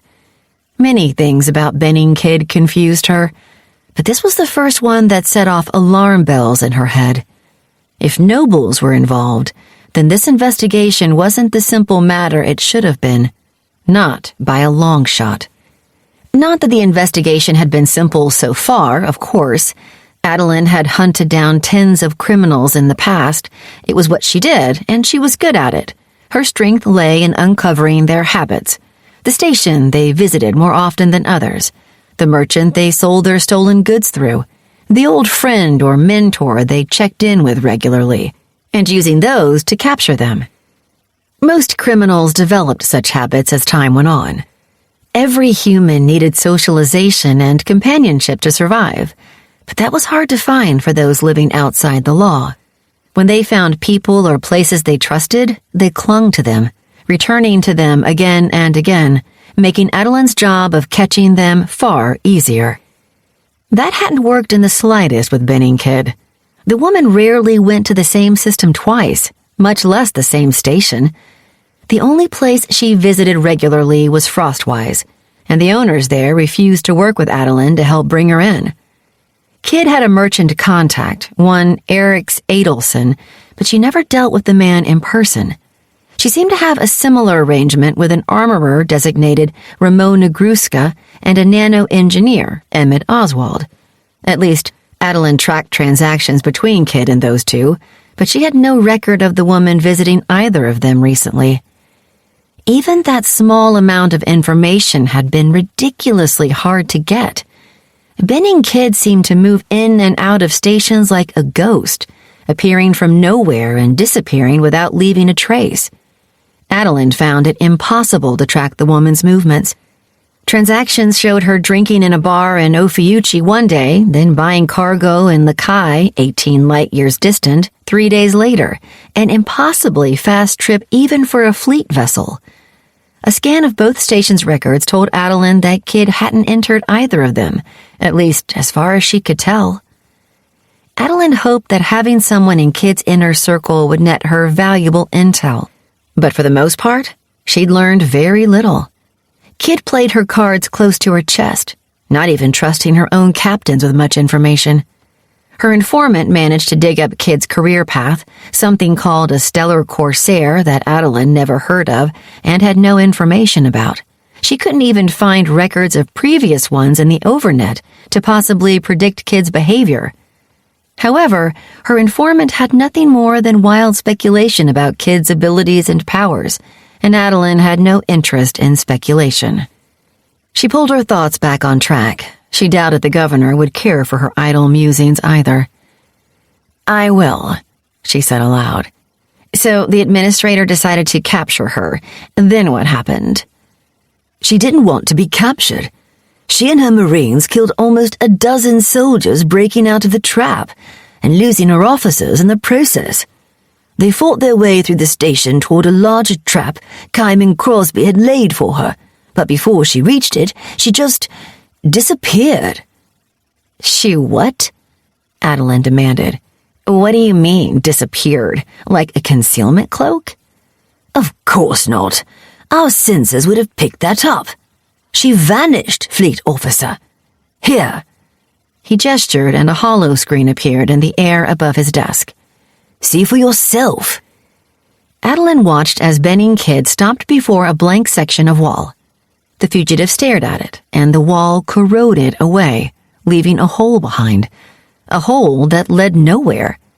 She stepped into the hole, there was a flash of light, and the woman vanished. leaving her 4 Marines behind to be captured. Wait, what? Adeline stammered. What is that? Matter transport of some kind? The governor shook his head. It doesn't exist. It's not possible. He made a face. Well, except through wormholes, and if she had a portable wormhole generator, why wouldn't she have just stepped onto her ship and gotten away? Did you examine the hole she left? Of course, but by the time my scanning team got there was no hole. The nanofield had repaired whatever she used to open it. I ordered them to remove the wall paneling, and they did, but there was nothing behind it but electronics and conduit. Even a deep scan failed to find any doors or passages. He shrugged. She disappeared, like I said. But she reappeared eventually, Adeline said. Yes, hours later. She'd assumed a new identity and looked completely different, so no one realized it was her until she killed another 10 soldiers with an antimatter grenade, then fled the station. He rubbed his face tiredly. And sometime in those hours, she must have planted a singularity device somewhere on the station, then set it off when she fled. No, Adeline sighed, slumping into a chair herself. There was no bomb. At least my sweeper team found no traces of one. There was no damage done to the station directly. Whatever happened just cut power, gravity, and the net to the station for 30 minutes or so, without doing any direct damage to those systems. They just disappeared. The same way Benning Kidd did. The governor nodded, rubbing his chin. It had to have been some sort of advanced concealment device, maybe one that shunted her into psi-space temporarily. Is that even possible? Maybe. Who knows what's possible and isn't? There are 7 dimensions in the Calabi-Yau manifold, officer, and we only deal with one of them. It's possible that unfolding 2 could allow you to disappear entirely from our 4D world. His eyes narrowed. People would pay a lot for technology like that, you know. I'm sure they would. Adeline sighed. I'd pay a lot for a way to counter it myself. Adeline wasn't sure if she accepted the governor's explanation, really. Sure, that sort of tech would explain how Benning Kidd could move around so easily. But where would she get that tech from? And how did she keep anyone else from finding it and using it? As the man said, people would pay millions of credits for technology that could make a ship invisible, something that so far had proven to be impossible despite scientists' best efforts. And whoever invented a tech like that would have sold it to the highest bidder.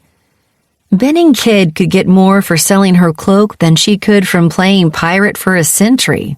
Easily. So, why are you hunting her? The governor asked, interrupting her thoughts. For a moment, she considered refusing to tell the man purely from spite, but she ignored that errant thought. It would gain her nothing but an enemy, and telling him would cost her little. War crimes, she finally said. War crimes? What do you mean? Crimes against the collective itself.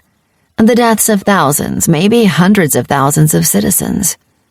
Adeline's eyes focused and she leaned forward. Let me tell you a story, Governor. And once you hear that story, maybe you'll understand why I asked that Benning Kidd not be approached when discovered. It starts with a tiny station called IS 39267. 20 minutes later, Adeline left the governor's office, leaving behind a very chastened man. He'd gotten off lucky. If Benning Kidd had done half of what she'd been accused of, a strangelet bomb or subspace tunneler hitting Adriana's surface would have been catastrophic, and trillions of citizens might have died from it. Even worse, if Benning Kidd had somehow cut the planet off from the black hole in the center of its mined-out, hollow core, the world would have lost its gravity, probably killing 90% of the population outright, as their centrifugal acceleration slammed them into ceilings or tossed them into the sky at terrific speed. But Benning Kidd hadn't done any of that. She'd damaged Station 17 badly, for sure. Adeline had no proof of that, but she knew it to be true nonetheless. But she hadn't come close to destroying it. And a Strangelet bomb hitting the station while it was without power or its net would have slaughtered everyone aboard. For the first time, Adeline wondered if maybe there was a lot more going on in her investigation than she suspected. It had seemed cut and dry. A crazy captain with access to prohibited weapons took over a small station, killing countless people in the process. But now, she wasn't so sure. Benning Kidd didn't seem like a vicious mass murderer to Adeline. She obviously had no problem with killing, but she didn't go out of her way to slaughter people. Adeline made her way to her ship. She had a report to give, and she wouldn't be sharing her reservations in it. The captain would want facts, not guesses, hunches, and suppositions. Sadly, Adeline had very few of those to share.